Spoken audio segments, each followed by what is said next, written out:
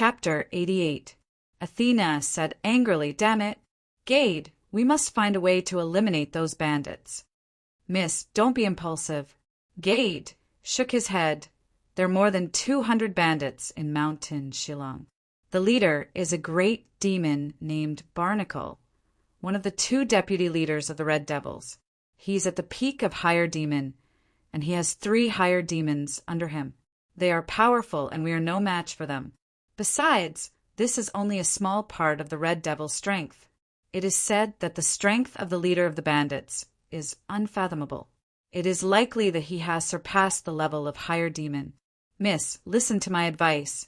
Hurry back to Dark Moon City. Mountain Shillong is too dangerous." "No, I have to complete the mission given by Princess Royal. Otherwise, I will never go back." Athena's attitude was very firm. In fact, she requested Jiao for this trip.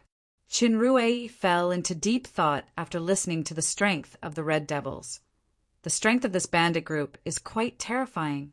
There are 4 higher demons in Mountain Shillong now. Even if Aaron didn't have any tricks in his previous 2 annihilations, he was still no match for them. Athena was currently in the middle stage of higher demon. Qinrui was probably equivalent to the early stage of higher demon. Dodo's strength was D-level, higher demon. His specific level was unknown, but he didn't have any special attack methods. He could only resist with his immortal body. 3 higher demons against 4 higher demons seemed to be slightly inferior, but in fact it couldn't be calculated like that. Barnacle was already at the peak of higher demon. He could defeat everyone on Qinrui's side alone, so he couldn't fight against them. However, the biggest purpose of Qinrui's trip wasn't to deal with the bandits, but the waste ores that had been accumulated for hundreds of years, which was a huge amount of aura. In any case, he should explore the situation first. At this time, a dark elf came in. It was the deputy captain, Connor, who went to get food. He brought 2 bowls of lala potato-like food, a big dry cake, and a few fruits. Athena frowned. "Do you usually eat this?" "I'm sorry, Miss Athena." Gade looked embarrassed. "Now that the conditions are getting worse, this is the best food here. Many miners only have 1 meal a day." Connor said those bandits controlled the nearby water source and prey. If it weren't for Captain's arrangements and leadership, even if we weren't killed, we would have starved to death. Only then did Athena and Qinrui understand why everyone looked so weak. It turned out that they couldn't even guarantee food and clothing. "You've misunderstood, Gade." Athena stood up and bowed slightly to Gade. "I didn't expect you to guard this place for 4 years. I should pay my respects to you." Gade hurriedly got up and returned the salute.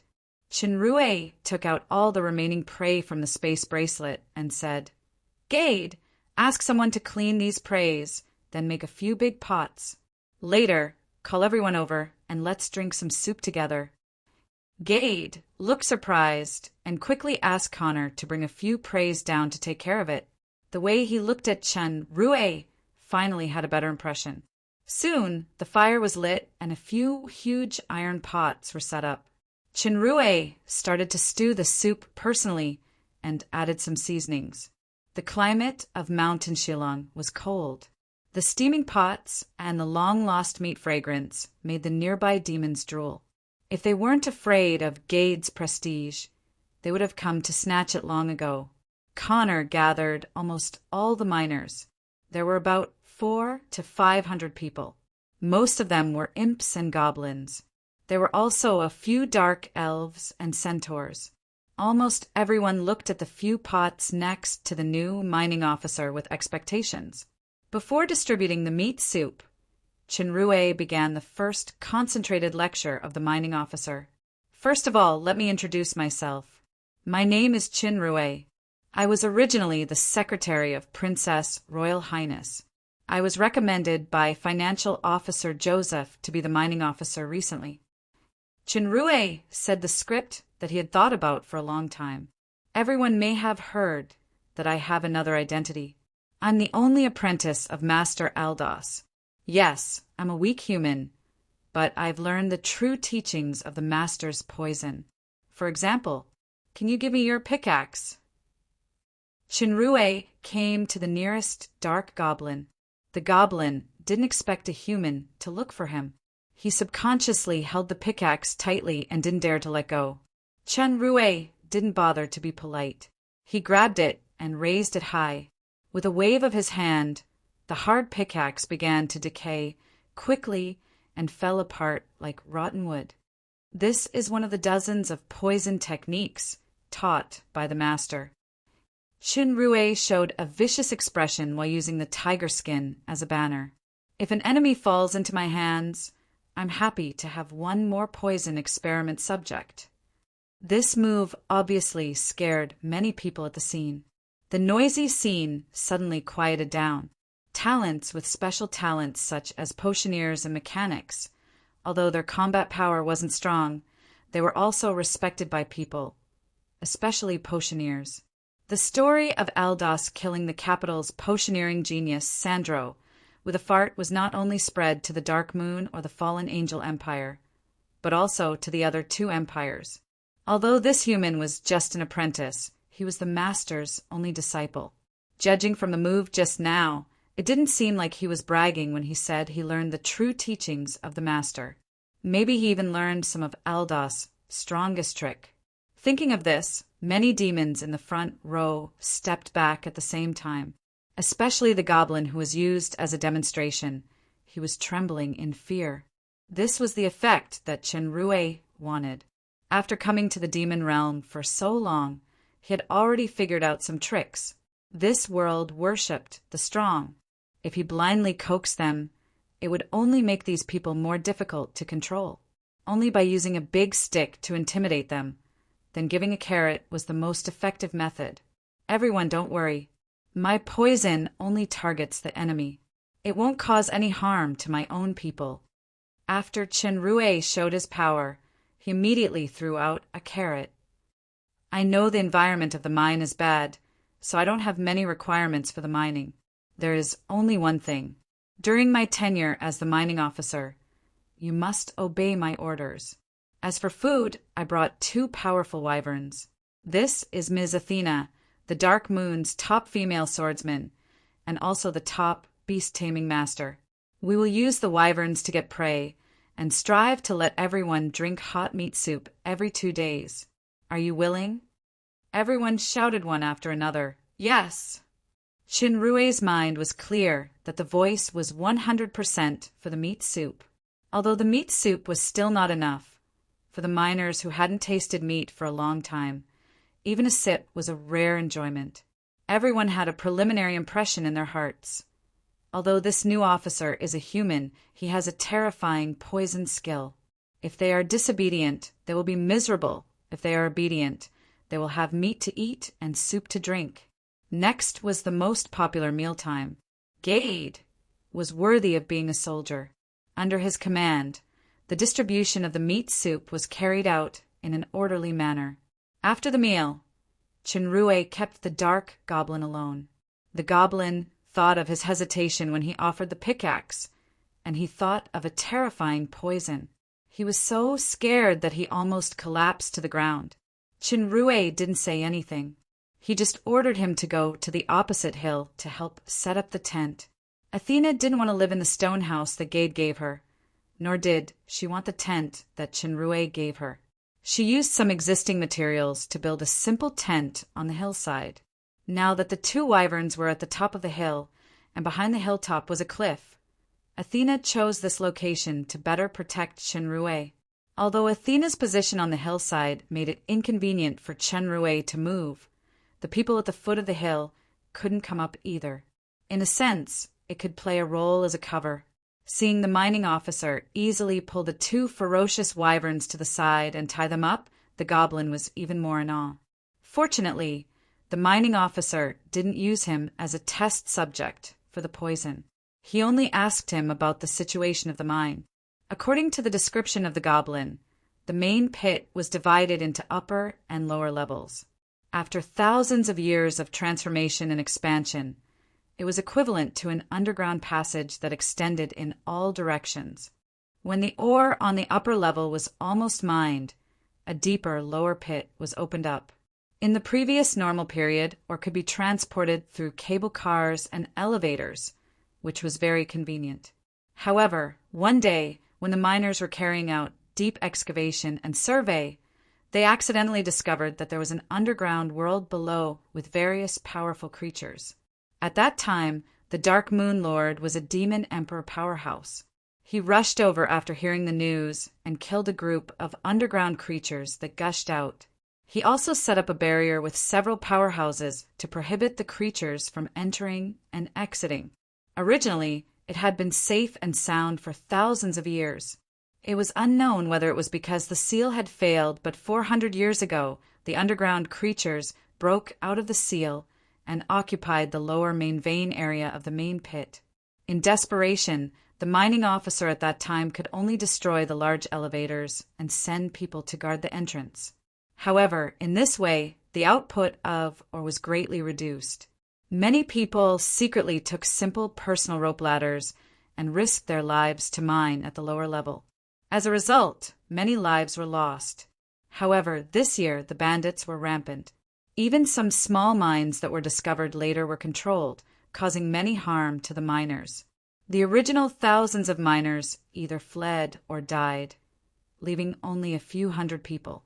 Chin Rue asked the goblin to draw a map and rewarded him with a big dry biscuit. The goblin didn't expect such a good thing, so he left with joy. Goblins were skillful. Although the map was simple, it was accurate and easy to understand. The location of the main pit was at the back mountain of Mountain Shillong, and the way storage room was somewhere on the upper level of the main pit.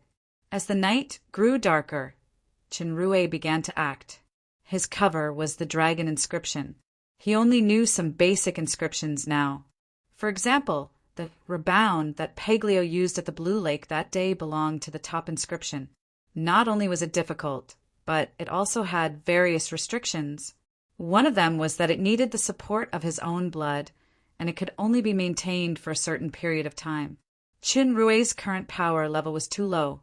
He could barely even use basic inscriptions, and it took a long time just to engrave inscriptions. However, when the people at the foot of the mountain saw it, they just thought he was dealing with the tent or something.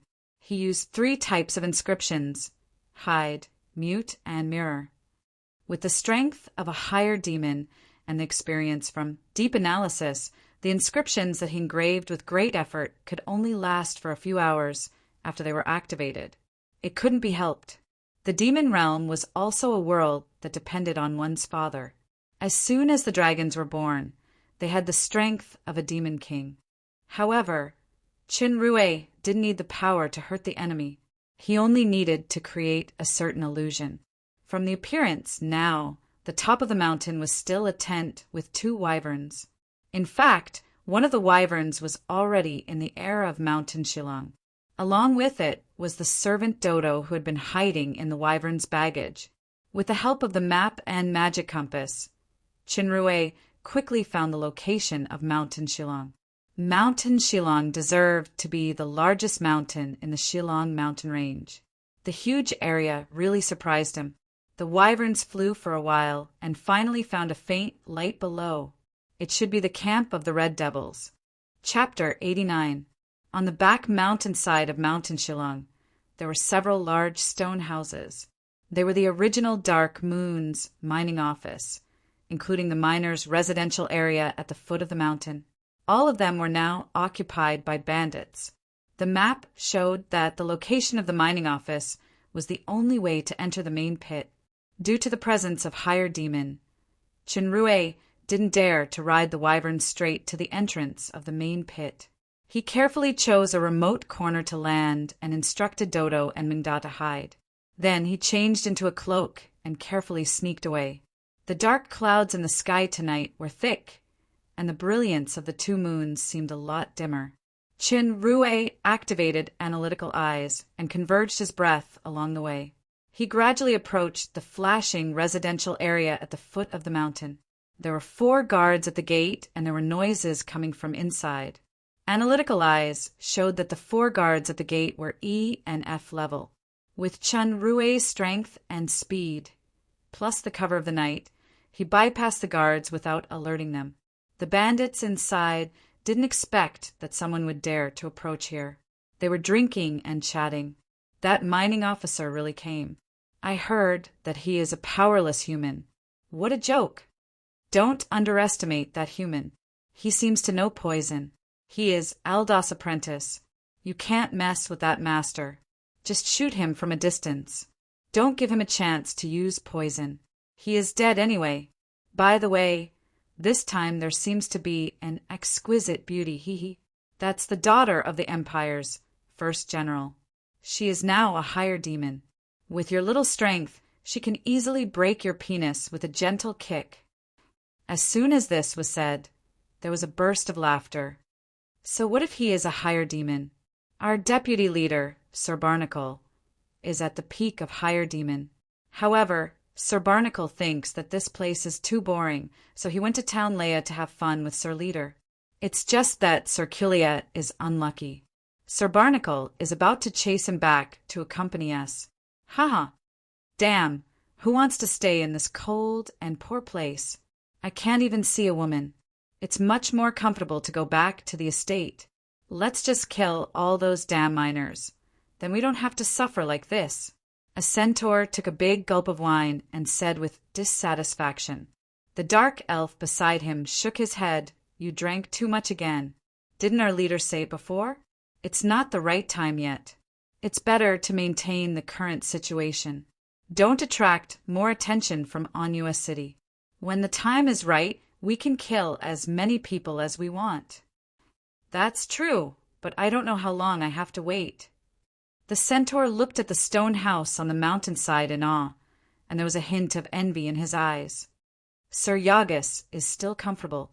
With Sir Sully's company, I naturally don't want to go to Town Leia. Who said I don't want to go? The key is that Madame Sully is stronger than Sir Yagus. They're both in the early stage of higher demon, but Madame Sully is stronger than Sir Yagus. Otherwise, that sir would have gone to Town Leia to have fun. There was another burst of laughter that was deliberately suppressed. These words fell into the ears of Chun Rue, who was eavesdropping at the side, and he quickly thought about it.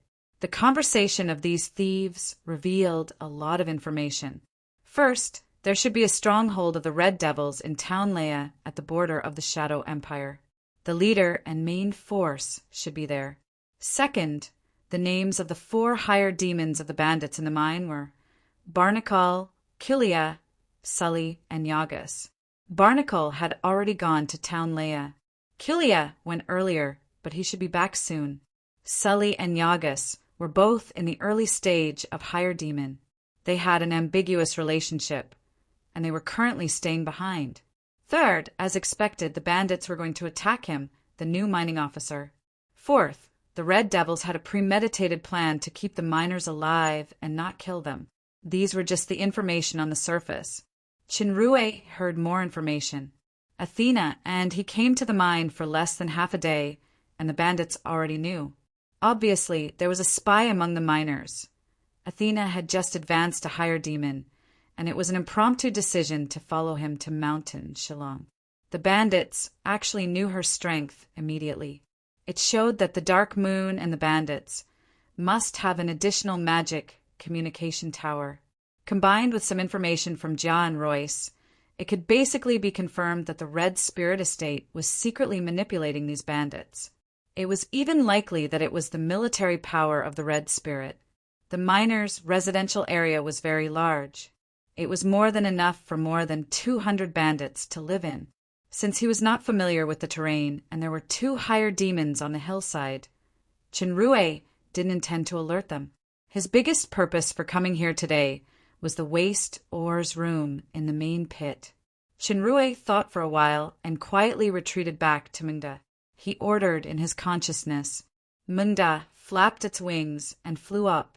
It made a big circle, avoided the mining office where the 2 higher demons lived, and landed on the top of the main pit from the rear. The top of the mountain was 200 meters high from the entrance of the main pit below. Even if Chun Rue had an extraordinary physique now, he would be seriously injured if he jumped down like this, even if he didn't die. There were several guards below, so he couldn't land directly with the wyvern. If there was a magic like feather fall, he could land lightly. Unfortunately, Chinrue wasn't a magician, but he had an assistant that could stretch and transform at will. This guy had the ability to wrap his whole body around the skeleton of a giant dragon. It was naturally a piece of cake for him to act as a mobile rope. The main pit was a flat, concave entrance. In front of it was the track of the mining cable car, but it had been abandoned for a long time. There were still guards on the top of the mountain, but they were all around a fire. Chinrue landed silently. Dodo also returned to an onion head and landed on his shoulder. Chinrue looked back at the guards, who were warming themselves. Sure enough, no one could detect him. He secretly thawed in his heart and sneaked toward the entrance of the main pit. The main pit was right in front. It was a huge entrance. There was a faint light from the magic lampstone inside. At that moment, a sense of crisis suddenly surged in Chinrue's heart. His hair stood up as if he was being stared at by something terrifying. Dodo's reaction was faster. He bounced up from his master's shoulder and ran away, but he was caught by Chinrue. This onion head that bullied the weak and feared the strong was quite good at escaping. There was a roar in front. At the same time, a cluster of light rapidly expanded in front of them and whistled toward them. Chinrue had now completely absorbed the potion of eternal speed, and his speed had reached a considerable level. With a sudden bounce, he dodged the ball of light in front of him. This ball of light was something like a fireball, and it contained a terrifying power. When it hit the ground, it actually exploded. It was a bit like the flame demon Rika's flame explosion, but it was much more powerful. The solid cable car rails on the ground were affected by this power and actually quickly melted and deformed. Damn it! Chinrue calculated everything, but he didn't expect that there was such a terrifying demonic beast guarding at the entrance of the main pit. Judging from the power of the cluster of light, it should have the strength of higher demon. The worst thing was that it had alerted the guards. Those demons who were warming themselves by the fire rushed toward this side. Dodo, you go and deal with it. I'll help you right away. If you dare to run away, don't even think about eating barbecue anymore. As Chinrue said that he unjustly threw the onion head to the approximate position of the demonic beast, and he faced the few demons by himself. Chinrue knew that it was a critical moment, so he was merciless. In the blink of an eye, the few guards were all killed, but Dodo's cry for help also came over. Chinrue hurried forward. Under the hazy moonlight, it was just a buffalo-sized demonic beast that was biting Dodo. It was a huge canine with a ferocious appearance and a dark body. It actually had 3 heads. The terrifying fireball just now was spat out from its mouth. Analytical eyes showed race Cerberus. Comprehensive strength assessment D Cerberus. Chinrue had heard of this terrifying demonic beast before. It was extremely powerful, and its sharp teeth and claws were enough to tear steel. Some mutated species could also launch long-range attacks of ice or fire. Obviously, this was a mutated Cerberus. Enemy. Tyr. Die. Through the skill of analytical eyes, he could hear the meaning of this guy's roar. It was just repeating these few words, and its consciousness was filled with killing and violence. Trying to communicate with it was useless. Dodo was also a higher demon. Although he once pretended to be a ghost dragon to abuse others, he was still a slime of the lowest level after all. He could still show off Sir Dodo's demeanor if he encountered a weak one. Now that he encountered such a powerful demonic beast with terrifying combat talent, how would Sir Dodo dare to risk his life? Although he recovered after being torn into pieces by the Cerberus, Dodo was still too scared to fight back. Master, Dodo doesn't want to barbecue anymore. Come and save Dodo. At this time, the people at the foot of the mountain also heard the roar of the Cerberus, and they began to shout. Chinrue was very anxious, and he had the idea of ending the battle quickly. His palms formed a knife shape, emitting a faint light. When the Cerberus saw Chinrue rushing over, one of its heads opened its mouth and spat out a fireball again. Chinrue hurriedly rolled and barely dodged it. The broken stones of the fireball hit his back and it was burning in pain. At this time, he was already close to the feet of the Cerberus. Before he attacked, the three hideous heads opened their mouths to bite him. Shinrue didn't expect the Cerberus's reaction to be so fast. He quickly dodged. The three heads cooperated and took turns to attack. With Shinrue's speed, it was actually difficult for him to dodge. "Dodo! Entangle it! Hurry!" Shinrue yelled. As he was distracted, a piece of his black robe was torn by the Cerberus's claws. The part that was scratched felt a burning pain. As the Cerberus was about to pursue, its body suddenly tightened. It was tightly wrapped by something, and it couldn't move for a while. Meanwhile, the black-robed man in front of it had leaped high and struck down from the sky. The powerful demonic beast instinct of the Cerberus made it feel that the black-robed man's attack was extremely dangerous.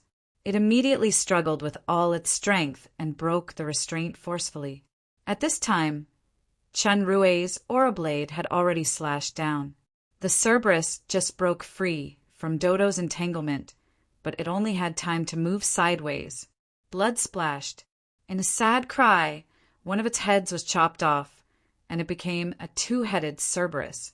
As Shinrue was trying to get rid of this annoying demonic beast in one go, he suddenly felt something. He lowered his body, and a sharp weapon broke through the air and brushed past his head. The sharp weapon spun for half a circle and flew back. Shinrue was caught off guard. He barely dodged it, and there was a bloody wound on his waist. The sharp wind fell back into the hands of a male great demon. It turned out to be a cross-shaped flying scythe. Race, Great Demon. Comprehensive Strength Assessment, D. Analytical eyes prompted the appearance of higher demon, and there is more than one. It must be Sully and Yagas. They came so fast. Chapter 90. Who are you? How dare you come here? The male great demon, who should be Yagas, shouted. A female voice sounded beside him. Stop talking to him. Can't you see that Sir Barnacle's pet, Nagurara, is already injured like this? We must catch him and tear him into pieces. As soon as the words were spoken, the two great demons' bodies were ignited with demonic fire almost at the same time. Shinrue knew that a fierce battle was inevitable today. Yaga's weapon was somewhat similar to a boomerang. This place was too spacious, which was disadvantageous to him. He immediately changed his mind and ran toward the main pit. Yagas and Sully were unwilling to give up, so they followed closely. Dodo was faster. He knew that his jumping speed was slow, so he simply jumped onto Shinrue's shoulder and hitchhiked. The hellhound's fierceness was triggered due to the injury, so it roared and chased after them. In the blink of an eye, a few figures had already entered the main pit.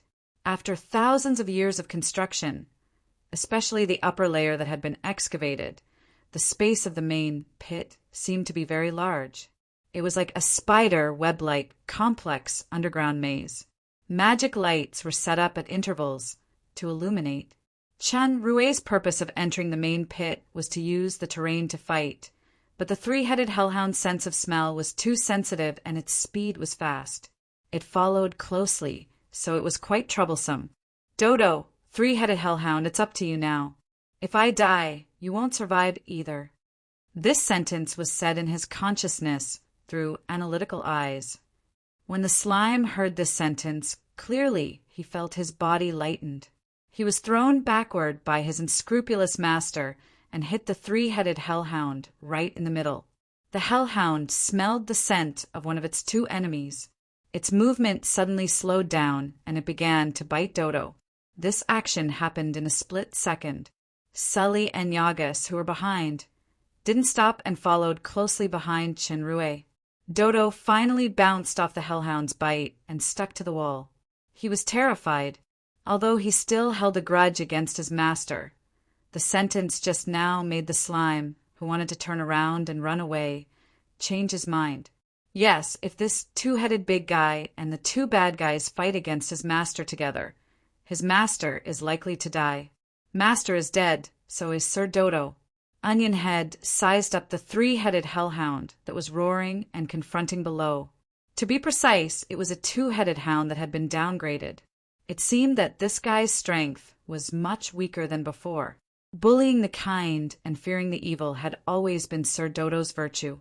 His courage immediately increased. He spread his body and wrapped it towards the two-headed hellhound. Escaping was not Chinrue's real intention. Otherwise, he would have rushed down the mountain instead of escaping into the main pit, or he could have activated the teleportation skill of Darkwill. Now that things had come to this, and Cerberus was seriously injured, this matter could no longer be resolved. Even if he escaped, the two great demons would suspect the mining office. After all, today was the day he and Athena arrived. Everything was too coincidental. Besides, his biggest purpose of coming to Mountain Shillong was Aura. Now that Barnacle happened to go to Town Leia, he might as well kill these two early hired demon enemies, then get all the Aura in the waste Aura's room. Anyway, the mining officer was originally Joseph's conspiracy. If he had no other choice, he would at most dismiss the miners and let everyone run away. Then he could return to Dark Moon City to report. Once he understood the real situation of the mine, Zhao would no longer sit by and watch. However, it was not easy to deal with these two enemies. If it was only Yagas or Sully alone, even with teleportation, it shouldn't be too difficult to escape with Chenrue's current speed.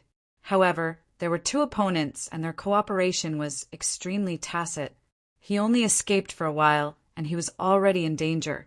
Just as Chenrue avoided Sully, who teleported over, he was faced with two rapid air-piercing sounds. In a hurry, he only had time to lean back to avoid Yaga's flying scythe, and Sully's attack came again. Chenrue couldn't avoid it. At this time, the effect of Aura Blade in his hand hadn't disappeared yet, so he slashed at Sully. Sully had witnessed him cutting off the head of Cerberus with one palm, so she knew how terrifying this secret technique was. She didn't dare to take it head-on. Two odd-shaped short blades appeared in her hands, and she faced it. This weapon was about 1 meter long. The holding part was in the center, and both ends were three-pronged blades. It looked like a double-headed lotus in the demon realm. Chenrue wasn't sure if the Aura Blade, made of flesh and blood, could compete with the blade. He turned his wrist and slashed at the back of the short blade. There were actually sparks splashing out. Sully felt an extremely sharp aura coming from the short blade. It actually penetrated through the blade and landed on her shoulder. As if she was slashed by a sharp blade, a stream of blood suddenly appeared. Fortunately, this short blade was a special magic weapon, so most of the power had been blocked. Otherwise, her entire arm might have been cut off. Sully wasn't Paglio, so she would never hold back her strength. Chenrue also felt a strong counterforce, and the back of his hand was faintly numb. After all, Aura Blade wasn't omnipotent. Sully was secretly shocked, and she didn't dare to be careless. She bounced and avoided the second blow of Aura Blade. Chenrue was waiting to pursue, but the sharp wind sounded again behind him. The timing was quite accurate, so he couldn't avoid it anymore. He immediately yelled and turned around. Without looking back, Aura Blade slashed out like lightning, and the flying scythe was immediately split into two. Yagas was taken aback, but he didn't panic. Two flying scythes appeared in his hands, and Sully's double blades were in front of him. Both sides formed a confrontation. Sully was a standard great demon female with curved horns, long hair, red eyes, and a hot figure. Yagas looked a little ugly, and there was a long scar on the tip of his nose. With the light of the magic lamp in the main pit, Yagas carefully looked at the mysterious black-robed man and frowned. This guy shouldn't be Athena from the Dark Moon. Otherwise, how could he block our joint attack? No matter who he is, let's capture him first. The demonic fire on Sully's body was burning, and she reminded again, be careful of his secret technique. Chenrue thought quickly. Aura Blade only has 10 minutes, and it's almost time. If I use Destructive Aura Slash, with the strength of these two enemies, they will at most be slightly injured, but my star power will be greatly reduced. It's not worth it. In the same way, an ultimate move like Aurora Shot must be used at the right time. Paglio once said that a battle was like a battle. Various factors such as tactics, timing, and power distribution must be considered. Sully didn't give him too much time to think. She had already launched a swift and violent attack. Although she was a woman, she was extremely crazy when fighting. Her double-edged melee attack was especially powerful. Although the main pit was wide, it was not as spacious as the outside after all. Yagis's flying scythe was restricted to a certain extent. Besides, Sully and Chinrue were too close. Long-range attacks were easy to accidentally injure, so he immediately put away his flying scythe and attacked at close range.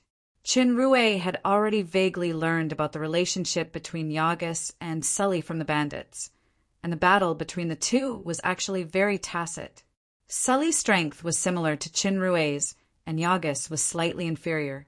Under the joint attack, although Chinrue had a certain advantage in speed, he was still at an absolute disadvantage. Aura Blade, S skill had expired, and it could only be used again after an hour. Chinrue was careless, and his ribs were stabbed by Sully again. Before he could catch his breath, Yagis's powerful punch had arrived. Chinrue reached out his hand to block and flew backward with the force. He avoided Sully's fatal blow to his heart. He knew that he would be more and more passive if he continued to fight like this, so he turned his body and turned to another tunnel. This kind of fighting and retreating at the same time made the advantage of Sully and Yagis's joint attack suddenly disappear. They secretly scolded the opponent for being cunning. The strength of the three people was not much different. It was impossible for Chinrue to launch a surprise attack to defeat them one by one, so they were in a stalemate for a while. Sully and Yagis chased for a while, and they seemed to have reached some kind of tacit understanding. They gradually forced Chinrue in one direction. It was Chinrue's first time coming to the main pit, so he was not familiar with the terrain. When he realized the intention of the two, he was already forced into a dead end. Behind him was an extremely spacious hall, and there seemed to be no way out. Yagis waved his hands continuously, and 4 to 5 flying scythes flew toward Chinrue at the same time. Sully followed closely, preparing for a sneak attack. Chinrue knew that it was useless to fight recklessly, so he had to retreat to the hall. A huge magic lamp was hanging on the top of the hall, emitting a bright light. The surrounding walls were inlaid with wall lamps regularly, which was much clearer than the light outside. After Chinrue retreated into the hall, he found that the space inside was much larger than he imagined. Initially, it was as big as a football field. There was a huge pit in the hall, and it was full of stones of different sizes. Chinrue's heart moved. This hall is a bit like the waste ore's room described by the goblin. I finally found this place. The biggest purpose of Chinrue's visit today was this place. Unfortunately, the timing wasn't right. The two enemies in front of him wouldn't give him a chance. A heavy sound came from the door. Sully pushed the 2 huge stone doors closed, and 2 more flying scythes appeared in Yaga's hands. The demonic fire flickered quickly, and a cruel smile appeared on their faces at the same time. Of course, Chinrue didn't want to be trapped. While retreating, he quickly looked at the surrounding terrain. Sully's figure bounced and rushed toward Chinrue. It was another storm-like, close-range attack. Suddenly, Sully made a feint and leaped far away with a few somersaults. The demonic fire on Yaga's body suddenly blazed, and he shouted loudly, "1,000 blades!" In an instant, the sky was filled with whistling sounds. For a moment, countless flying scythes appeared and heavily surrounded Chinrue. Chinrue was taken aback and was in a dilemma. However, the flying scythe's technique was very ingenious. Some came first and some came later. It was as if there were several opponents with different rhythms. Yaga's speed of retracting and releasing the flying scythes was extremely fast, and the flying scythes that flew back were launched out by him with ingenious techniques. The flying scythes around Chinrue were endless, and it seemed extremely dangerous. In the blink of an eye, there were 2 more wounds on his body. The flying scythes were very sharp, Even with the characteristic of astral form, the blood that oozed out couldn't be stopped for a while. At the critical moment, Chenrue lifted his cloak and shook his hand. The cloak turned into a flexible rope whip. He swung it left and right, whipping the flying scythes away. However, the rope whip was also slowly becoming shorter. Chenrue danced and retreated at the same time. Suddenly he disappeared. Yagas lost his target, and he was taken aback. It turned out that Chenrue had fallen into the huge pit, and it happened to be the blind spot of this direction. The flying scythes that were spinning were caught by Yagas one by one. 1,000 blades was a little exaggerated. There were about 100 of them, coupled with the repeated spinning and launching. It was indeed a killer move that was difficult to deal with. Sully saw that Yagas missed, and she was about to step forward. Chenrue in the pit had already quickly retreated into the pit. Suddenly he leaped high, and there were already a few flying scythes in his hands. However, his target wasn't Sully, who was chasing behind him, but the biggest magic lamp in the air. However, darts weren't that fun, especially this kind of thing with spinning. It looked easy, but when it was used, it was too deceitful. The few darts that were thrown out were all off target. The most accurate one actually flew back when it was about to hit the magic lamp. If it weren't for this critical moment, Chenrue would be embarrassed for himself. When he landed, he was almost dismembered by Sully. Lioli obviously wanted to repeat the same trick to force the opponent into the shooting range of Yagas's flying scythes. Of course, Chenrue wouldn't be fooled by this. Yagas wasn't stupid enough to wait outside. He had already appeared in the huge pit, and the demonic fire began to flicker again. It was the prelude of the ultimate move, 1,000 blades. At this moment, Chenrue leaped again with a square stone in his hand. He threw it fiercely, and it finally hit the huge lamp accurately. Sure enough, a brick was the best. It could be thrown from afar and hit from close range. It was suitable for both young and old. The principle of the magic lamp was to use the principle of the magic circle to stimulate special materials, such as the most commonly used lampstone, to emit light. After being smashed by this stone, the magic circle was also destroyed. The lampstone quickly extinguished. Except for the faint light on the distant wall, the center was already dark. Chenrue immediately hid in the dark. Only 2 great demons, one male and one female, had undulating flames on their bodies, which were particularly conspicuous. In the main pit, the roar and the sound of explosion from afar made the bandits who rushed to the entrance not dare to enter for a while. Someone spoke.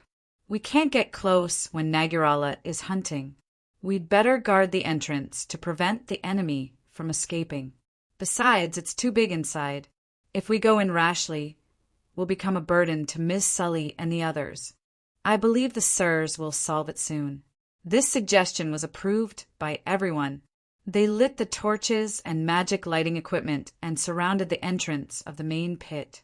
No one knew that the hellhound Nagirala was now very depressed, very depressed. This onion-like, transparent guy could freely change its body characteristics, which was a bit like the lowest level of slime. However, where had they seen such a powerful slime? This enemy seemed to be vulnerable, but it couldn't be killed no matter how hard it tried. Whether it was biting or exploding fireball, even if it was broken into hundreds of pieces, it could still gather and restore into a complete onion. This was not the only annoying thing. It also had that shape-shifting skill. Just now, it accidentally turned into a rope and wrapped around my head. The flesh and blood on the wound actually disappeared quickly, as if it was swallowed by something. If I didn't get rid of it in time, I would definitely suffer a big loss. How can I kill this abominable onion head completely?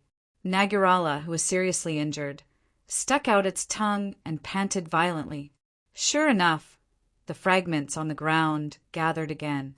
Just as Nagirala stared at the ground vigilantly, it didn't notice that a part of the transparent thing was quietly climbing to the top of the stone wall. Below it was the hellhound's head. Chapter 91. In the waste ore's room, Chin Rue's strategy was very effective. Now that the center was dark, Yaga's long-range attack lost its power, and the flames on their bodies became the target of the attack. Yagas reacted very quickly. He didn't even stay in the darkness. With a teleportation, he had already retreated to the door.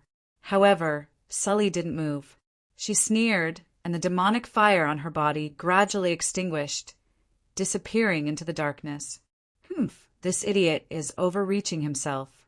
He actually dares to fight with Sully in the dark, Yagas said to himself. Although he still didn't put down the flying scythe in his hand, he was obviously confident in Sully. Chin Rue immediately realized where Yagas's confidence came from. Although it was pitch dark, Sully wasn't affected at all. Her movements seemed to be faster and more accurate, as if she was born for the darkness. Originally, Sully's attack was known for its strangeness. Now, with the cover of the darkness, it was even more silent and difficult to guard against. In just a few minutes, that ghostly figure made Chin Rue feel overwhelmed. He was stabbed several times. If the magic light wasn't extinguished, he could still deal with it, but now he felt like he was trapped in a trap of his own making. Chin Rue knew that he couldn't go on like this, now that Yagas was far away and Sully was alone. He must seize the opportunity to kill one of them. Otherwise, he would definitely be the one to lose in the end. In Sully's eyes, as time went by, the enemy's reactions seemed to become slower because of the injury, and it became more difficult for him to determine her exact position. A slight change of air flow came from below the ribs again. This time, the enemy's reaction was obviously slower by half a beat. He was stabbed by the dagger and screamed. His palm formed a knife shape and slashed toward the direction of the attack. Sully didn't know if it was a bluff. Thinking of the horror of the previous secret skill, she didn't have time to pull out the dagger and quickly retreated. However, this enemy was just slashing aimlessly and seemed to be hysterical. Sully suddenly understood that the blow just now had seriously injured the opponent. She secretly sneered and made a feint to attract the opponent's attention. Then, she ghostly circled to his back and stabbed with all her strength. At this time, the enemy still didn't seem to notice. The female great demon's red lips slightly curled up, revealing a bloodthirsty smile. Yagas, who was outside, could tell that the screams and shouts weren't Sully's voice, so he was more certain in his heart. He shouted, "Sully, remember to keep him alive, but you have to remove all his limbs first." At the same time when Yagas spoke, Sully only felt a chill in her heart. Her attack that was bound to succeed suddenly stopped. The dagger in her hand only had time to stab 3 inches in. She looked down at her heart with an inconceivable expression on her face. Her heart was pierced by a double-headed dagger. It was her own weapon, and now it had pierced through her heart. The other end of the dagger was held in Chin Rue's hand. In Sully's eyes, in a split second, the enemy pulled out the dagger from under his ribs at an unimaginable speed and stabbed it back like lightning, hitting his heart. The calmness and accuracy of this strike was totally different from the previous sluggishness and madness. It turned out that this enemy had been able to accurately lock onto her movements all along. Just now, she was just baiting him. Sully shouted with the last of her strength. She wanted to die together with him, but Chin Rue had already pulled out the dagger from her heart first. Her remaining strength seemed to be drained, and she collapsed to the ground. "Sully!" Yagas finally realized that something was wrong. He shouted loudly while holding the flying scythe tightly. His body was brewing an explosive power, and he carefully approached. However, he didn't know that in the darkness, a hand had already opened its fingers and was aimed at him. Chin Rue was waiting for Yagas to approach with Aurora's shot ready. Suddenly, a prompt came from analytical eyes. Before he could react, his body was already tightly gripped, and a red light suddenly shone. It turned out that Sully, who was dying underground, heard Yagas's call. She didn't know where she got the strength from, but she actually gripped him desperately. "Yagas! Thousand Blade!" The demonic fire on Sully's body completely exposed Chinrue to Yagis's sight. That was the flame that Sully used with her life. Chinrue couldn't break free from the restraint for a while, but his arm that was stretched forward still kept his palm open. Yagis quickly stepped forward and shouted. The sky was filled with whistling sounds, and he actually launched Thousand Blade without hesitation. A cold light flashed in Chinrue's eyes. A huge white light ball was ejected at high speed toward Yagis. Yagis didn't expect that his opponent still had such a killer move. Just as he was launching Thousand Blade with all his strength, he had no energy to teleport. The flying scythe that was thrown at the light ball in a panic was also swallowed instantly. He could only block with his arms and forcefully take on the attack while he was still weak after launching his ultimate move. However, he still couldn't take it. Now, Chenrue's strength was no longer comparable to the past. He was also a great demon in the early stage of higher demon. Yagis couldn't deflect Aurora's shot like Mikas did previously. The demonic fire was so dim that it was almost completely swallowed by the white light.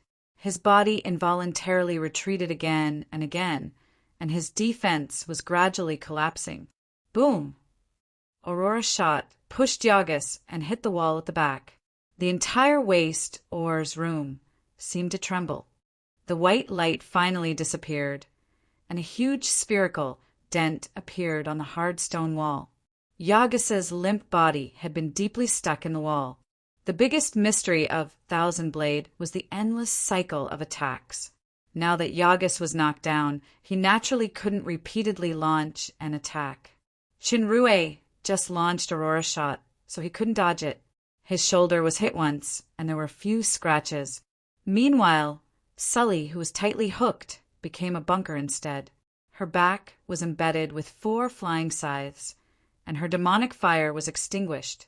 She was already dead. Sir Kilia will be back in 2 days. He will avenge me. Yagis's dying voice came from the wall in front. Before he finished speaking, he was already dead. A ring appeared on Chenrue's finger, and it was shining. It was the illumination ring provided by Joseph.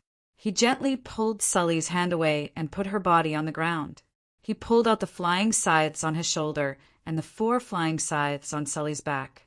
Then he slowly closed her eyes that were still open. Chinrue didn't know why he wanted to do such unnecessary things, but he was still shocked by Sully's action just now. In fact, the stab in her heart was already a fatal wound. She only used her last bit of vitality to make the choice of perishing together with him in order to knock him down and protect Yagis. If there was a choice, Chinrue didn't want to attack or even kill a woman, but unfortunately he had no choice. In a battle, there was only the enemy and oneself, only life and death. In contrast, Yagis released Thousand Blade without hesitation. He didn't even mention Sully's name before he died. He only said that Kilia would take revenge on me instead of us. Female great demon, in life, only love is difficult to die. Maybe there is no maybe. A pair of familiar and beautiful red pupils appeared in his mind for no reason. His body that was originally cold due to blood loss was filled with warmth again. Chenrue's injury this time was lighter than the battle with Mikas. The most serious injury was the one under the ribs that was used to lure the enemy. But his star power consumption was more serious. After drinking a bottle of healing potion, he began to look at the huge pit. Now that the magic lamp at the top had been shattered, countless layers of waste ores could be seen by the light of the illumination ring.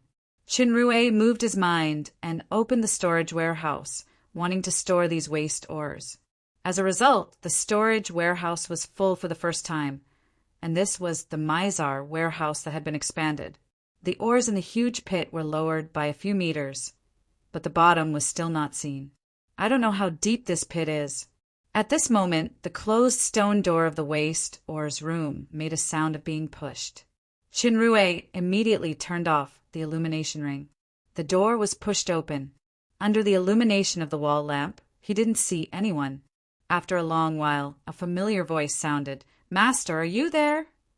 It turned out to be Dodo. Chinrue opened the illumination ring and breathed a sigh of relief. Dodo, are you okay? When Dodo heard his voice, he quickly bounced toward the light, leaving a strange sound on the ground. When he came to Chinrue, his expression turned into a flattering smile. Master, Dodo is so powerful. He swallowed the two-headed dog, but the bones weren't tasty, so he spat them out. Chinrue was stunned. He thought of the huge skeleton in the black rainforest, and his heart was a little scared. How did you find this place? Dodo swallowed dog enemies before. I don't know why my nose became very sensitive. I can smell Master's scent. Dodo's face suddenly transformed into the shape of a dog's head. He sniffed the ground and showed off his ability with adequate body language. Chinrue was taken aback. In that case, Dodo has a chance to obtain the ability of the swallowed target. Is this the devil fruit's special ability? No wonder it can emit dragon demeanor. It seems that I picked up a great servant this time. The strongest slime in history may even become the strongest demonic beast in history. Dodo, well done. You'll have a share of the barbecue next time. When Dodo heard his master's praise, he proudly transformed 2 arms again. He put them on his waist and grinned exaggeratedly. Dodo was proud for a while. Then he suddenly thought of something and said, Master, there are a lot of people blocking the gate. Dodo doesn't dare to go out. This sentence exposed Dodo's timid nature again. The strongest demonic beast in history was just a fleeting cloud. The current strongest slime was still a slime. After killing Sully and Yagas this time, even the 3-headed hellhound was swallowed by Dodo. I'm afraid it won't end well. Judging from Yagas's words, Kilia's strength was definitely above Sully and Yagas when he returned 2 days later. He was at least at the middle stage of higher demon. Time was tight now. On one hand, he had to speed up his training. On the other hand, he had to find a way to divert Kilia's attention so that he wouldn't contact the mining office too early. Several guards at the entrance of the main pit had been killed. Only the 3-headed hellhound, Sully and Yagas, were chasing after them. The other people were relatively weak.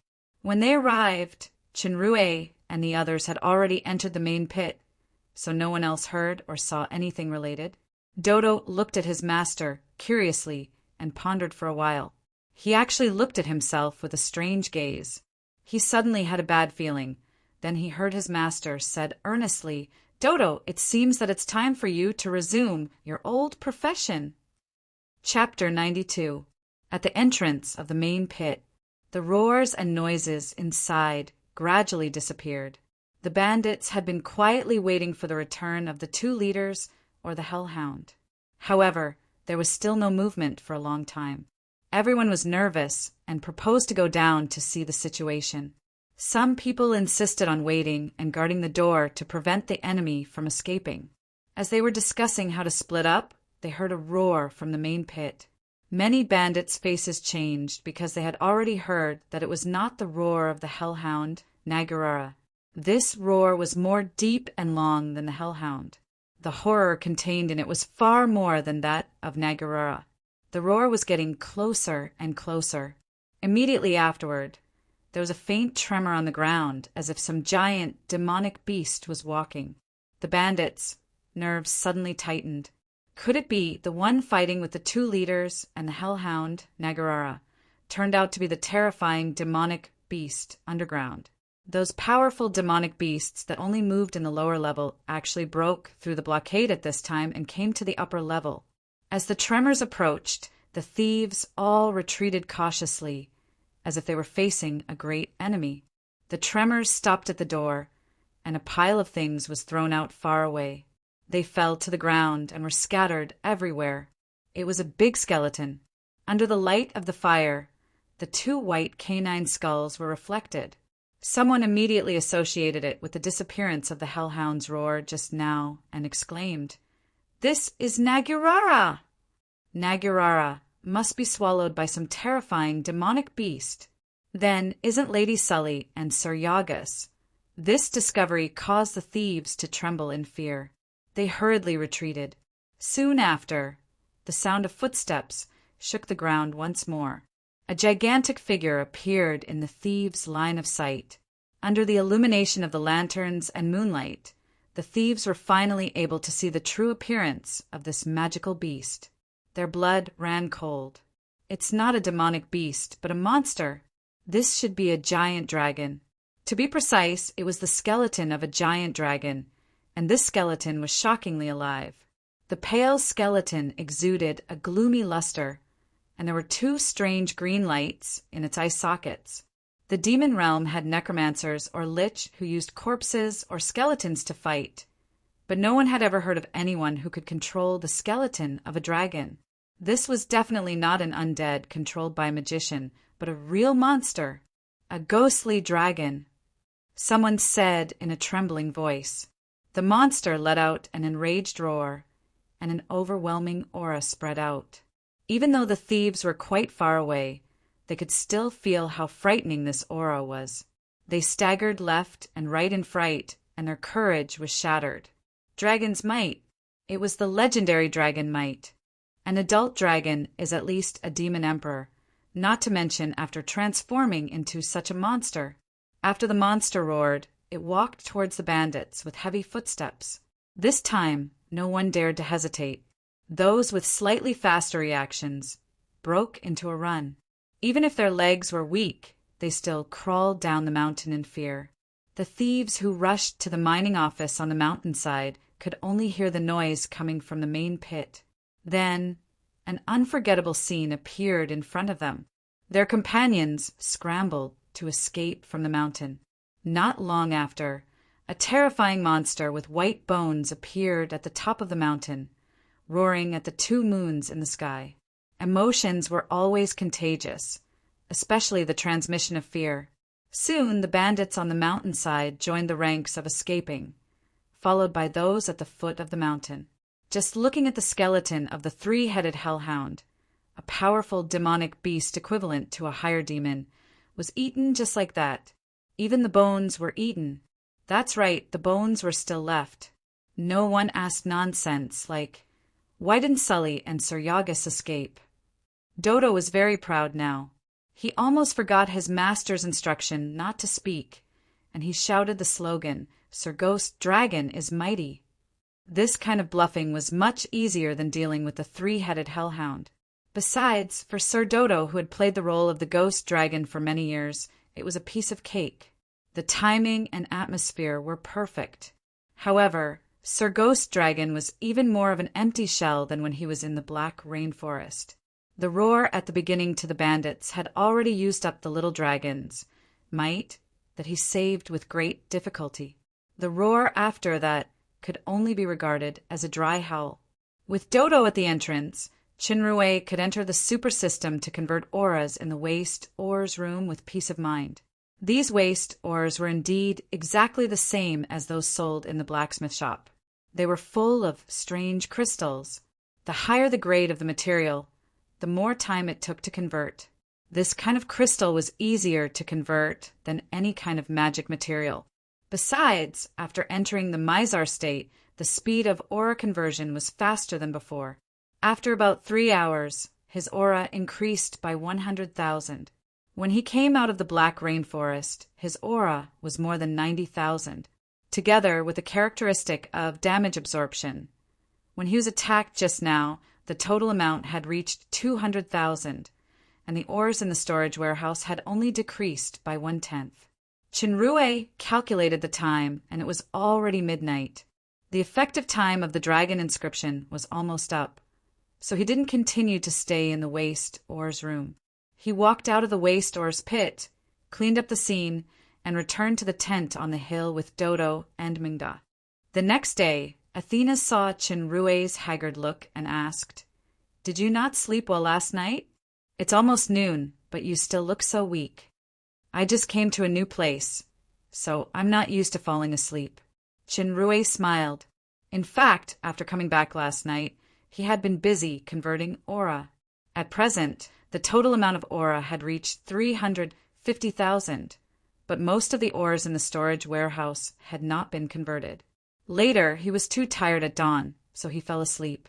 Athena remembered that Chinrue's physical condition wasn't very good when they were in the council hall last time. She thought about it and said, It must be the illness from last time, so you're not used to living in a tent. Let me help you build a wooden house. It's really fine. It's nothing. Shinrue knew that Athena meant well. Last time, it was the spirit overdraft caused by deep analysis, which was different from the current situation. The injury he suffered last night had basically healed. It was just that he struggled too hard to convert aura, so he didn't have enough sleep. Since you're not feeling well, don't go hunting. The nearby water source and prey are controlled by the bandits. I'll ride Kegu to the green leaf forest that we passed by to hunt some prey. Didn't you promise to make meat soup for the miners yesterday? Don't be so anxious. Yesterday I said once every 2 days, and I said try my best. Shinrue actually left some leeway in his lecture yesterday, so that it wouldn't become an empty promise if he couldn't do it. Shinrue, I'm not as smart as you. There's so many twists and turns in a sentence. Athena frowned. I only know that the miners have to risk their lives to mine every day, and they can't even guarantee food and clothing. It's really hard. You're the mining officer now, and they're all your subordinates. Shouldn't you do something? Shinrue didn't expect Athena to say such words. The mining officer was originally a cover for him to come to Mountain Shillong. At most, he just thought about letting the miners run away before Barnacle returned. I thought for a long time last night. The power of the bandits is too strong. I'm not their opponent alone. If I'm impulsive, I'll hurt you and everyone. What I can do is to do my best to get some prey and let them eat their fill. It seemed that Athena really thought it through last night, since she could recognize her shortcomings of being impulsive. Athena looked at Shinrue and pondered. She asked carefully, Am I stupid? Very stupid. Shinrue affirmed this question without hesitation. Athena's mood suddenly dropped. Every man for himself, and heaven and earth destroy him. The survival of the fittest. The strong are respected. Just protect your own interests. Why do you care so much about other people's business? Do you think you're a savior? Such a person would be considered a fool even in his original world. In fact, there were even many examples of people whose good intentions were ultimately not reciprocated. They were despised by even more smart people and given a tremendous amount of praise, such as idiot and pretentious. There were such fools in every world, but every world needed such fools. Although there were no such fools, the planet still rotated. However, it was because of these people that the sky would be bluer, the sun would be brighter, and life would be more precious. Shinrue withdrew his thoughts and said, It's just that stupidity is contagious. I think I've been infected by you. Athena's eyes lit up. She suddenly raised her head and stared at him with a strange eagerness in her eyes. Shinrue smiled slightly, then, Let's go hunting together. Athena added eagerly. Looking at Athena's expectant eyes, Shinrue shrugged. Then, I'll go back to the tent to rest. Humph. Athena glanced at Shinrue with dissatisfaction and ignored him.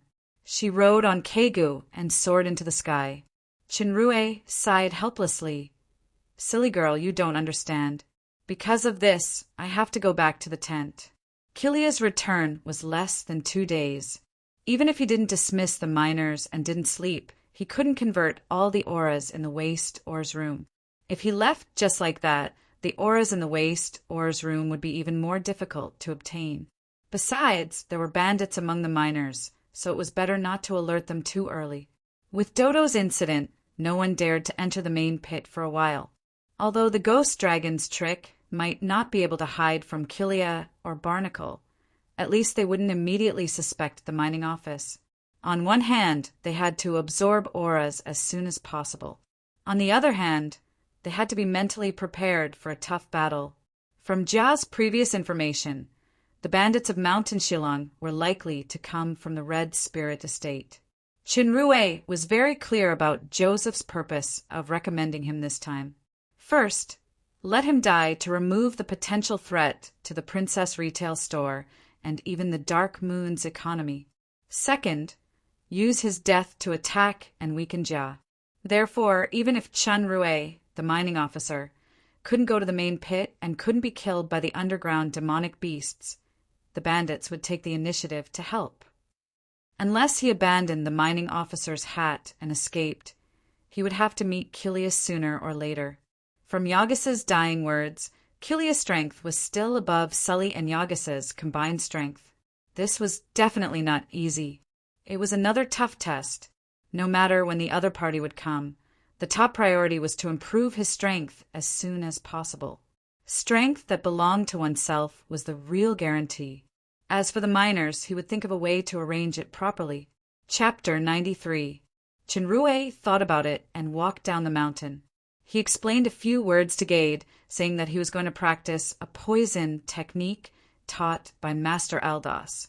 There would be poison around the tent. It would probably take a day and a half, and he couldn't be disturbed. If Athena came back, he asked Gade to pass the message. As soon as Gade heard that there would be poison outside the tent, he quickly nodded and sent someone to guard the foot of the mountain to prevent Athena or others from being poisoned by mistake. To be on the safe side, after Chun Rue returned to the top of the mountain, he instructed Mingda and Dodo to guard the tent. Then he entered the super system and spent 200,000 to exchange 2 bottles of black potions, Eternal Mind and Eternal Body, from the exchange center.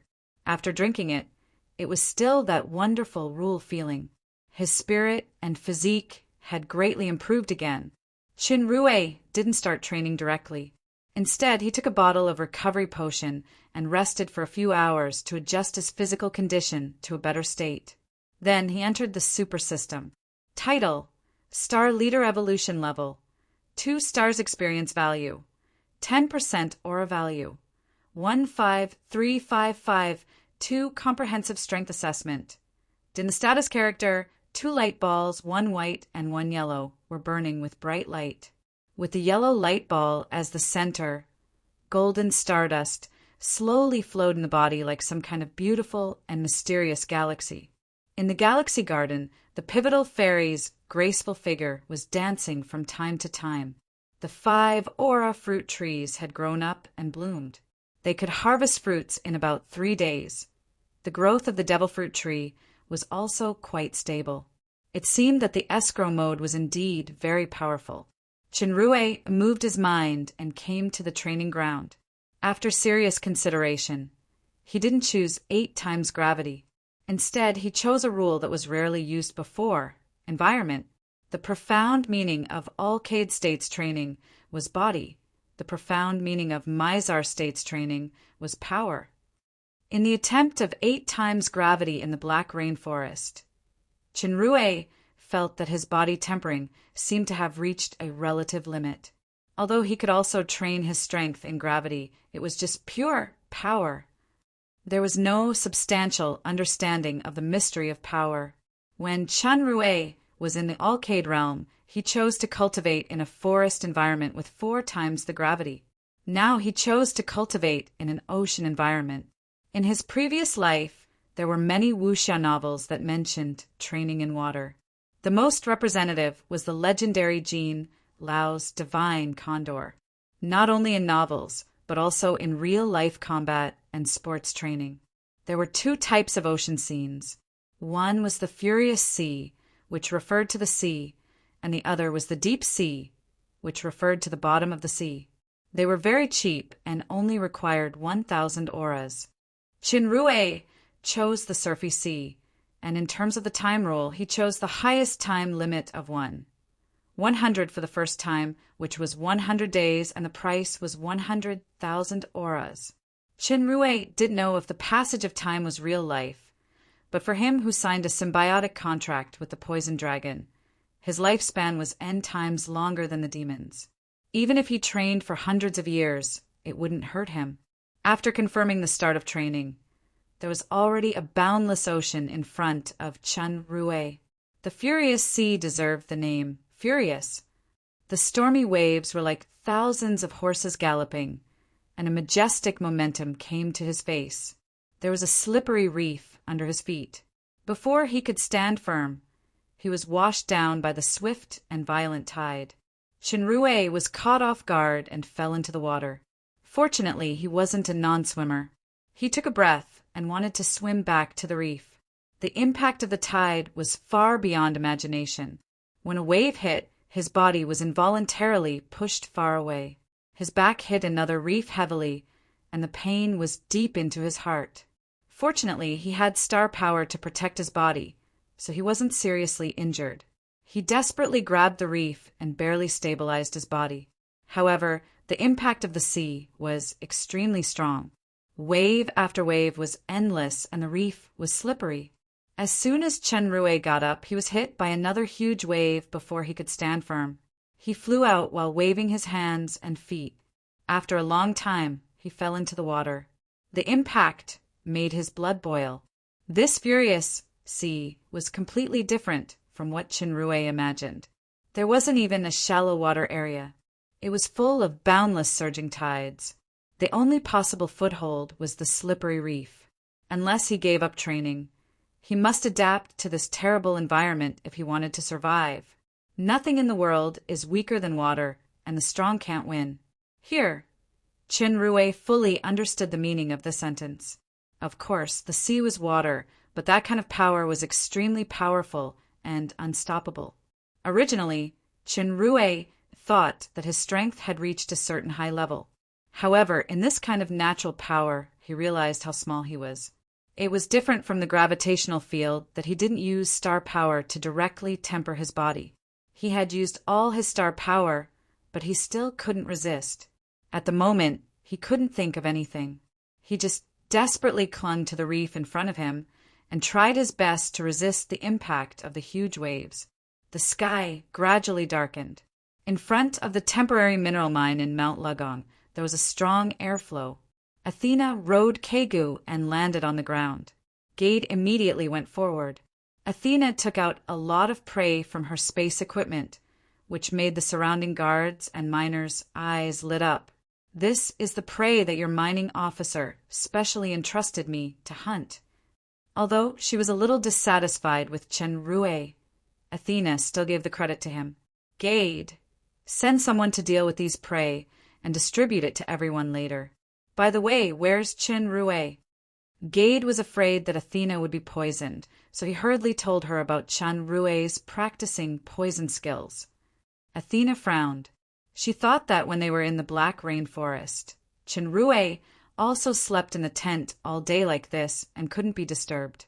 However, at that time he only said that it was related to the Grand Master's inheritance. It seemed that poison skills and poison outside the tent were just excuses. The question was, what was he doing without eating or drinking for a whole day? Athena was a little distracted thinking. At this time, Deputy Captain Connor came over and ordered his men to clean up the prey. He whispered a few words to Gade, bowed to Athena, and retreated. Athena came back to her senses and saw Gade's surprised expression. She asked what happened. Gade calmed himself down and said to Athena, a dark elf brother who was observing in the mountain Shillong area sent back news. Last night, a terrifying underground demonic beast broke through to the upper level of the main pit and killed 2 higher demons and 1 higher demon of the Red Devils. There's such a thing? Athena was taken aback.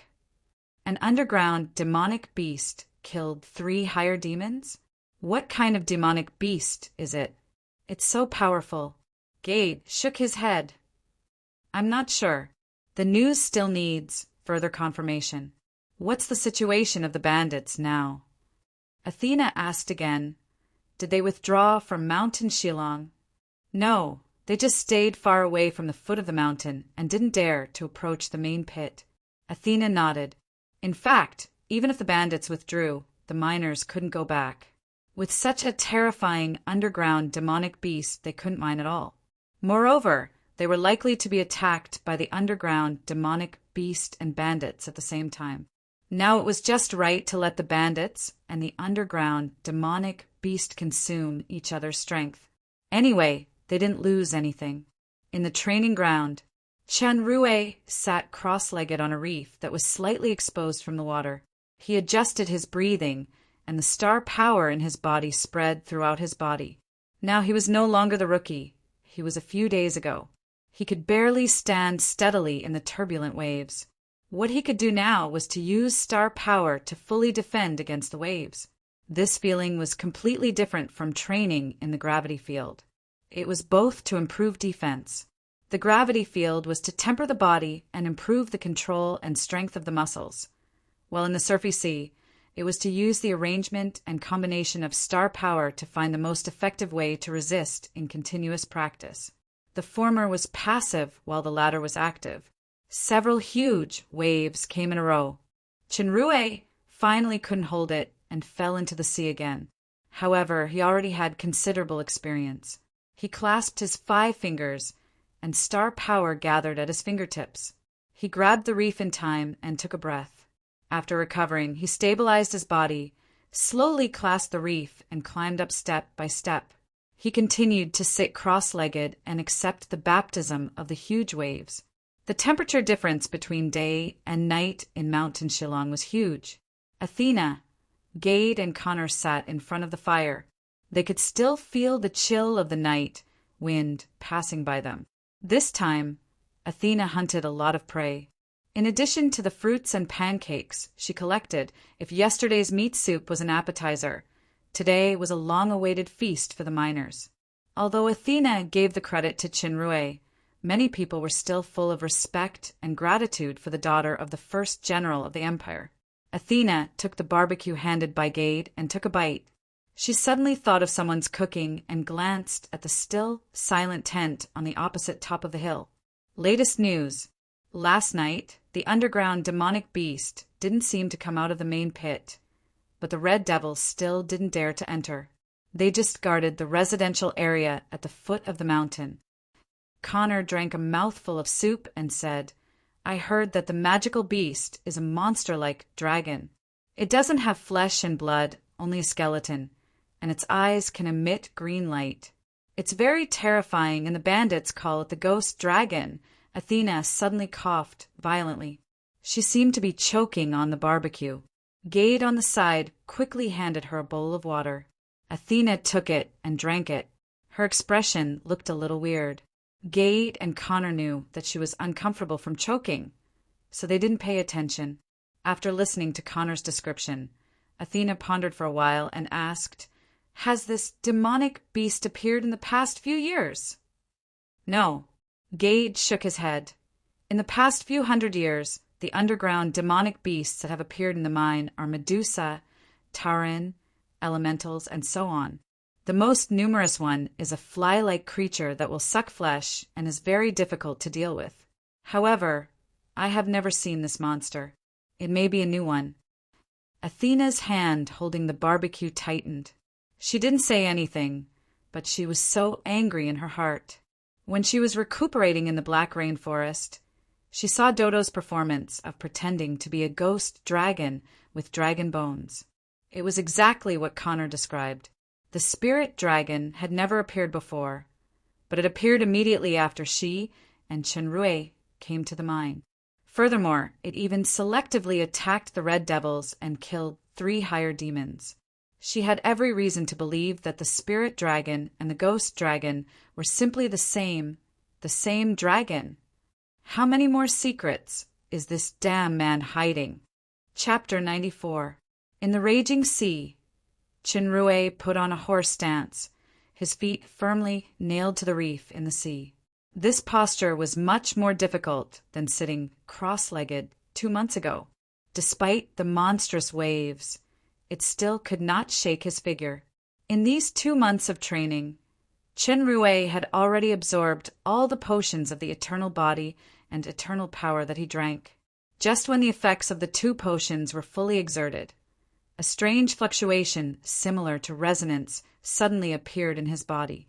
Not only his mental strength and physique, but even his strength and speed in front of him had also increased. It was as if he had taken the black potion again. This should be the additional reward obtained after drinking all the potions, which was equivalent to the bonus after collecting the set. Chenrue faintly understood another mystery of the eternal potion.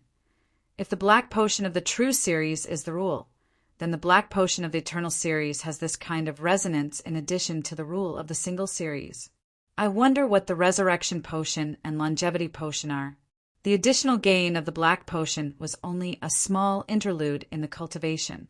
Although the potion increased a certain amount of power, what was more important was the perception of power and use, which had to be obtained by himself in cultivation. Chenrue was not only standing on the reef, but also punching. However, the frequency of the punches was not fast because it had already consumed a lot of star power to stabilize the balance of the body in the huge waves. 2 months of sleepless hard work was not in vain. He had gained a lot. The use and control of star power were improving day by day, and he had slowly learned to use the smallest amount of star power to exert the strongest effect. When he felt that he could no longer support the limit, Chenrue slowly sat down again, waiting for the recovery of his energy and star power. In the continuous cycle of exhaustion, recovery, and recovery, the maximum upper limit of star power was also slowly expanding. If it could originally hold a bucket of water, it might now be a tank or even a pool. As time went by, inside the human figure in the status bar, the countless star particles seemed to become smaller and smaller, but the light did not diminish. The flow of movement seemed more natural and smooth, as if it was constantly being polished and refined. After a long while, Chenrue opened his eyes. 100 days of training was finally over. This kind of boring training that did not even have the desire to sleep was a huge test for both the body and the spirit. However, as long as he could persist to pass this test, the results would be quite rich. Chenrue stretched his back and felt a wave of tiredness, as if the lack of sleep he had accumulated over the past 3 months on the training ground had hit him. But before that, he needed to fill his stomach that had been hungry for 100 days. Of course, in reality, he had only been hungry for more than a day. Considering the time he had spent resting and training, it should be getting dark soon. It was a good time to eat something and have a good sleep to replenish his stamina. At that moment, Chenrue suddenly felt something. He stood up vigilantly and carefully opened the tent to take a look. He saw a graceful figure standing outside. It was actually Athena. No wonder Dodo and the 2 wyverns didn't issue a warning. "Athena, why are you?" To be honest, Chenrue, who had been enduring the loneliness in the raging sea for more than 3 months, was still very happy to see Athena. "Why didn't I get poisoned by the poison outside the tent?" Athena looked very unhappy. As she said that, her gaze instantly became extremely fierce. A great sword appeared out of thin air in her hand. With a terrifying power, she slashed at Chenrue like a thunderbolt. Chenrue had seen Athena easily split Gang's hammer into 2 with a sword, and the sword was still floating steadily above Gang's head. Although she was only an intermediate demon at that time, her skillful movement and precise control of strength were brilliant even now. However, he didn't expect that he would have to face this sword. In an instant, several thoughts flashed through his mind, but he didn't dodge at all. Sure enough, Athena's great sword suddenly stopped above his head. It was only an inch away from Chenrue's head, and he could already feel the fierce sharpness. But it was obvious that there was only sharpness and no murderous intent. Although he knew that Athena wouldn't really make a move, Chenrue still wiped his sweat in his heart. How did I make this heroine unhappy that she wants to use her sword again? Last time, I seemed to have broken a sword in the black rainforest. This time I made another one. It seems that she still has a lot of spare stock in her space bracelet. Athena looked at the dazed Chenrue, and she suddenly put down the sword angrily. "Be honest. Where did you go the night before yesterday?" The night before yesterday, Chenrue recalled. The night before yesterday, he seemed to have found a suitable reef and immersed himself in the sea to practice punching. Now he was able to punch more freely, and he persisted for a longer time. When he punched, he could even faintly feel a sense of mystery. Unfortunately, there wasn't enough time left. This feeling hadn't fully formed yet, and he was kicked out of the training ground. Don't play dumb. Did you go to the main pit of Mountain Shillong the night before yesterday? Chenrue just came out of the training ground, and he hadn't gotten rid of the memory of the 100 days. Only then did he realize that Athena was talking about the actual time. Didn't I just kill 2 higher demon and a higher demon, 3-headed hellhound the night before yesterday? However, I can't tell this to Athena, that I just came here the night before yesterday. I think I was sleeping in the tent. Still don't want to tell the truth? Athena snorted with dissatisfaction and glanced at the slime hiding behind the tent. Dodo already confessed everything just now. Chinrue glared at Dodo angrily, and Dodo immediately made 2 arms to rub his face. His exaggerated expression looked extremely wronged, and he cried miserably, "Dodo didn't say anything just now. Dodo didn't tell the mistress about going to the mine that night." "He didn't just now, but now, didn't he say it?" Chinrue was speechless for a while. It's not surprising if little Loli uses this kind of trick, but it's unexpected for Athena to use such a trick. Could it be the legendary he who stays close to ink? Nothing is too deceitful in war. Athena saw his astonished look, and her expression calmed down a little. An ambiguous smile flashed across her face. "I learned this from the 3 Kingdoms story you told." Chinrue was even more speechless. It turns out that this MO who stays close to ink is surnamed Chen instead of Lucifer. Actually, I'm really not good at these tricks that use too much brain. However, that sword just now, even an ordinary person will have the instinct to avoid it. What about you? I'm ashamed of your calmness. Athena took a deep look at him. You trust me so much that this sword won't really slash down. Chinrue's speechlessness had been replaced by a bitter smile. Who said that women are stupid? Those who treat women as idiots are the stupidest idiots themselves. Athena suddenly sighed. Don't you want to explain anything? 1 month. This is my promise last time. Chinrue sighed and said seriously, I must focus on completing one thing first. There's still more than 20 days left. By then you will get the answer. And I also want to get an answer from you at that time. Athena suddenly blushed. She didn't ask him what the answer was. She nodded in a panic and hurried down the mountain. Chinrue's gaze fell on the package left by Athena on the ground. There was clean water and newly made food in it. His heart was suddenly filled with warmth. He picked up a barbecue and took a bite. Although the skill was much worse than his, there was a faint, wonderful taste that he had never felt since he came to this world. That night, Chinrue slept very soundly. In the evening of the next day, the Red Devils, who had been anxious all day, finally welcomed a backbone Kilia. After listening to the report of a small, dark elf leader, Kilia frowned tightly. His mood was extremely bad. It's been too bad recently. After spending a few months in a bitter and cold place like Mountain Shillong, it was finally his turn to go to Town Leia to rest. In Town Leia, he found his old lover, Philion, and had a few days of fun. Just when he was enjoying the warmth in his bed, the deputy leader, Barnacle, couldn't wait in Mountain Shillong and actually came to Town Leia in advance. Then, Kilia sadly ended his holiday early and was chased back by Barnacle. He was originally not on good terms with this guy who was the deputy leader. The problem was that the leader, Snowden, happened to return to the Red Spirit estate the day before. Since the leader wasn't there, then the one with the bigger fist was the one in the right, who asked him to be weaker than Barnacle. Kilia was naturally unwilling to be chased back just like that. He persisted and fooled around with Philion for 3 more days before reluctantly returning to Mountain Shillong. Who knew that as soon as he came back, he heard such bad news? Spirit dragon? Dragons with skeletons all over their bodies? Are you sure? The dark elf nodded quickly. Thinking of the terrifying power of the spirit dragon that night, he shuddered again. It's true. Sir, this is what I saw with my own eyes, and many others saw it too. That spirit dragon is very scary.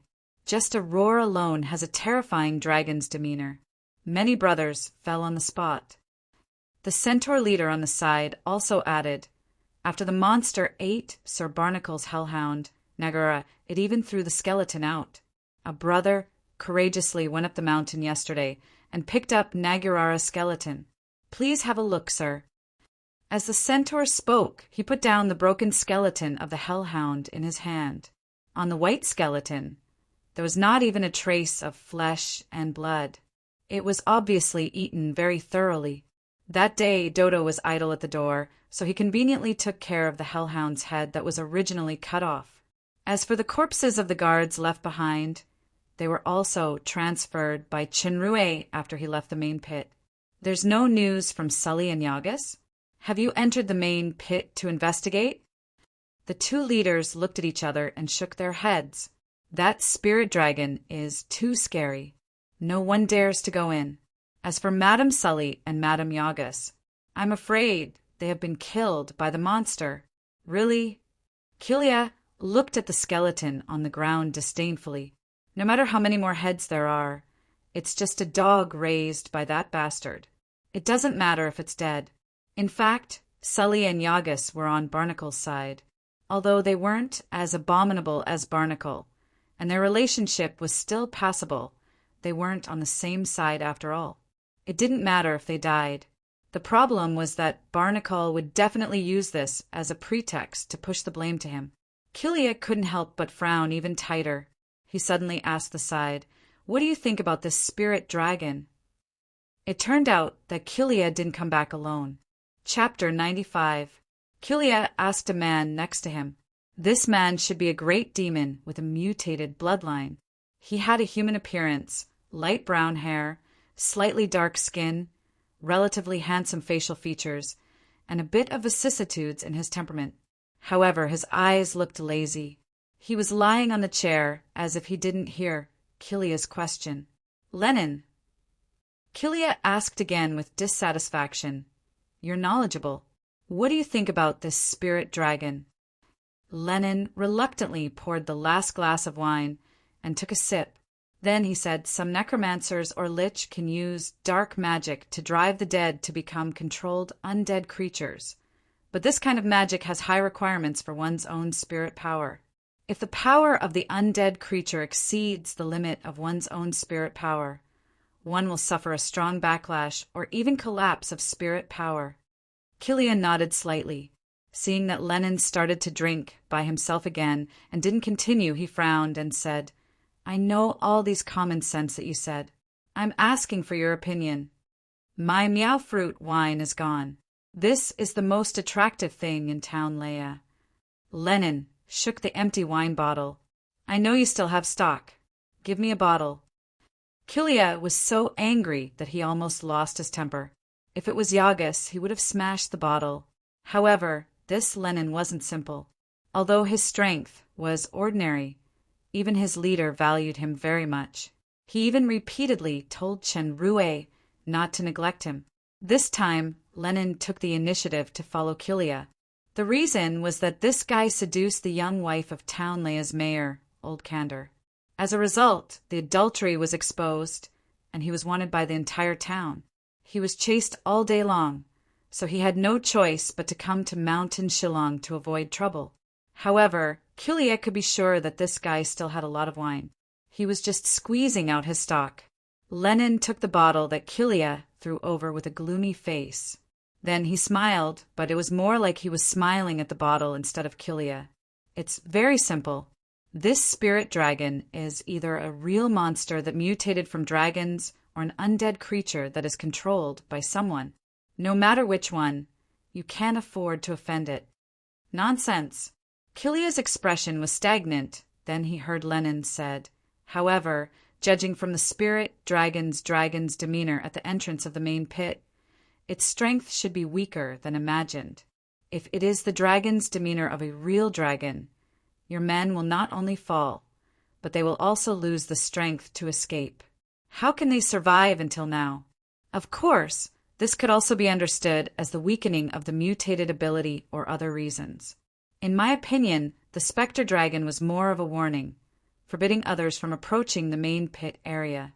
Those who died were those who approached or entered there, such as the three-headed dog and the two higher demons. In fact, according to the thief, there were still a few suspicious points, but Lenin was too lazy to say more. Kilia thought it made sense. Anyway, the purpose of the Red Devils occupying the mining office wasn't to mine. so it didn't matter how chaotic the main pit was. However, Barnacle would definitely blame Sully and Yagas for their deaths. If he knew it earlier, he wouldn't have stayed for 3 more days. The leader, him, Barnacle, and Sully were actually from 2 different factions.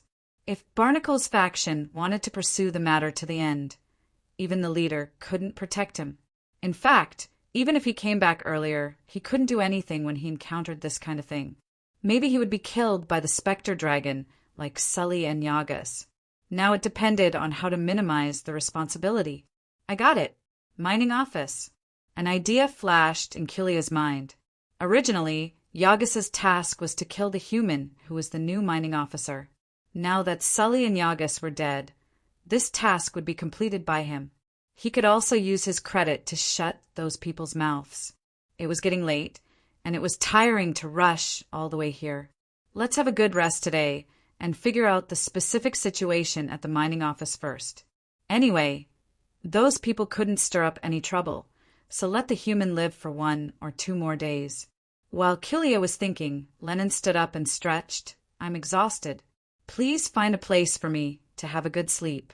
Although there's no annoying guy like Old Candor here, the conditions are really bad.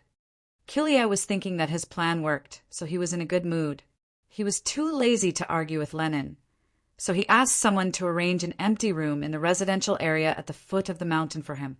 Although the conditions of the mining office on the mountainside were better, the power of the Spectre Dragon was still there. Even if it was Kilia himself, he didn't dare to live there. The bonfire in the residential area was still there, but the noise was much quieter than before. The vigilance was also doubled to guard against the possible dangers of the main pit at the top of the mountain.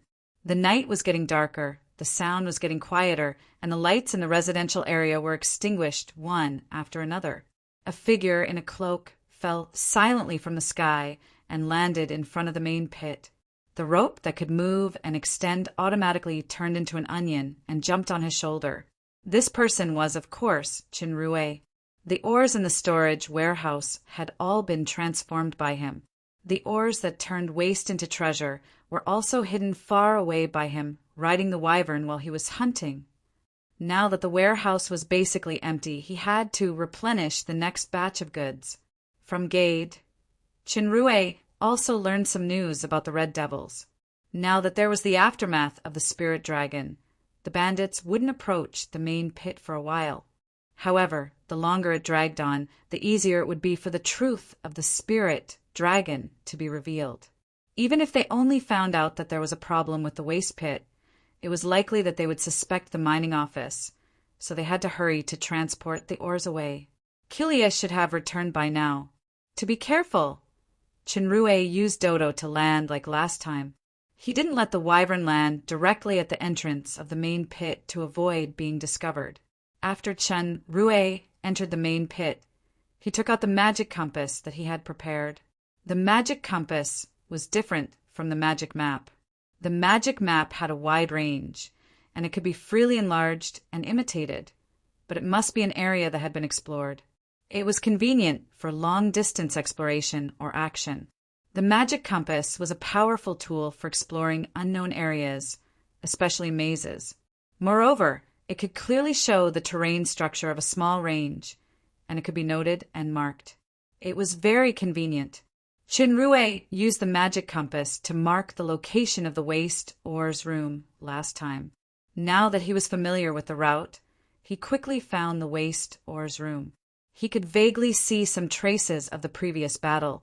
Chinrue opened the storage warehouse and scoured the ground again. However, the huge pit in the waste ores room was still not bottomless.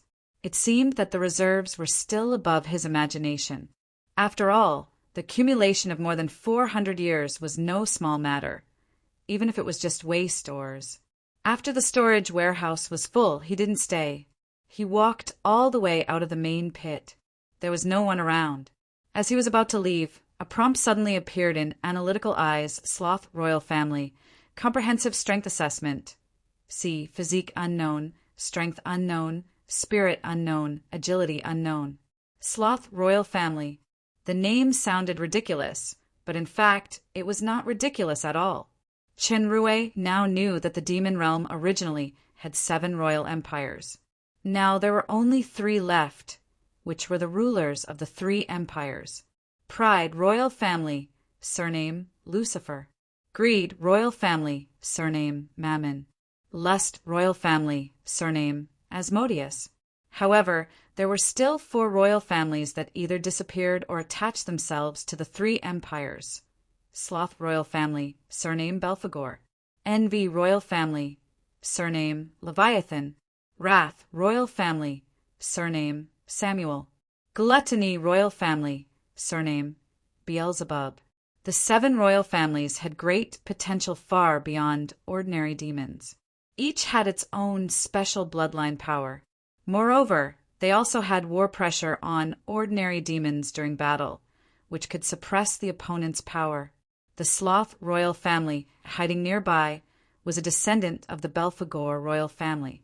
Although the Belphegor royal family had declined and rarely appeared in the demon realm, a royal family was still a royal family.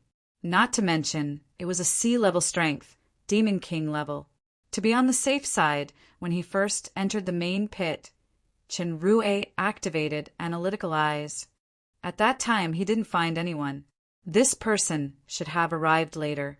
Judging from the position, he was lurking in the shadow of the big rock in front of him. If it weren't for the hint of analytical eyes, he wouldn't have noticed anything with his own perception ability. Chenrue was very surprised. In front of this Demon King level powerhouse, his strength was indeed not enough. Suddenly, he thought of the ring given by Jia.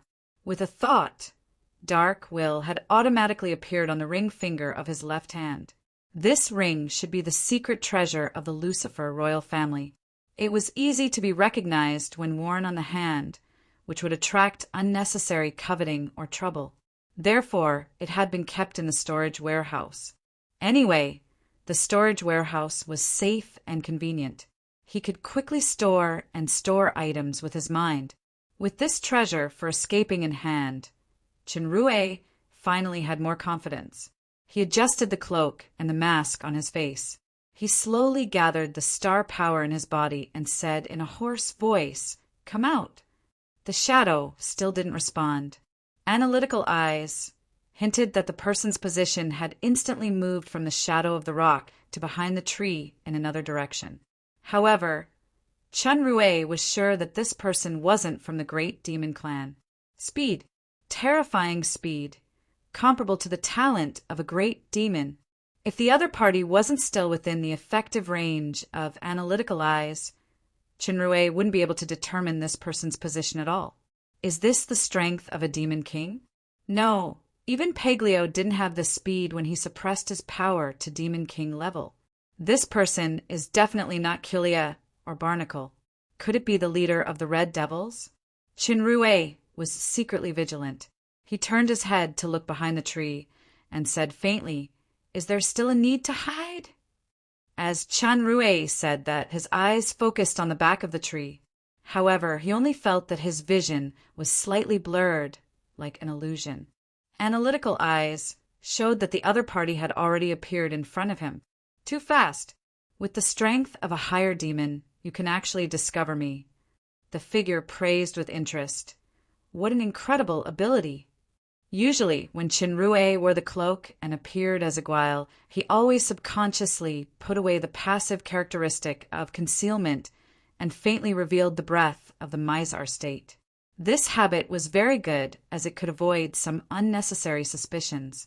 Therefore, this person could tell that he was a higher demon at a glance. Chenrue asked, "Who are you? Why are you here?" "Interesting guy." The person laughed. The voice belonged to a man, but his back was facing the moonlight, so he couldn't see his face clearly. "I should be the one asking you. Who are you? Why did you walk out of the main pit?" Chenrue asked tentatively, "Are you from the Red Devils?" "I have nothing to do with these people, although the leader wants to invite me to join them." There was a wine bottle in the man's hand, and he took a sip. "I only have 3 hobbies: liquor, gambling, and beauties. The stronger the liquor, the better. The more exciting the gambling, the better. As for beauties, married ones are preferred. Widows are the best." Rue felt a chill when he heard that. Good liquor, gambling, and beauties. And he's actually a wife con and widow con. What kind of superb royal family is this guy? Chapter 96. You're the one who created the spirit dragon, right? The man drank casually while saying something shocking. The lives of those 2 higher demons were also buried in your hands. By the way, there's also a dog. Rue was silent for a while. This guy is not only amazingly fast, but his mind is also quite agile. The spirit dragon incident happened on the first day when I and Athena came to the mine. If the other party had comprehensive information, he would probably suspect this aspect soon. The problem was that the strength of this sloth royal family was too amazing. It was good enough to escape from his hands, but I definitely can't defeat him. If you don't answer, it means you agree. Although you don't seem to be a mutated necromancer, your ability to command a dead dragon is indeed commendable. That person clicked his tongue in praise, and his tone suddenly changed. However, the Giant Dragon Clan are all self-righteous fellows. Even the Dragon Clan that has fallen into the demon realm often talks about the so-called Dragon Clan's dignity. As long as you spread the news that there is a guy here who uses evil to drive the dragon skeleton, I'm afraid there will be many dragons coming to Mountain Shillong to visit you. Rue broke out in a cold sweat. It seems that I still underestimated the insidiousness of this guy. It's absolutely proportional to his strength. Initially, I don't care if you kill all these bandits, but I don't like the guy who pretends to be mysterious. Besides, you disturbed my rest, so I decided to give you an unforgettable lesson. Lesson your ass.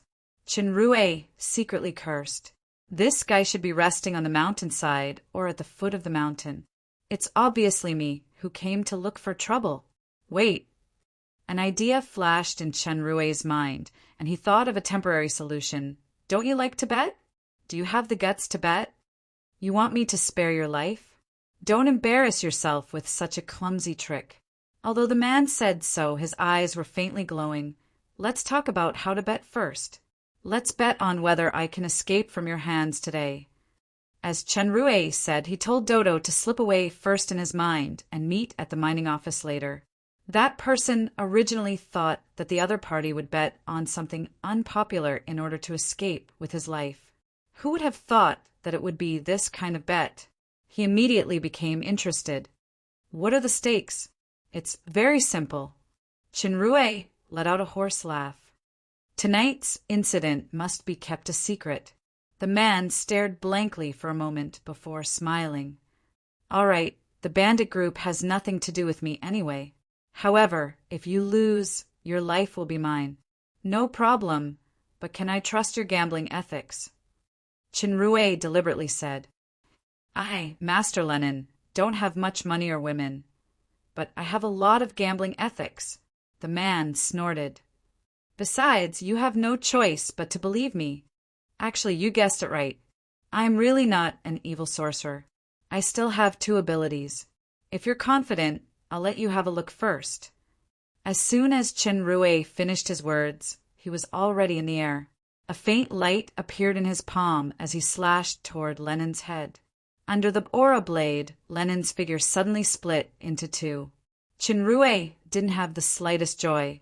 He turned his head abruptly. As the analytical eyes showed, the opponent's figure was already behind him. It was just an afterimage left by the high speed just now. It was also an afterimage, but the dark elf Jesse could only be regarded as a kindergarten trick as compared to Lennon. You can even split my afterimage. Lennon's tone was slightly surprised. Amazing attack skills, but it's a pity that your strength is a bit weak. If your strength could be upgraded to a higher realm, I'd really be interested in fighting with you. I can guarantee that you will have this opportunity. Before that, experience it with your body first. As Rue spoke, his hands didn't stop. Aura blade slashed down again. At that time, Dodo had turned into something and left quietly. Lennon seemed to notice Dodo's movement, but he didn't care. His eyes fell on Rue's aura blade. the wine bottle suddenly disappeared. His hands closed like lightning and actually clamped the aura blade forcefully. It was just like how Chun Rue caught the blade with bare hands in the martial arts novels in his previous life. However, the mystery of aura blade wasn't so simple. After Chun Rue trained at the Surfy Sea, he could use star power more freely. The aura blade's power was also more concentrated and stronger. Lennon only blocked the tangible blade, but the invisible sharp aura had already broken through his body. At that moment, a blade appeared out of thin air in front of the invisible blade aura. A real blade. Under the moonlight, the blade was faintly blue. He didn't know how this blue blade appeared. In the blink of an eye, aura blade aura had slashed on the horizontal blade of the blue blade. The blue blade seemed to be very thin. When it was slashed by the blade aura, the blade hummed softly, but the hand holding the blue blade was still as stable as a stone. Lennon's hand that was clamping the aura blade was already holding the blue blade. His eyes emitted a strange light. He glanced at Chun Rue's palm that was faintly glowing and blurted out a compliment. "Good blade!" At that moment, the other party suddenly bounced and pulled away. The palm suddenly changed. The 5 fingers opened and the palm was aimed at Chun Rue. "Look at this again." At the same time the voice sounded, a dazzling, huge, spherical white light spurted out at high speed. The white light approached Lennon in a blink of an eye, but he didn't intend to dodge at all. The dazzling, white light couldn't even cover the burning in his eyes. Chun Rue saw that the huge ball of light stagnated and trembled slightly. In an instant, countless neat, dark, blue fine marks appeared. It was like a watermelon that was cut into thousands of pieces by a sharp weapon. The scattered, countless pieces of light maintained the ball that was cut for a moment. Then it suddenly disappeared without a trace. Even at Chun Rue's distance, he could feel the fierce aura. It was even above Aura Blade, and there were thousands of them. Chun Rue had seen Peglio crushing Aurora's shot with one hand, and he also saw Eric's tearing Aurora's shot into 2 pieces. But he had never seen anyone break Aurora's shot like this. A very special destructive power. It's very good. Lennon closed his eyes as if he was tasting some kind of fine wine. The blue blade in his hand suddenly split into 2. He opened his eyes and smiled. "But I still like the previous blade." As soon as he finished his words, Lennon saw an object on the cloaked man's left hand that was originally in the shape of a blade, flashing a faint fluorescent light. The figure of the cloaked man suddenly became blurred and distorted. A hoarse voice came at the same time. "You lost." Lennon had flashed in front of Chun Rue in an instant, but he was still a step late. He missed. "Mother asterisk cur, damn it. I shouldn't act cool." Lennon cursed. "I actually lost." The foot of the mountain seemed to have heard a trace of movement, and the vigilant bandits began to approach the mountain carefully. This guy is a bit interesting. Although those 2 attacks weren't satisfying enough, they were very good. Lennon didn't care about the bandits that were getting closer. The bottle in his hand appeared again. He took a big sip and said to himself he didn't seem to be affected by the pressure of the royal family war just now. By the way, there's also the magic item that can teleport. Could it be the Lucifer royal family? When the investigating bandits gathered their courage and walked up the mountain, Lennon's figure was already gone.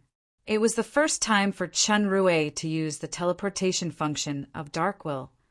He felt that his whole body was wrapped by a mysterious power and decomposed into countless particles. These particles seemed to be rejected by the current space and were transferred to another location. Then they reassembled into a human shape. In fact, it was just a matter of a moment. After a dazzling moment, he was already in another place. From the magic map, it seemed that he was still in the area of Mountain Shillong, but the map showed that he was about 10 kilometers away from the main pit. This kind of teleportation had a certain distance limit. It was impossible to directly teleport back to Dark Moon City, and it was very random. Of course, it shouldn't be directly teleported to the enemy. Otherwise, he could really be selected as the tragedy emperor of the year. Lenin's strength was quite terrifying. His two biggest killer moves, Aura Blade and Barora Shot, were easily resolved, especially his terrifying speed.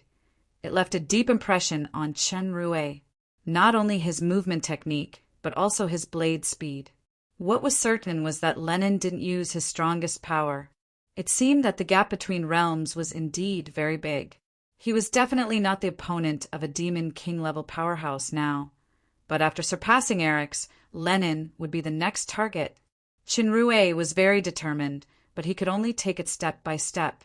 His current priority was to prepare in advance to avoid the crisis.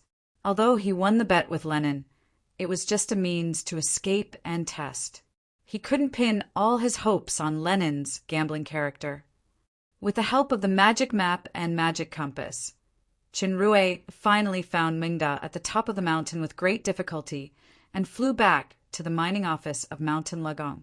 At that time, Dodo hadn't returned yet, but with its immortal, shape-shifting ability and super strong escape consciousness, it shouldn't be a big problem. Qinrui didn't rest in the tent. He walked straight down from the top of the mountain and came to Athena's tent. Although it was late at night, Athena's alertness was still very high. She immediately opened her eyes. Of course, Qinrui didn't deliberately slow down his footsteps. Athena.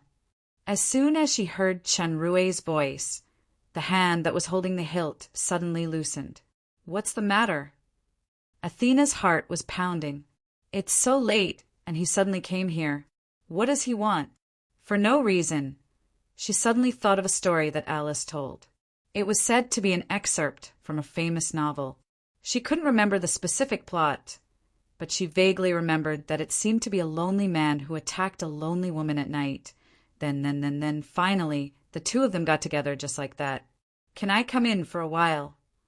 Thinking of that, Athena's face was already red, and her heart was beating even faster.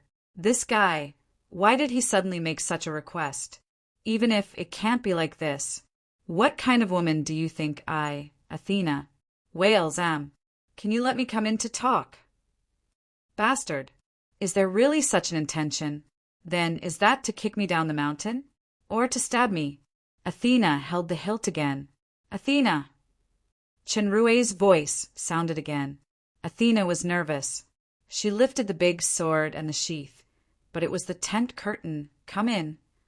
Athena regretted lifting the curtain and secretly scolded herself for not living up to expectations. Seeing him put down the tent curtain and sit down, she felt a little helpless. She couldn't help but hold the sword tightly again.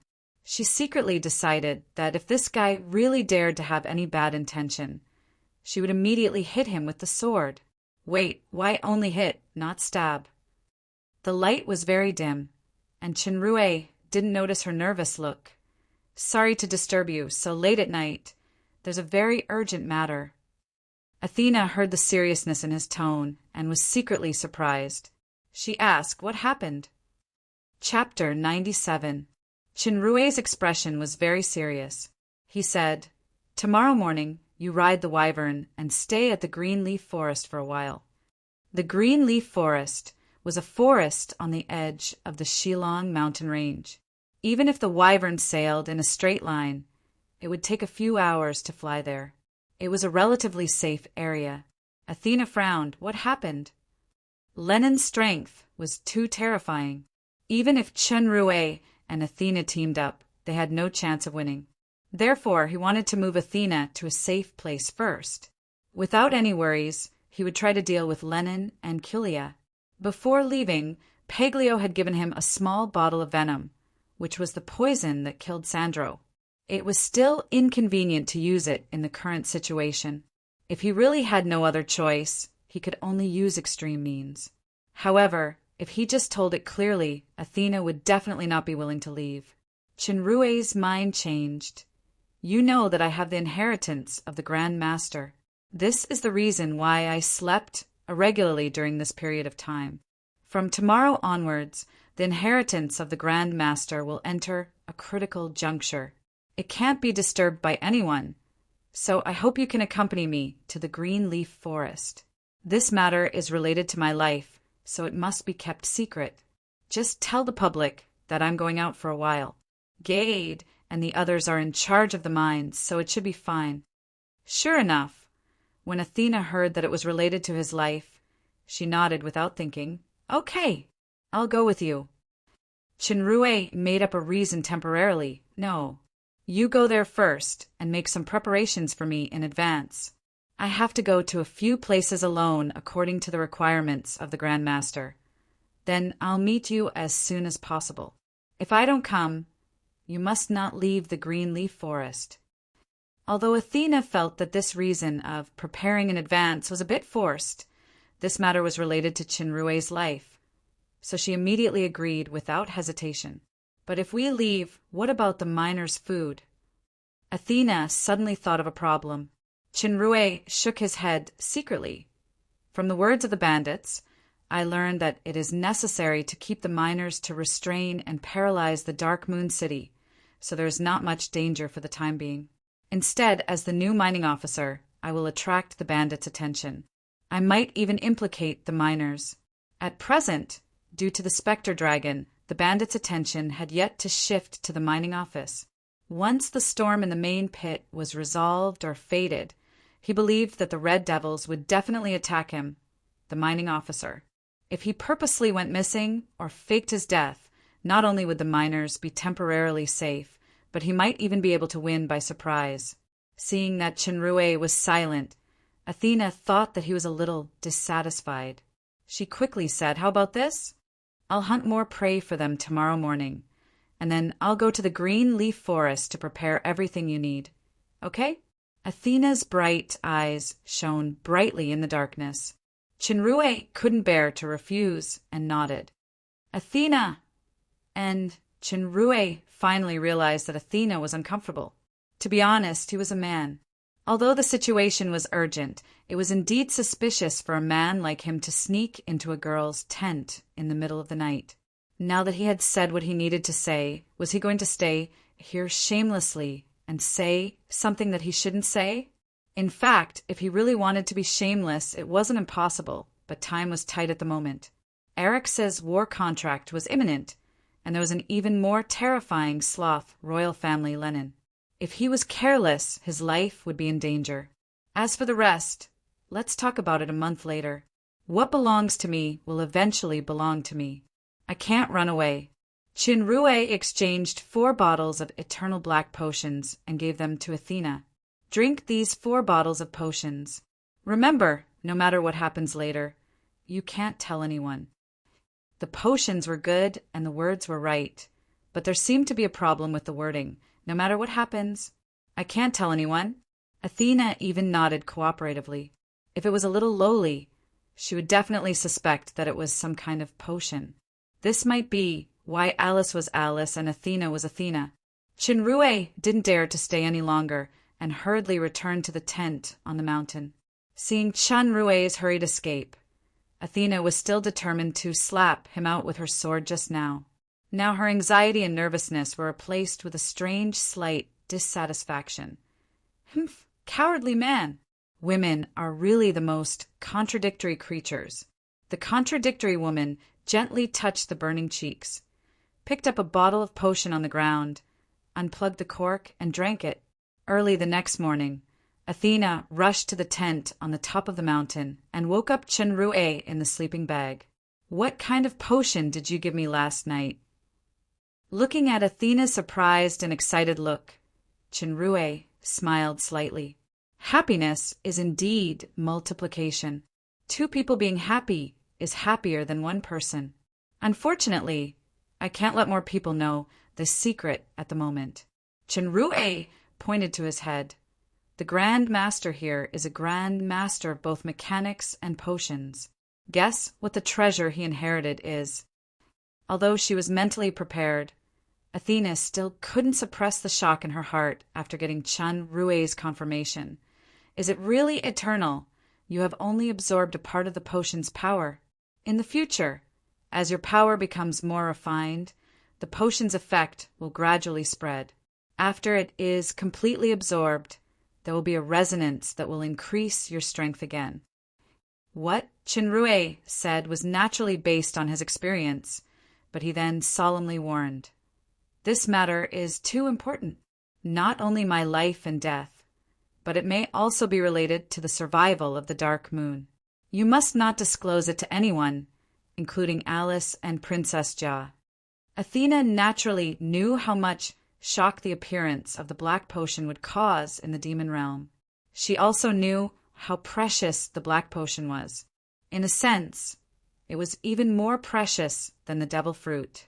However, this human actually took it all out for her to drink without hesitation. Moreover, it was 4 bottles. Athena's red eyes looked deeply at Chinrue. She pulled out her sword and said, "I, Athena, whales swear in the name of the family that I will never tell anyone about these potions." In fact, there was a paragraph after this oath, but she hid it in her heart. Although it was very difficult for a woman to keep a secret, Athena's words should be credible. It could be seen from the poisoning incident. "I'm going to hunt first." Although there were a lot of questions to ask, Athena remembered the 1-month promise. She didn't say much, rode on the wyvern, and soared into the sky. Chenrue called Gade and said that there was a problem with the poison technique that he was practicing. He might need to be escorted back to the Dark Moon City or find a place to recuperate by Athena, so he entrusted the mining office to him. Gade had long been dissatisfied with Chinrue. The new human mining officer had been hiding in the tent to practice poison technique, in addition to a lecture and a meal of meat soup on the first day he came to the mine.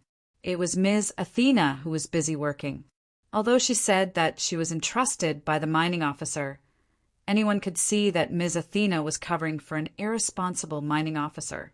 Now that Chinrue proposed to leave with Athena for a period of time, it was exactly what Gade wanted, so he naturally agreed. Chinrue was waiting for Athena's return in the tent while transforming the waste ores obtained last night. The quality of the crystals on these waste ores was different, and the amount of aura obtained was also different. The top layer provided the most aura. The one obtained last night was obviously inferior. It seemed to be related to the age. The fresher the aura was, the lower the aura would be, and so on. So, where did these crystals come from? 400 years ago. Underground demonic beasts appeared, and this kind of waste ores also appeared. Could it be related to a certain special demonic beast? The 4 bottles of black potions last night cost 400,000 auras, but it was not a pity to spend it on Athena, not to mention that he still had 320,000 auras, plus a warehouse of waste ores. Suddenly, there was a noise at the foot of the mountain. Chinrue immediately exited the super system.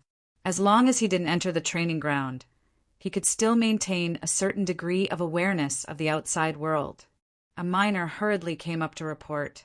"Not good, Sir Mining Officer. The Red Devil's bandits are here." Chinrue was taken aback. Could it be that Lenin didn't keep his promise, but he helped the Red Devils to come up with a plan and inferred all the way to the mining office? But isn't this too fast? Now that Athena hadn't returned yet, it was impossible to escape alone. He could only adapt to the situation.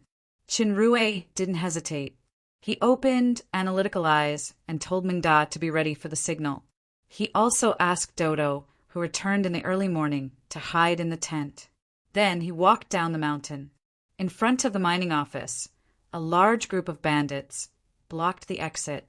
The bandits were wearing leather armor and holding weapons. They were aggressive, judging from the formation. They were definitely not an ordinary mob. The miners were trembling in fear and gathered in a circle. The only thing they could hold tightly was the pickaxe in their hands. The mining office guards' faces also changed drastically. A tall and strong great demon walked out and glanced at the miners disdainfully. "I'm Kilia from the Red Devil's bandits. Who is the new mining officer? Come out." The miners didn't dare to make a sound for a while. Kilia sneered. "I'll give him a minute. If he doesn't come out, I'll kill 10 people first, then 20, until all of you trash are killed. You should know how many people I've killed. Don't challenge, Sir's patience. This threat made the miners restless. They all looked at Chinrue, who was next to Gade. Chinrue whispered to Gade, "Tell Miss to wait for me at the agreed place." He took a deep breath and walked out slowly. "I am. You're a human, right?" Kilia looked at the nervous Chinrue and laughed presumptuously. "It seems that the Dark Moon Estate really has no one. They actually sent such an incompetent trash to be the mining officer." His words made many of the miners lower their heads in shame. There were also a few who were angry but did not dare to say anything. Although this mining officer did not have any power, he never imposed any tasks on them. He even brought food to fill everyone's stomachs. He was considered a good leader. Chinrue's eyes were sharp. He saw that a row of bandits in front had taken out their bows and aimed at him. They were probably still afraid of his poison. As long as Kilia gave the order, they would definitely shoot him on the spot. Chinrue wasn't afraid of these bows and arrows. Analytical eyes showed that Kilia's comprehensive strength was D-level. His strength should be at least the middle stage of higher demon. However, Chinrue wasn't most afraid of Kilia, but the mysterious Lenin. The most terrible thing was that Dark Will needed 24 hours to recover his strength after using teleportation once. We, the Red Devils, would like to invite Sir Mining Officer to our base as a guest. I wonder if Sir can do us the honor? Kilia addressed him as Sir, but his tone was undisguised contempt. He was waiting for Chinrue to say no, and immediately ordered to shoot. The human mining officer hesitated for a while, then he nodded and said, "I'll go with you, but you can't hurt my subordinates." As soon as these words came out, the miners felt ashamed in their hearts, and even Gade revealed a shocked expression. Okay. Kilia was slightly surprised. He secretly thought that capturing him alive should be more meritorious. Anyway, as long as the person is in my hands, isn't my life or death at will? As Kilia was about to order his men to take Chinrue away, he heard a lazy voice. Wait! Chapter 98. This voice came from Lenin. Chinrue also saw this guy's face clearly. He really looked weak and lazy. If it weren't for the close combat last night, who would have thought that this so-called lazy royal family actually had a terrifying speed that was completely contrary to his name? Moreover, it was not only the speed that was terrifying. Seeing Lenin walking forward slowly, Chinrue couldn't help but feel nervous. This guy is the most troublesome. The teleportation function of the Dark Will ring still needs more than 10 hours to recover. Deliberately falling into the hands of the bandits is also a delaying tactic. Could it be that the opponent saw through it again? Lenin slowly looked at Chinrue a few times. A faint light flashed in his left eye. He asked curiously, "This, sir, we seem to have met somewhere." Chinrue was secretly shocked. Currently, the hidden characteristic has been activated. Could it be that this Lenin has a heaven-defying skill that can see through hidden? Oh, aren't you the Dark Moon City that guy? We seem to have had a drink together. Chinrue deliberately pretended to know Lenin. Obviously, he wanted to get close to Lenin. Lenin was stunned and actually laughed. Really? No wonder you look so familiar. Did you bring that kind of wine this time? Kilia on the side was a little anxious. This human named Chinrue is the key to atone for his crimes. I'm about to capture him and interrogate him or torture him to death. Yet, Lenin appeared at this time to get close to him. Isn't he obviously causing trouble? Chinrue took advantage of the situation and asked with a befriending look, "That guy, aren't you in the Dark Moon City? Why are you here?" "Oh, it's Sir Kilia who wants to come and arrest someone. I just heard that there is a beauty here, so I came to take a look." Lenin seemed to be explaining that today's matter had nothing to do with him. Speaking of beauty, he showed an interested look. "Can you tell me where that beauty is?" Of course, Chinrue wouldn't tell the truth. She has something urgent, so she returned to the Dark Moon City early this morning. If you want to see her, you can go to the Dark Moon to find her now. By the way, since we are acquaintances, Can you say something nice and stop arresting me? What a pity. I wanted to have an in-depth conversation with her.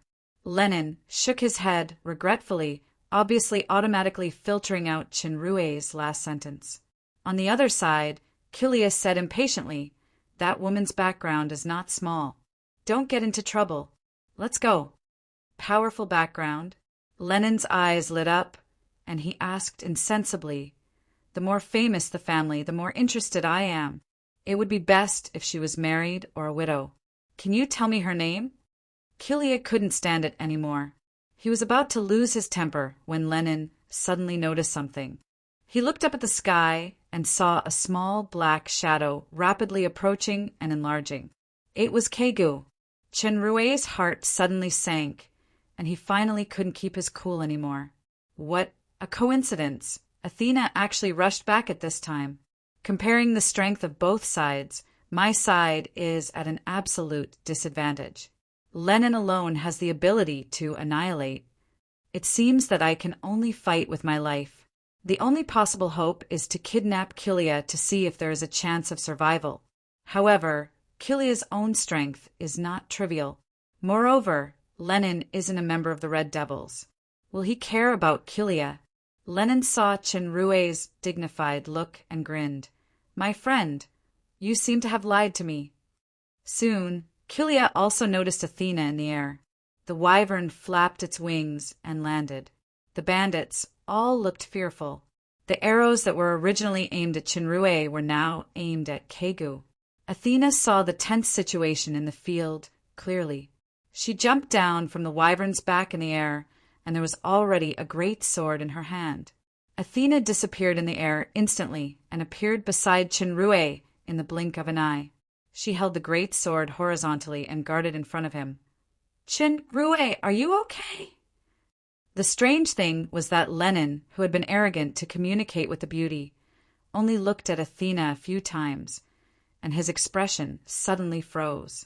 Athena also saw Lennon and blurted out, "It's you." "It's not me." Lennon always had a lazy and casual look, but he was a little panicked at this time. He turned around and slipped away. "Beauty, you got the wrong person. I still have something to do today. You guys take your time to chat. Stop." Athena pointed her sword at Lennon and shouted, "Lomont! You bastard! I haven't seen you for a few years, and you actually became a bandit. If you have the guts, why don't you try to slip away again today?" Lomont. Is this guy's real name?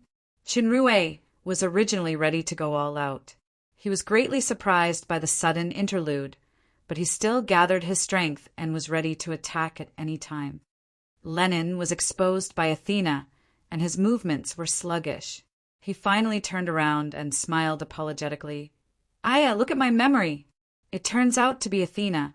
I haven't seen you for a few years, and you have become a lot more beautiful. I almost couldn't recognize you. However, I have nothing to do with these bandits. I just... Athena, he really isn't a member of the bandit group. He just wants to find a beauty to communicate with." Chinrue added a sentence to add insult to injury. "Humph, you're still a bastard." Athena snorted coldly. "I must tell Delia." When Chenrue heard Delia's name, he felt a little familiar. He suddenly thought of the backup plan that Athena arranged for him in the Black Rainforest. He suddenly understood a little. This Lennon or Lomont and Delia were Athena's old acquaintances before she came to the Dark Moon. "Is your farce over?" Kilia interrupted the reminiscing of the two and looked at Lennon coldly. "Are you Lennon or Lomont?" "Should be both. Usually, every time I change places, I will change my name accordingly." Lennon shrugged and turned a blind eye to the chill in Kilia's eyes. Kilia didn't know Lennon's true strength. He said coldly, "No matter who you are, step back now. For the sake of my leader, I won't argue with you about what happened just now. Human, follow me if you know what's good for you. Otherwise, I will kill half of the miners here." Before Lennon spoke, Athena's whole body was covered in flames. She instantly turned into her combat form. She leaped into the air and slashed down with her greatsword. She shouted, shameless, If you want to take Chinrue away, you have to ask the sword in my hand first. Kilia knew the origin of Athena and knew that she had just advanced a higher demon not long ago, so he didn't take it seriously. At most, he would spend some effort to kill or abduct the human without harming the life of the Empire's first general's daughter. However, when Athena's great sword slashed down with a powerful whistling sound, Kilia's face suddenly changed. He instantly activated his skill and appeared a few meters away. Athena's great sword slashed down on the ground. The ground suddenly trembled, and a crack several meters long appeared. The gravel was splashed around by the terrifying wind pressure. The centaur standing closest was scratched by the gravel. Blood suddenly burst out of his rough face.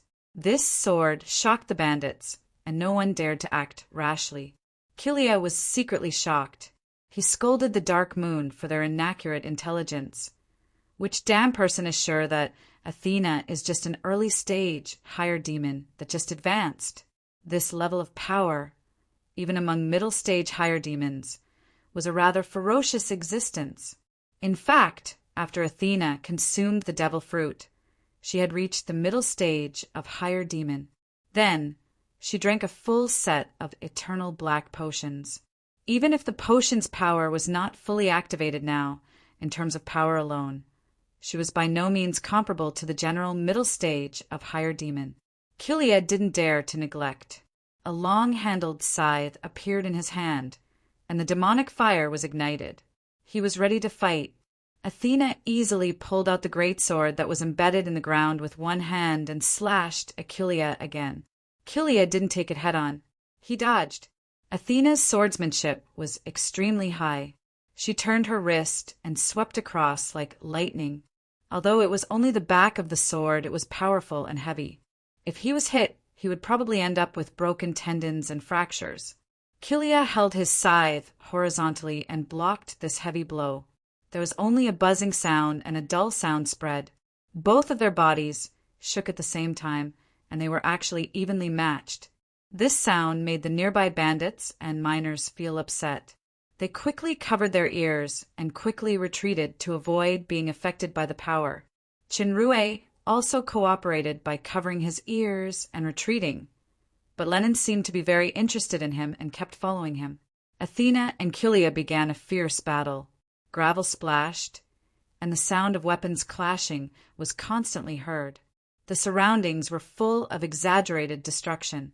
Lenin showed a look of admiration and nodded. Athena's power is improving so fast.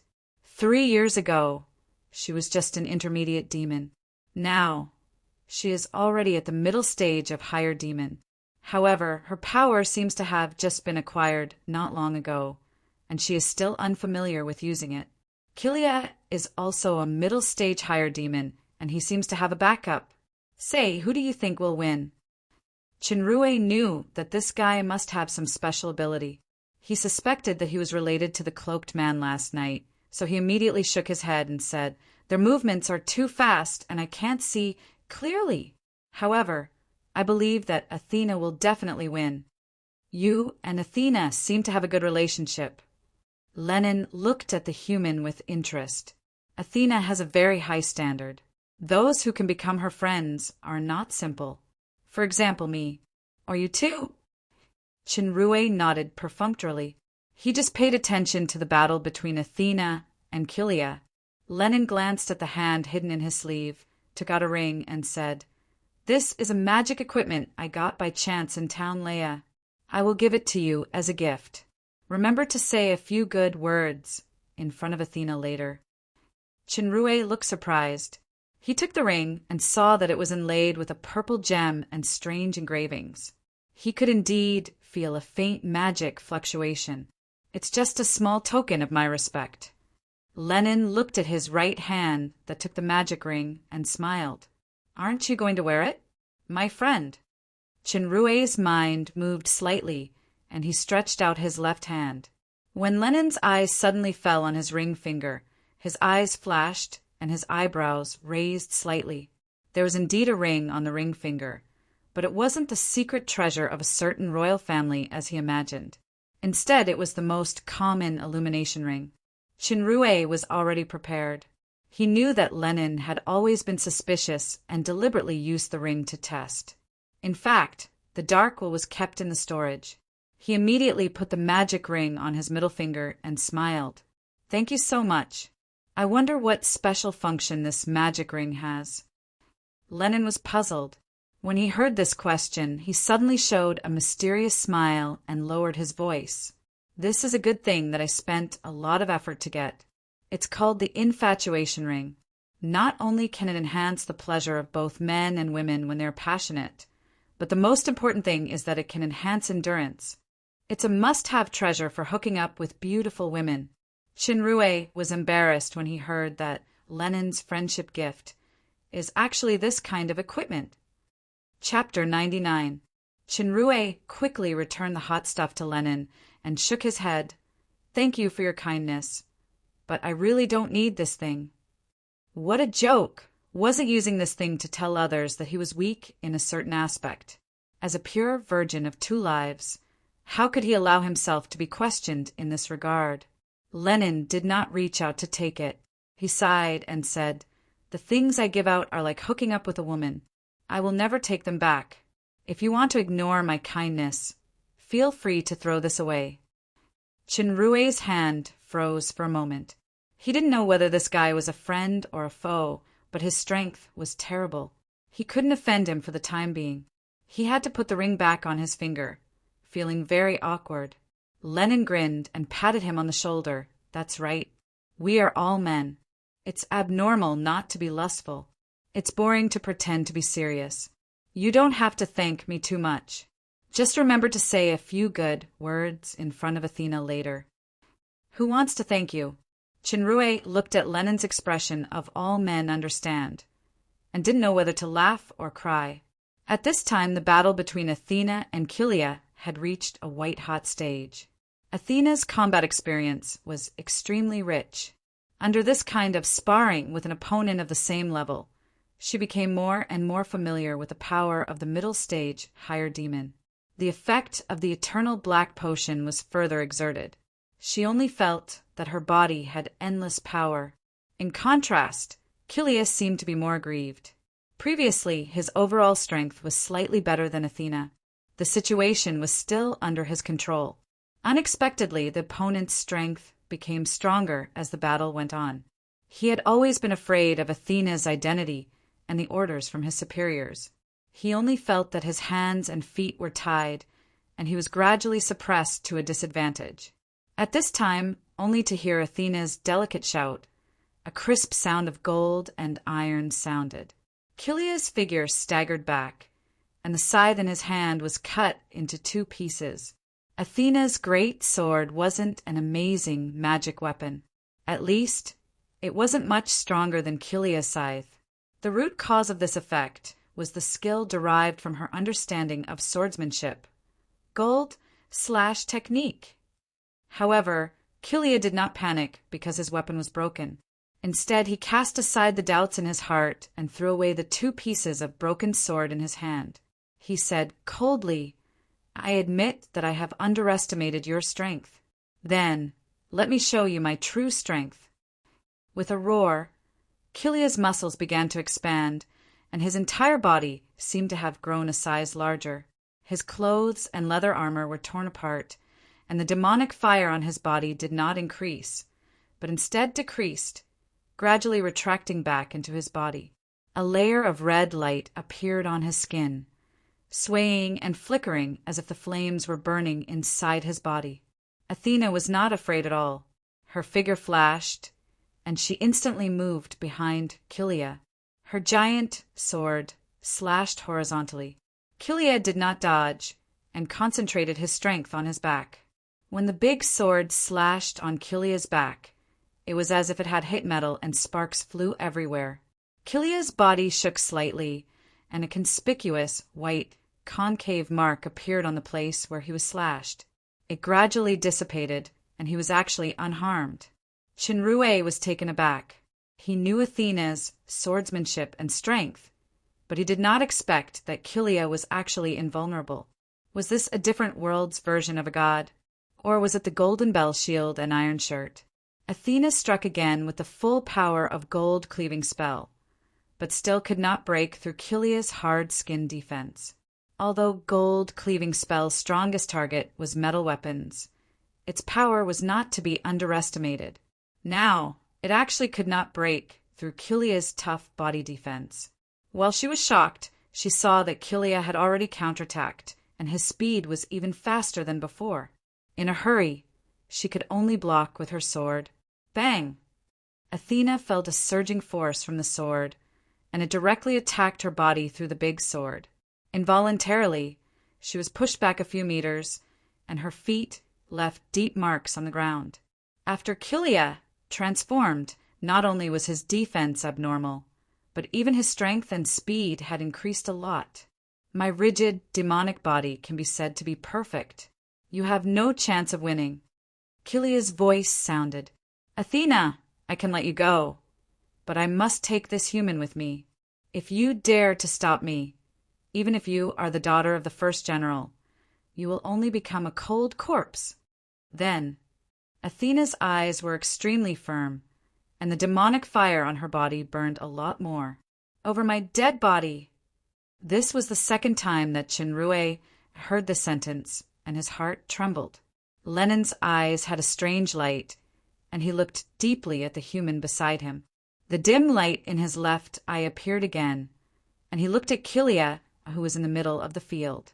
Just when Chinrue couldn't help but rush out, Lenin's careless voice sounded. Athena, stop playing with him. That so-called perfect demonic body is just a small defensive trick that uses a special ability to hide the power of the demonic fire in the muscles. You can either use a divine weapon to kill him directly, or find the weakest point of the demonic body to attack, usually under the armpit or crotch, and concentrate your strength to attack. Athena's eyes lit up. She began to concentrate her attack on these two parts. Athena, who had entered the state of battle, didn't have the slightest hesitation or shyness. It didn't matter which part was the vital part, as long as she could defeat the enemy. Kilia didn't expect Lenin to expose his weakness in just a few words. He was clumsy for a moment, and he suddenly fell into a passive position. He hated the talkative guy to the extreme, and he roared, I dare to bet with you. Bah, I won't bet with you. I mean, that guy will definitely come here later. Do you want me to help you kill him? Lenin asked, and it was actually a question to Chinrue. Actually, I'm a cowardly person, and I'm afraid of seeing blood. Chinrue thought quickly and shook his head. We humans have a saying, revenge breeds revenge. When will it end? It's better to give him a chance to repent. Actually, I'm also a pure person. I'm just kind enough to use my body to save some frustrated beauties. Lenin looked at him with a strange expression. Can your last sentence be interpreted as that it's more useful to keep him alive now? Chinrue shrugged and replied, the same question. Different people will have different conclusions from different perspectives or perspectives. So we humans have a saying, the benevolent see benevolence, the wise see wisdom. That's a good sentence. Lenin smiled. So you're afraid of seeing blood, so I'm also very pure. I can help you, but remember to help me later. Sure enough, as Lenin said, Kilia slowly moved the battle to this side. He calculated the distance, and when Athena's teleportation skill just finished, he suddenly teleported. He abandoned Athena and appeared in front of Chinrue and Lenin.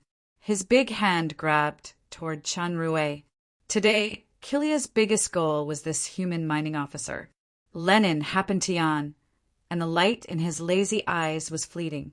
In the blink of an eye, Kilia's huge body flew out for no reason and fell into the group of bandits. The bandits were like dominoes, and a large number of them fell down one after another. Kilia's swollen body instantly shrank back to its original state. The perfect transformation disappeared without a trace. He felt like his whole body was falling apart. He didn't even have the strength to get up. His eyes were full of horror. Kilia always thought that Lenin's strength was below him. Now that he finally saw the other party's true strength, He finally understood why the leader had been trying to win over this lazy guy.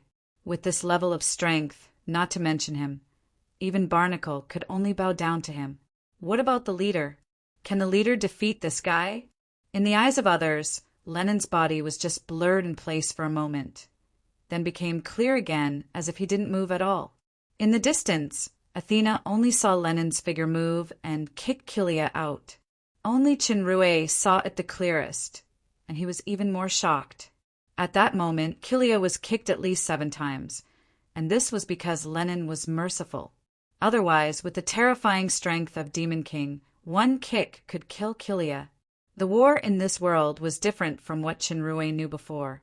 It wasn't that the more people, the stronger they were. The strength of an individual was sometimes enough to control the entire battle, especially in small-scale battles. Now that Kilia was defeated, even if there are hundreds of bandits, they still couldn't resist Lennon or Athena. They didn't dare to stay at that moment, so they carried Kilia and ran away. The miners cheered. They had always been trampled on by the Red Devils, and now they finally had the time to be proud. In the eyes of the miners, Athena was undoubtedly the biggest hero who defeated Kilia. Lennon also had some credit for reminding them. As for the human mining officer, although he didn't do anything, his courage to stand up was still admirable. Soon, the miners, organized by Gade, resumed their normal work. Although Athena knew that it was Lennon who defeated Kilia, she still looked at him unkindly. Lennon smiled bitterly. "Athena, we haven't seen each other for almost 3 years. You don't have to give me this kind of face when old friends meet again, right?" Athena snorted coldly. "I have very few friends, but there's no one named Lennon among them." Lennon scratched his head embarrassedly. "How can I use my real name in front of those guys? I'm Lomont." "Lomont, didn't you say that you'll change your name if you change places?" Athena still didn't look good. "I don't even remember having this friend, even Lomont." Lennon, who should now officially be called Lomont, looked at Chinrue for help. Unfortunately, Chinrue didn't seem to see it. He just took out a towel from his space bracelet and handed it to Athena to wipe her sweat. Lomont was obviously an old friend of Athena, and he probably had something on Athena. He would just watch the show first. Lomont had no choice but to smile awkwardly. "Athena, I'm sorry. You're not sorry to me." Athena was a little emotional. Who was the one who slipped away from the Warlock Fortress without a word? "When Delia was forced to return to the Shadow Empire, where were you, bastard?" "Do you know how many days?" Delia cried. Gulp, gulp. Lomont didn't answer. He just gulped down the wine. In the blink of an eye, a full bottle of wine was emptied. He threw the bottle away, suddenly smiled, and said, "Athena, things between men and women, especially between me and Delia, you don't understand." "What don't you understand?" Athena was about to get angry when Chinrue interrupted. "Athena, is the prey you hunted still there?" "It's all in the bracelet." Athena nodded. "Do you want to distribute it now?" "You take it to Gade first. Don't forget that we still have important things to do." Chinrue saw Lomont winking at him again and again. Thinking that this guy did help just now, he finally spoke to help. Lomont should be a person with a story. Besides, only the two of them knew the feelings between men and women best. Outsiders, even the best friends, couldn't really understand. Chapter 100. Athena knew the importance of the Grand Master's inheritance, so she didn't argue with Lomont anymore. She turned around and went to Gade. "My friend, if I'm not mistaken, you and Athena are very good friends." Lomont smiled and gave Chinrue a thumbs up. "I take back what I just said. Perhaps Athena already understands the matters between men and women. You guys still have important things to do later? You must remember the magical effects of the passion ring. I believe you will thank me when the time comes." Looking at Lomont's ambiguous smile, Chinrue was speechless for a while. However, he heard Lomont's intention to leave from his tone. He asked curiously, "You're leaving?" "Yes, once the name Lomont is exposed. Those troublemakers will come here soon. If I don't leave now, I won't be able to escape." Although he said so, Chinrue could hear that Lomont was afraid of implicating Athena. This guy was lustful and glib, but he was actually a good person. You're not going to tell her? Chinrue turned his head and glanced at the stone house of the mining office. Aren't you afraid that Athena will blame you for leaving without saying goodbye again? So, I'll leave the task of saying goodbye to you. You can't take my benefits for free, right? Lomont shrugged and took another sip of wine. If Athena asks about my whereabouts, just say that I'm wandering around for a while. After about 3 months, I'll go to the Silent Night wetland. Silent Night wetland. Chinrue's heart moved, but Lomont had already turned around and left. By the way, Lomont's footsteps suddenly stopped. If you can, help me pass a message to someone. His sword is very good, but it's not enough. I look forward to the day when the sharpness of that sword is qualified for my left eye to look at it. Left eye? Why only left eye? There must be something weird with this left eye. Perhaps this was why Lomont had sensed his identity. Chinrue frowned. The demon realm is huge, and there are all kinds of strange things. The super system is not omnipotent. But for now, there was no need to be hostile towards this guy like before. Perhaps he would even be a good friend or a good opponent. Thinking of this, Chinrue smiled and answered cleverly, Of course, if I know this person. Lomont curled his lips and revealed a knowing smile. Without looking back, he waved his hand and staggered forward with the bottle of wine in his hand. Soon he disappeared from sight. That guy left. Not long after, Athena appeared beside Chinrue. She was not stupid. She knew that Lomont would definitely leave, but she used Chinrue's words to avoid embarrassing this guy. After all, he was her true friend. Chinrue nodded and said, Yes, he also asked me to say goodbye to you. He said that he will go to the Silent Night wetland 3 months later. Silent Night wetland? Athena's eyes lit up. It seems that this guy still hasn't forgotten about Delia. Every 5 years, Delia will go to the Silent Night wetland. It seems that she is looking for some very important treasure. Silent Night wetland? Treasure? Chinrue thought of something when he first heard Lomont talk about the Silent Night wetland. Now that he heard Athena say this, his heart suddenly jumped. Is it really related to Paglio's treasure? Athena told him about how she got to know Lomont back then. It was before she came to the Dark Moon City. At that time, she was still in the Warlock Fortress under her father, George. The Warlock Fortress was an important defensive place at the junction of the fallen Angel Empire and the Bloody Empire. It had a long history. It had a strong outer wall and arrow tower. It was equivalent to a huge fortress. It was also equipped with various defensive magic circles. It could be called the most powerful line of defense of the fallen Angel Empire. Athena, who grew up in the fortress, was equivalent to the little princess of Warlock. She had also developed a hearty and generous personality after getting along with these soldiers, since she was a child. In the nearby Black Cloud town, Athena happened to rescue a pair of seriously injured man and woman. They were Delia and Lomont. They claimed to be explorers who returned from the Silent Night wetland. Delia was beautiful and generous. Lomont was witty and a little lustful. Athena was only 16 years old at that time. They hit it off very well. They became good friends while recuperating. Soon, the assassins who chased them came to the Black Cloud town. Although Delia and Lomont were powerful, they had not recovered from their serious injuries.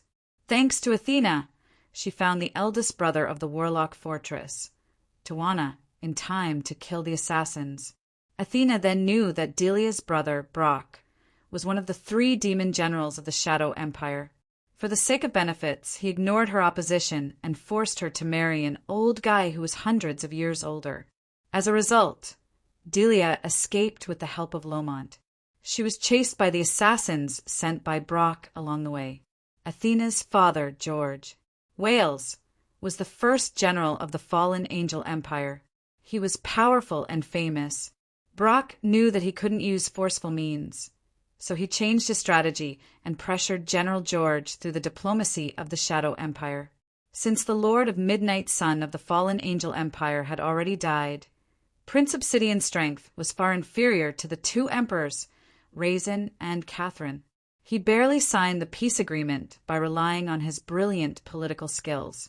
General George knew the current situation of the three empires, so he could only ask Athena not to intervene in this matter. Athena was about to secretly help her two friends escape, but Lomont suddenly left without saying goodbye. Delia was very sad. Finally, under pressure, she had to return to the Shadow Empire with a messenger who came to the fortress. Before leaving, he gave Athena an ice crystal and promised to repay her in the future. For this, Athena, who had always been strong, cried. Soon after, she agreed to her father's request and came to the Dark Moon estate. The exploration in the Silent Night wetland was not an excuse. Delia's family had a lost secret treasure, which was very important to her. Delia was talented and had a special ability to sense this secret treasure. After years of searching, she finally found the clues of this treasure in the Silent Night wetland. However, there were countless powerful traps near the treasure. Every time she went, she would return with serious injuries. Gradually, Delia also figured out some rules. Every 3 years, the power of the traps around the treasure would weaken for a few days. It was the best time to explore.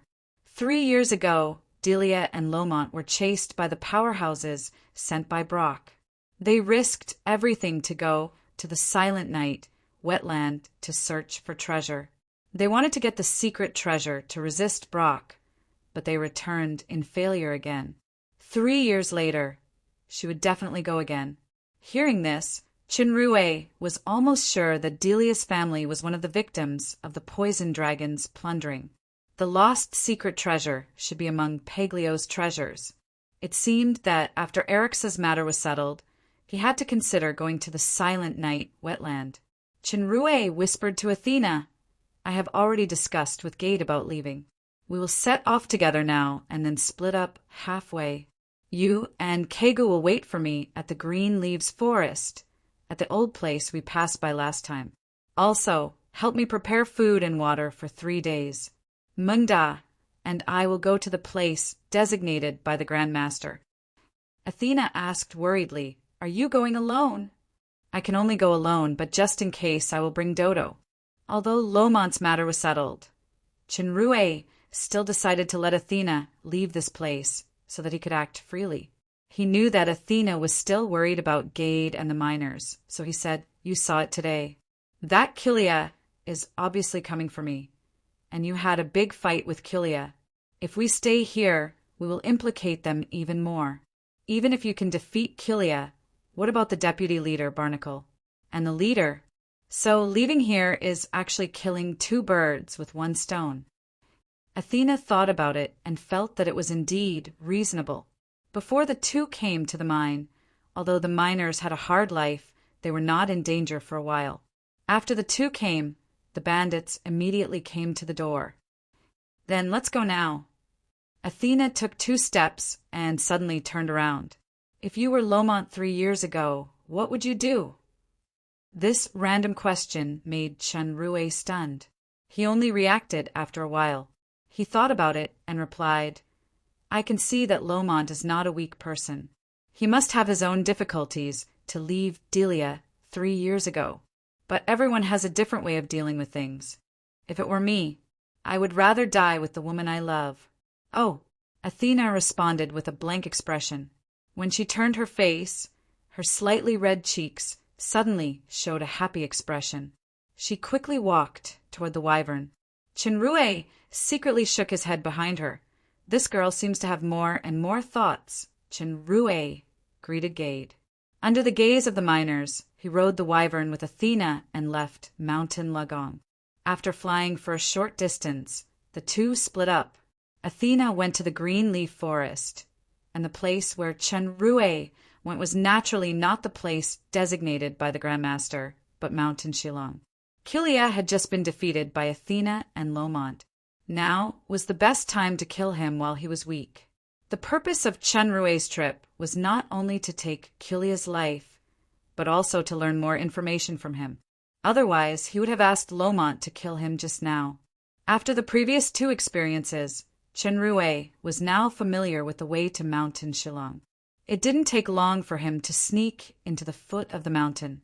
Due to the wyvern's fast speed, Kilia and his men who suffered a loss had not returned yet. There were only a dozen bandits left. Chen Rui changed his plan temporarily. He targeted a dark elf bandit who was alone, caught him, and interrogated him. Sure enough, the little minions knew very little. Chen Rui knew that these people's hands were stained with the blood of miners and caravans, so he didn't show mercy. He killed this guy directly and killed the rest of the bandits as quickly as possible. Just when Kilia and his men returned to the foot of Mountain Shillong, they stopped far away and showed fear. A giant dragon with a skeleton actually appeared in the residential area at the foot of the mountain. Its ferocious appearance was even clearer in the bright daylight. Spirit Dragon. That terrifying spirit dragon actually appeared at this time, and it came to the foot of the mountain from the main pit. The gate of the residential area and the nearby stone houses had been destroyed beyond recognition. There was not a single bandit left. They were most likely eaten by this terrifying spirit dragon. At this moment, Kilia's heart was as depressed as he could be. This spirit dragon's appearance is really as terrifying as the rumors say. It just had to appear at this critical moment. Even if I'm not injured, I'm not its opponent, let alone now that I'm injured so badly. It seems that this trip from Town Leia to Mountain Shillong is really unlucky. The spirit dragon had already seen the bandits. It let out a low roar and slowly walked toward them. The bandits were terrified. At this time, a bandit who looked like a dark elf rushed to Kilia and shouted, "You guys block the spirit dragon. I'll protect Sir Kilia and leave first." As he said, he carried Kilia on his back and ran. The speed advantage of the dark elves was fully exerted, and they disappeared in the blink of an eye. The bandits didn't dare to block the spirit dragon anymore, so they fled in all directions. This kid is quite smart and has a bright future. Kilia was carried by the dark elf and ran all the way. He secretly praised him, but he didn't notice that the dark elf's mouth was showing a strange smile. Chapter 101. The dark elf bandit was very fast. He carried Kilia and ran further and further away. When they reached an empty place, he put Kilia down and sat under a tree. "Sir, this place should be safe. You're badly injured. Here's a bottle of healing potion. Please drink it first." The dark elf took out a bottle of potion and handed it to Kilia attentively. "Good. You did a good job. What's your name?" Kilia secretly praised this guy's attentiveness. He took the potion and drank it. The dark elf bowed respectfully and replied, "My name is Robin." "Robin, you did a good job." The more Kilia looked at him, the more he felt this guy was clever. He nodded with satisfaction. "Although your strength is weak, your brain is flexible. More importantly, your loyalty is commendable. You'll be my personal guard from now on." "Thank you, sir." Robin was overjoyed, but then he looked distressed. "It's just, sir, our current situation is really bad. There's that Chick and Lennon at the mining office. The spirit dragon at Mountain Shillong crawled out of the main pit again. We have to report to Sir Barnacle as soon as possible." "Shut up." Kilia's expression suddenly changed. He looked at Robin coldly. "If you want to live to be my personal guard, don't mention this bastard Barnacle in front of me in the future. If it weren't for Sir Lord who wanted to keep the balance, our leader would have killed Barnacle long ago. You want me to tell Barnacle? Isn't that sending him there for free for him to stab him in the back? Sir, please forgive me. I was shocked by the spirit dragon just now. I can't think straight." Robin reacted quickly. He patted his head and looked like he had a sudden realization.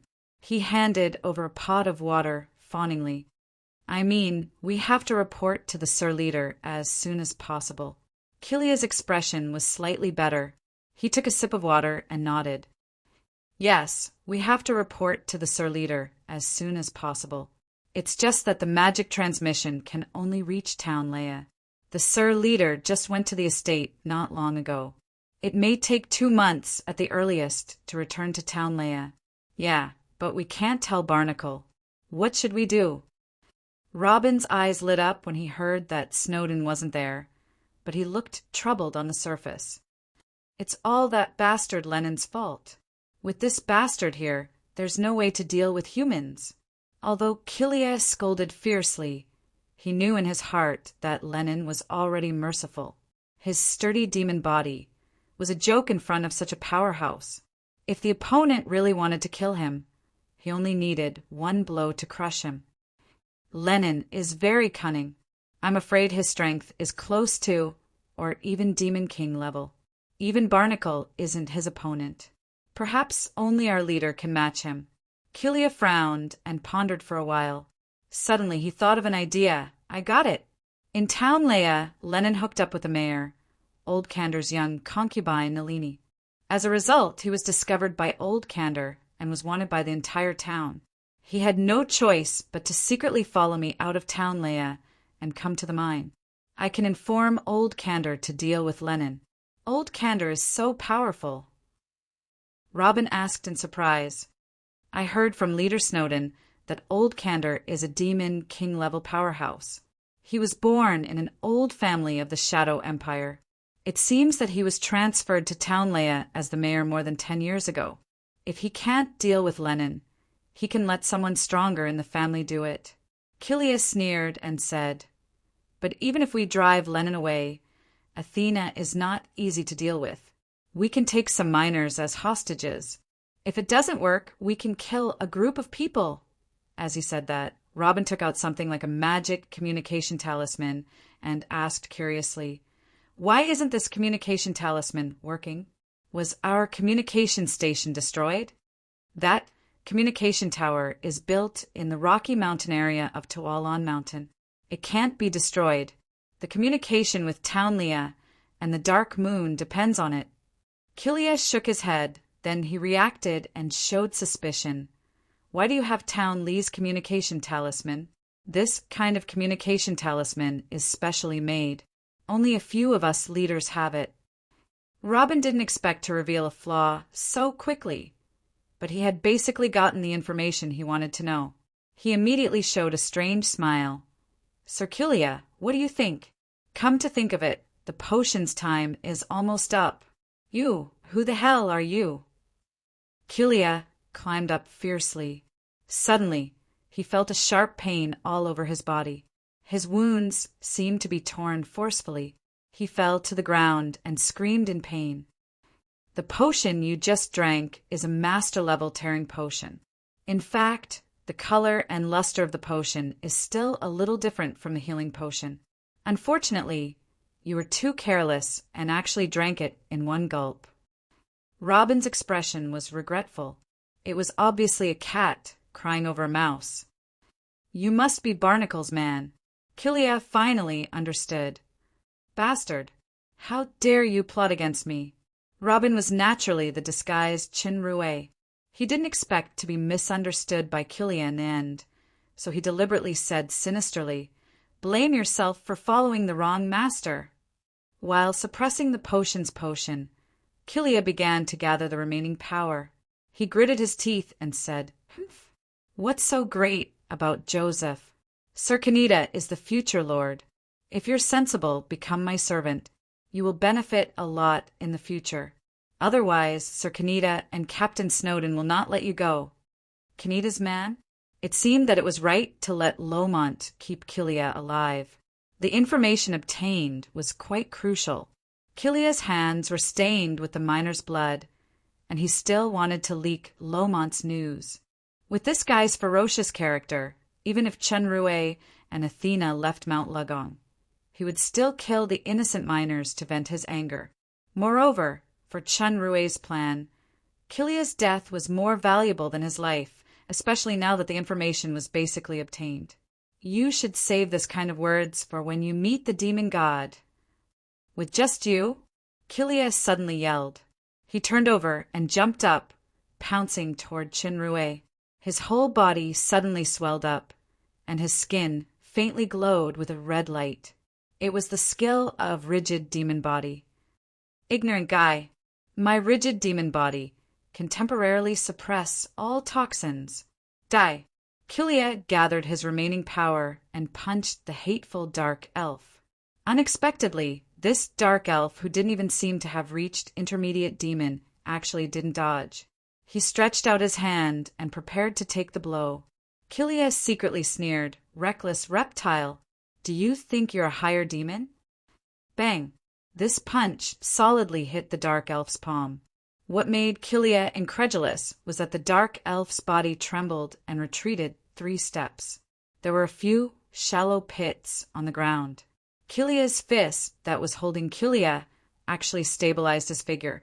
Although the rigid demon body was just a small trick in the eyes of a demon king-level powerhouse like Lenin, it was definitely not a trivial matter for Chen Rui's current level. He only felt that the terrifying power went straight into his body through his palm, like a strong torrent that wanted to shatter his internal organs. If it was another person, he would definitely suffer if he was caught off guard.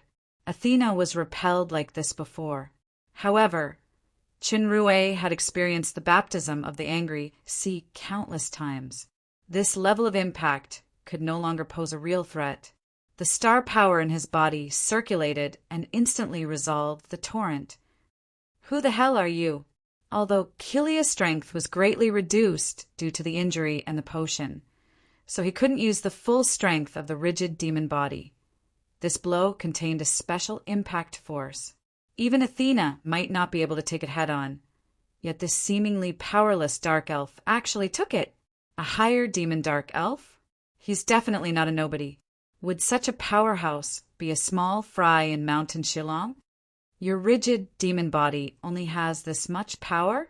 Of course, Chinrue wouldn't answer. He sneered, and his star power suddenly burst out. He also punched. When he punched, he felt something strange. It actually carried a hint of mystery that he understood in the angry sea. Due to the time of the last training, he didn't fully master this mystery. Out of dozens of punches, he could only occasionally release this kind of power. Coincidentally, his first attack today hit the jackpot. Killia continuously channeled his power, but he couldn't shake the opponent. Before he could be shocked, he hurriedly reached out to catch it. His body also shook. The opponent's strength was obviously inferior to him, but there was a special surging force on the fist. It was like a monstrous wave that flooded into his internal organs. He only felt his blood surging, and he couldn't withstand it. Killia took a step back, then another step. He was actually pushed back a few steps. Each step left a deep footprint on the ground. He didn't expect that after using the rigid demon body, he would still lose to an opponent whose strength was inferior to him in this head-on contest. He roared and violently exerted force. Both sides retreated a few meters at the same time. Chinrue didn't give Killia a chance to breathe. He tapped his feet on the ground and sprang forward at a faster speed.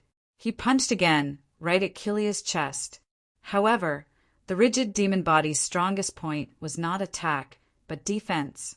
This punch didn't continue to hit the jackpot.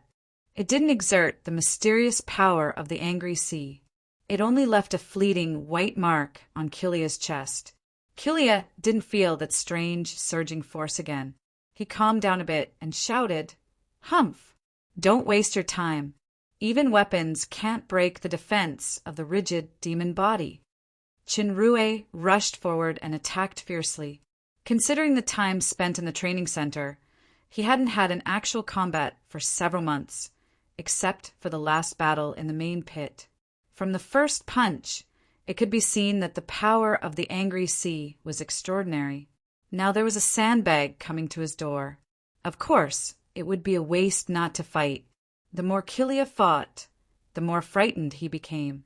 That strange surging force would appear from time to time, and the frequency seemed to be increasing slowly. The terrible force could actually penetrate the surface defense and go straight to the inside. This was the attack characteristic of the rigid demon body. He didn't expect to meet an opponent with the same strength attribute and a higher talent. If he let the opponent develop like this, then even if the external defense was intact, his internal organs would be shattered. In fact, Killia overestimated Chinrue. At present, he just found a certain feeling, which was an extraordinary performance. He didn't master the real mystery of this power. Chinrue's strength was indeed inferior. If Killia was in his normal state, he wouldn't be so embarrassed. However, he had consumed a lot of strength and was seriously injured. It was the weakest time. Moreover, the effect of the master-level tearing potion was very strong, and the demon body was almost unable to be suppressed. Thinking of this, Killia suddenly became timid. He launched instant transmission and ran away. Chinrue had expected Killia to do this. He jumped at full speed, pointed his 5 fingers at Killia and shouted, "Aurora shot!" Killia instinctively felt the danger. As soon as he turned his head, he saw a huge white light ball rushing at him at high speed. He couldn't help but be shocked. The speed of the light ball was too fast to avoid, and instant transmission couldn't be used continuously. He could only take it head-on. Killia turned around fiercely. The strength of his whole body had been gathered to the peak, and he caught the light ball. As soon as he caught it, he felt the terrifying destructive power of the light ball. The muscles on his body swelled a little more, and the red light under his skin flickered extremely violently as if it was about to burst. Killia's swollen body was pushed back by the light ball, and the 2 eye-catching drag marks on the ground became longer and longer. The great demon's eyes were blazing with flames. He roared wildly, and his sturdy demon body oozed out a little bloody flame. He gathered all his strength and threw the light ball to the side. After destroying a lot of things along the way, the light of the Aurora shot gradually dissipated. Killia had used all his strength to throw the Aurora shot. The sturdy demon body that was almost used to the limit almost collapsed. Countless bloody wounds appeared on his palm, which had the strongest defense. It seemed that it was fortunate that he had thrown the light ball wisely just now. Otherwise, even the sturdy demon body wouldn't be able to resist such a terrible attack. But in this way, he could no longer suppress the potency, and his body began to hurt. Before he could catch his breath, he suddenly looked up in shock. He saw the figure of the other party appearing in the air. The momentum of the other party's body skyrocketed. The raised palm had a faint light, like some kind of sharp weapon. At this time, Killia's whole body strength was greatly reduced, and the defense of the demon body was at its weakest. He endured the pain and gathered all his remaining strength. He quickly crossed his arms and raised them high, forming a cross defense. In the blink of an eye, the 2 sides had passed each other. Chinrue fell to the ground and slowly took a few steps back. Killia stared at Chinrue blankly. His arms that formed a cross suddenly broke. A light red mark appeared from his eyebrows to the tip of his nose behind his arms. Blood slowly oozed out. His huge body shook and fell down. His widened eyes were still filled with disbelief, and they gradually dimmed. Killia couldn't believe it until he died. The sturdy demon body that he was proud of was actually broken by a higher demon who hadn't even reached the middle stage. This blow didn't attack the weak parts under the armpit or crotch, but it directly broke the defense. On the surface, Chinrue's aura blade broke Killia's sturdy demon body that was already at the edge of weakness and cut off the opponent's arm. However, what was really fatal was the invisible blade aura that passed through the arm. If Killia's head was cut open now, it could be seen that most of the tissues and nerves in the brain were destroyed with the wound between the eyebrows as the entrance. Chapter 102. After the training at the Surfy Sea, Chinrue clearly felt the improvement in his strength. Not only the kind of surging power that appeared with a certain probability, but also the power of Aura Blade. Aura Blade's power was more concentrated and sharper than before. It was like a sharpened artifact. Under the full blow, just now, even Athena's great sword couldn't break the sturdy demon body, but it was broken just like that. Of course, it was undeniable that what Chinrue killed wasn't Kilia in a full health state. Kilia first fought fiercely with Athena, then he was seriously injured by Lomont, and he was tricked by the disguised Robin to drink the lacerating potion. His strength was greatly reduced. If he was in his peak state, Chen Rui's aura blade might not be able to exert such an effect. However, the battle was like this. Winner takes all. Although the stronger the strength, the greater the chance of winning. The one who survived to the end was the real winner. Kilia had a storage bracelet with more than 20,000 black crystal coins and some other things. But for Chen Rui, these were just extra income. The biggest gain was killing Kilia, and at the same time he also got two extremely valuable intel. First, it was confirmed that the Red Devils that interfered with the western part of the Dark Moon Estate were assigned by the Red Spirit Lord. For the so-called balance, the backbone of the bandits was composed of members from both Kaneda and Joseph's forces. Kilia and the leader, Snowden, were on Kaneda's side. Barnacle was on Joseph's side. Sully and Yagas, who were killed, should also be on their side. Both sides fought openly and secretly, and neither gave way to each other. Second, the Red Devils had a magic communication tower that contacted Townlea and Dark Moon City. It was located in the cave area of Mountain Tuolon. This communication tower must be destroyed to cut off the connection between the Mountain Shillong Red Devils and the outside world. The value of these two intel was not as simple as it seemed. Chinrue pondered for a long time, and a bold new plan gradually formed in his mind. Looking at Kilia's corpse on the ground, he moved his mind and kept it into the storage warehouse of the super system. The storage unit's shelf life seemed to be very long, and Kilia's body should be very useful when the time came. After a while, the figure of Kilia appeared in front of two fleeing bandits. The two bandits were still in a state of shock after escaping from the ghost dragon's claws. As soon as they saw Kilia, they hurriedly saluted. "Sir!" "What are you panicking for?" "Two useless fellows." Kilia was panting heavily, looking as if he hadn't fully recovered from his injuries. He scolded. "You two, quickly find our lost brothers and gather them here." The two quickly responded and left. After a while, the members of the Red Devils gathered one after another. Kilia looked at these dusty guys and secretly laughed that the spirit dragon that Dodo disguised as was really intimidating, but his face was extremely serious. He said, "You have all seen it. Now that the terrifying spirit dragon has come out of the main pit, everyone don't go back for a while. Just camp in the nearby Mount Wallen. I'm now going to Townlea to contact our leader and report these emergencies. Remember one thing. Before I return, don't provoke the miners no matter what. If I find that someone disobeys the order, I will definitely kill him when I return." The bandits hurriedly responded. In fact, Sir Kilia's order was reasonable. The terrifying spirit dragon had already come down from the main pit. Staying in Mountain Shillong was courting death. As for the mining office, there were powerhouses like Lenin and Athena. Even Kilia returned with serious injuries today. Who dared to provoke them? This Kilia was naturally Chinrue in disguise. After settling down the bandits, he returned to Mountain Shillong to meet Dodo and Mingda. With the help of the magic map, they flew toward Mountain Tuolon.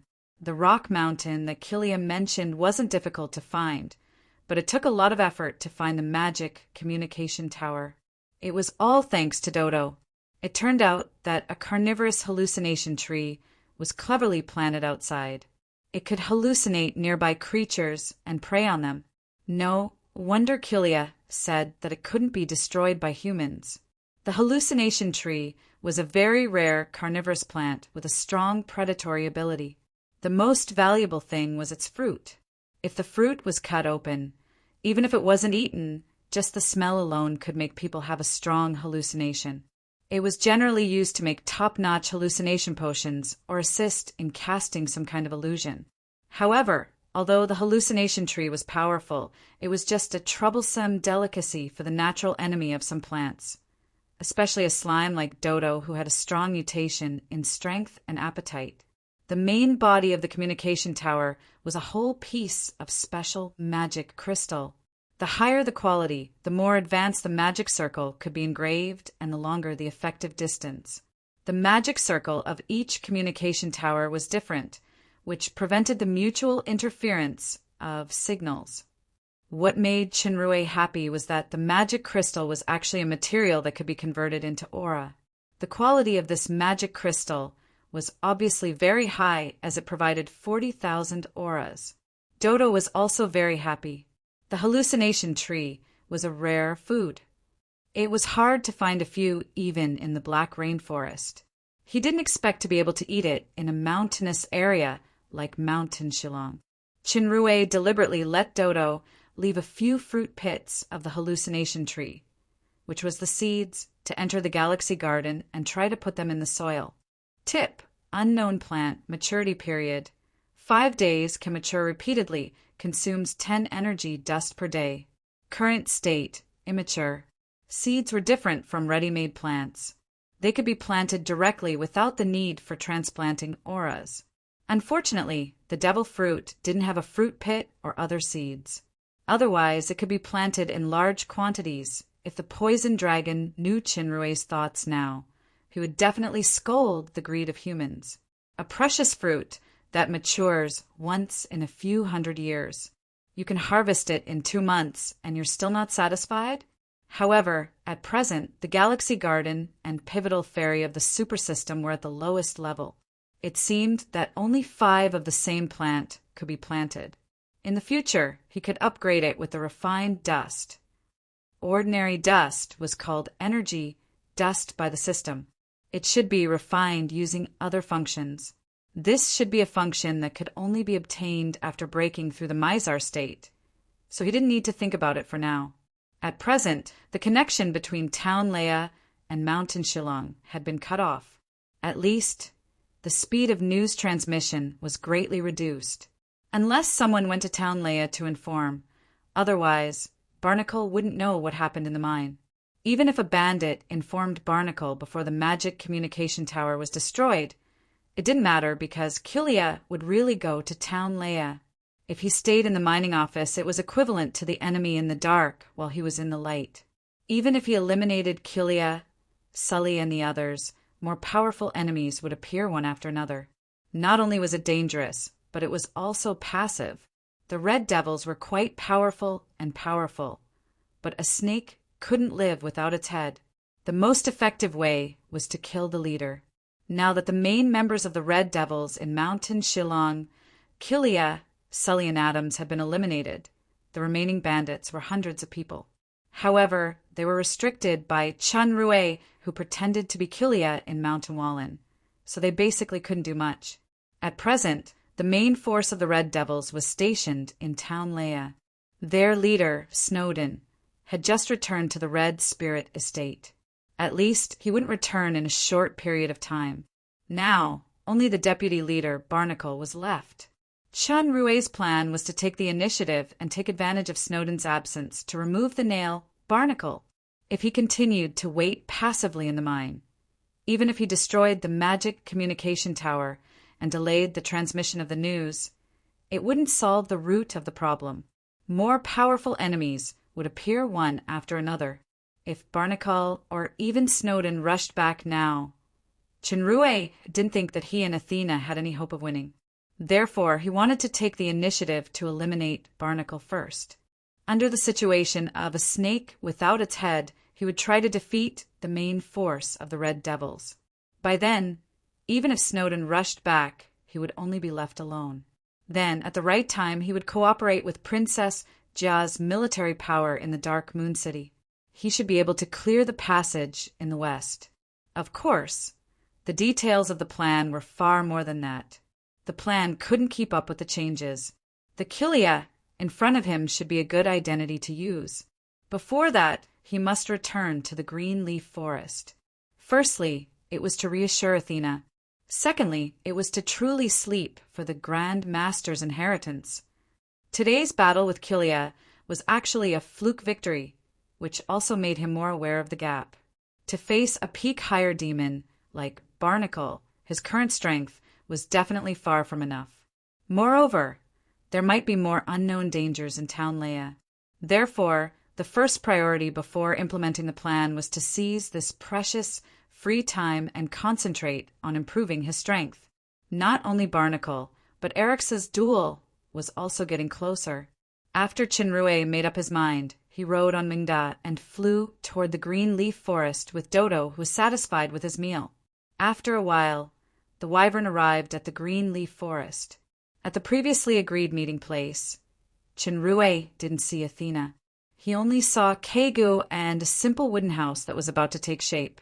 It must be because you haven't recovered from your previous illness. You're not used to living in a tent. Let me help you build a wooden house. The voice from last time still rang in his ears. Chinrue was slightly shocked. The initial physical fatigue and even the plans and arrangements in his mind were instantly washed away by a sudden feeling. This feeling quickly occupied every position in his heart.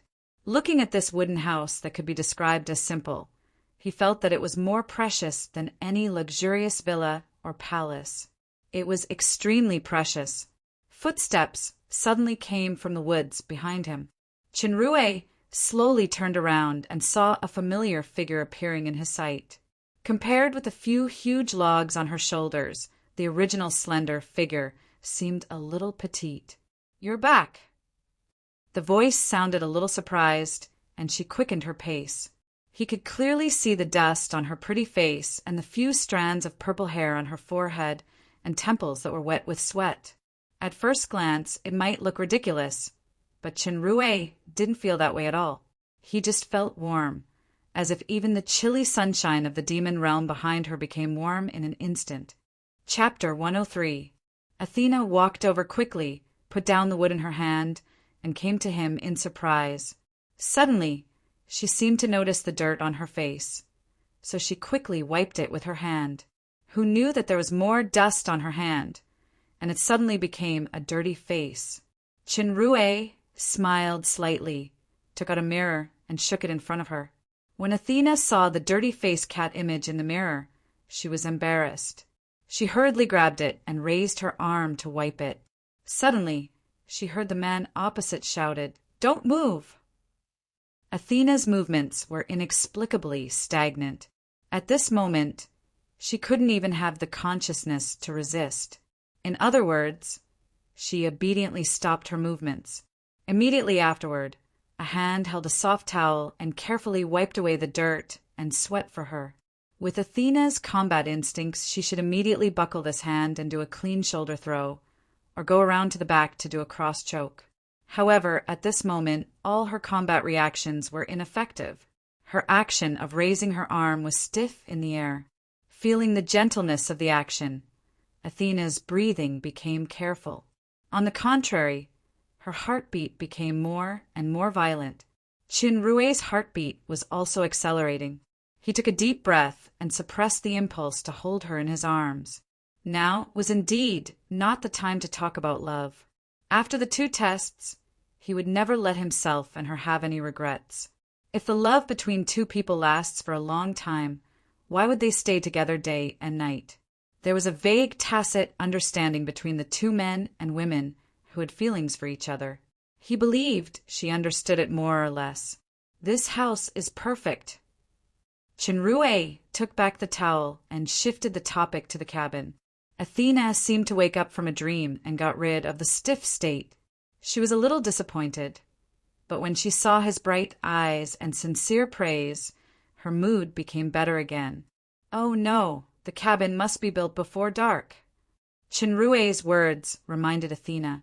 She couldn't care about the heat on her face and immediately started to get busy. Chinrue naturally wouldn't let her work alone. He called Dodo and started together. Finally, as night approached, the construction of the small wooden house was completed. Originally, Athena's cabin was a single room. With the help of Chinrue and Dodo, the cabin was expanded into 2 rooms. Of course, the middle was separated. At night, there was a fire outside the cabin. Chinrue cooked barbecue for Athena and Dodo while telling a few interesting stories.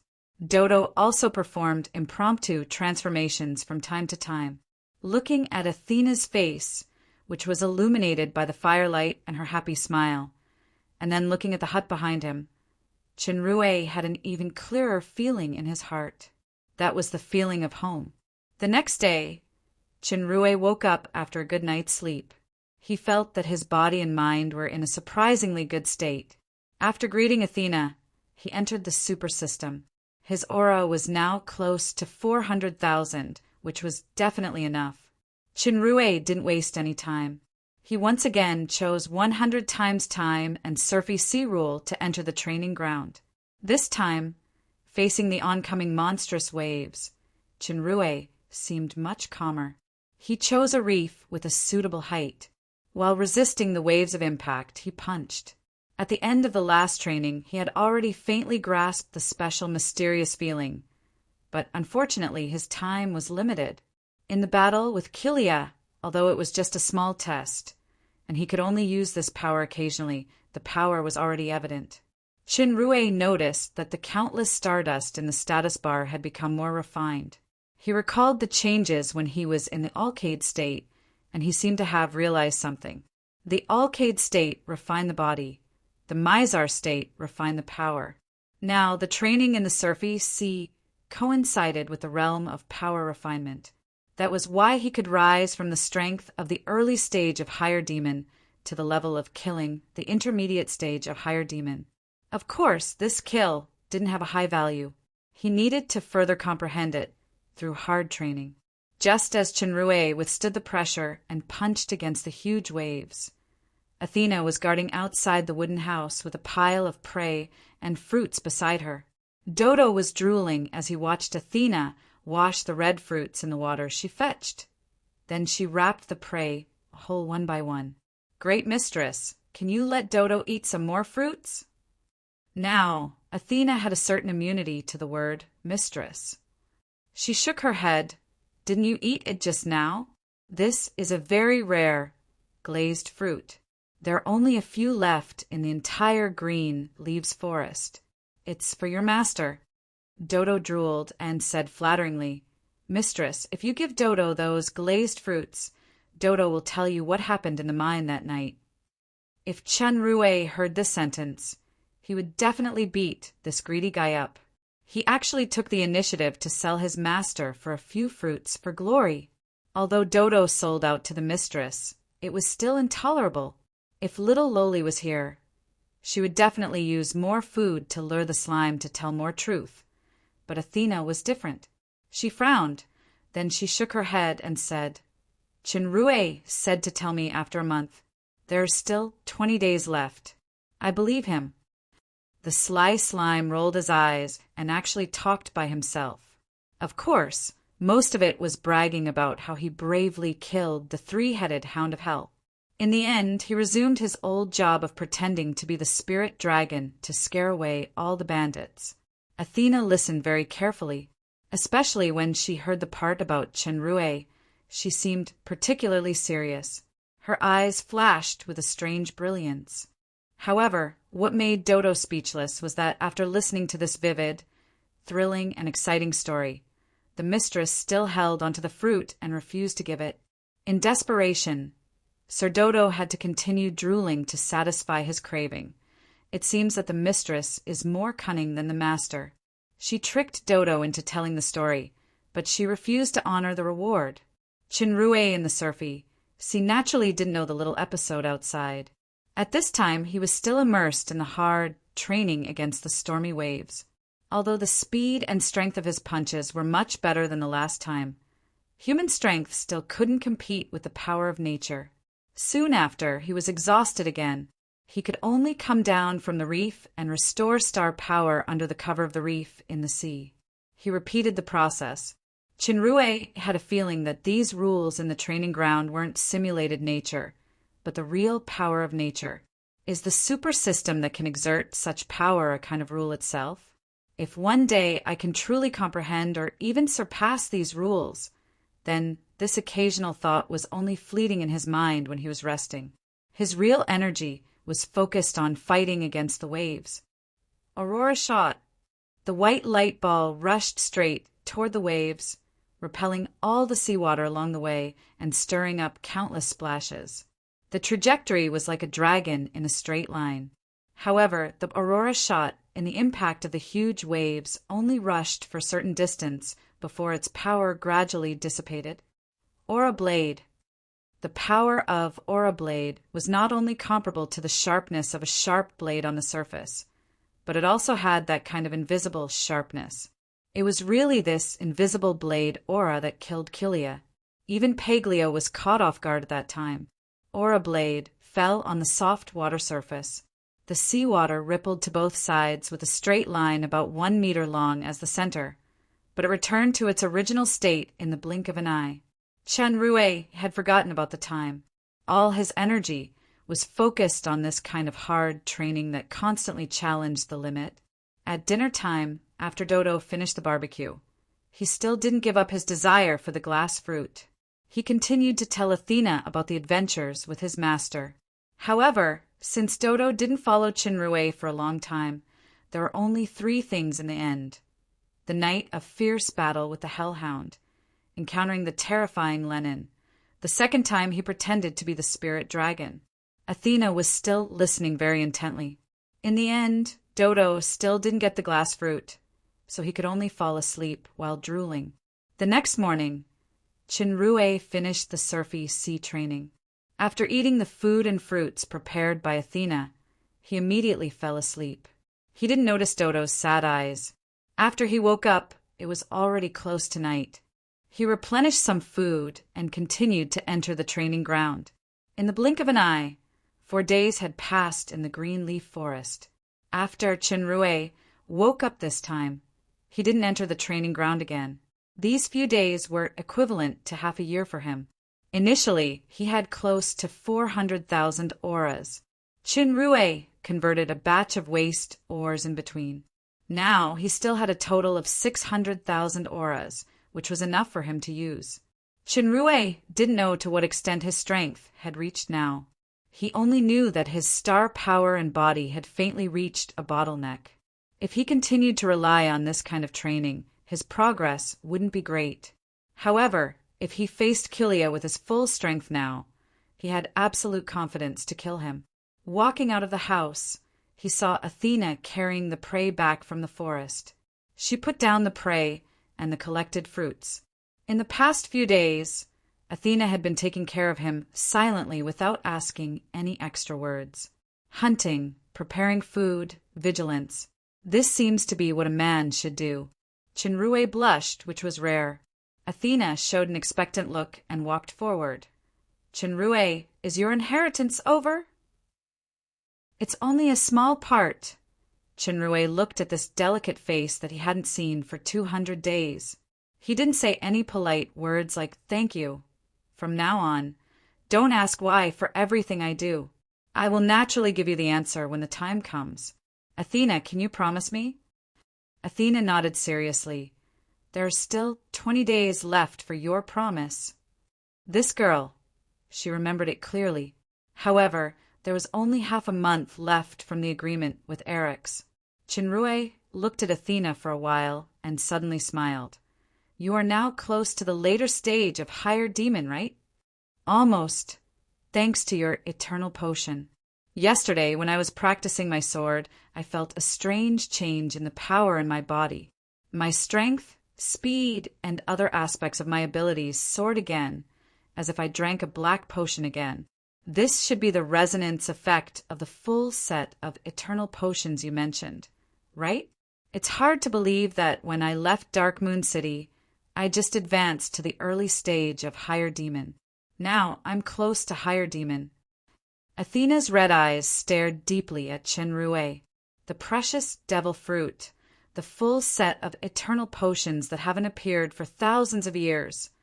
All these came from this man's efforts. However, this kind of advancement is too fast. The strength that depends entirely on external forces isn't as solid as my own training. I need constant hard work and actual combat to assimilate and consolidate this power. Athena was still quite experienced in training. She didn't get carried away and gave herself a very accurate position. Not bad. Chinrue nodded. Bring your sword and follow me. Chapter 104. Athena didn't ask much and followed Chinrue to an open space. Athena, are you sure you can win against Kilia now? Athena's eyes glowed with confidence. I have absolute confidence to defeat him. Very good. Chinrue took a few steps back and distanced himself from her. Then now use your sword and attack me with all your strength. What? Athena thought she heard it wrong. Didn't you do this outside the tent last time? Chinrue's words made Athena blush embarrassedly. Now let's start. This time, I won't do it like last time. With Athena's current strength, she should be a good sparring partner.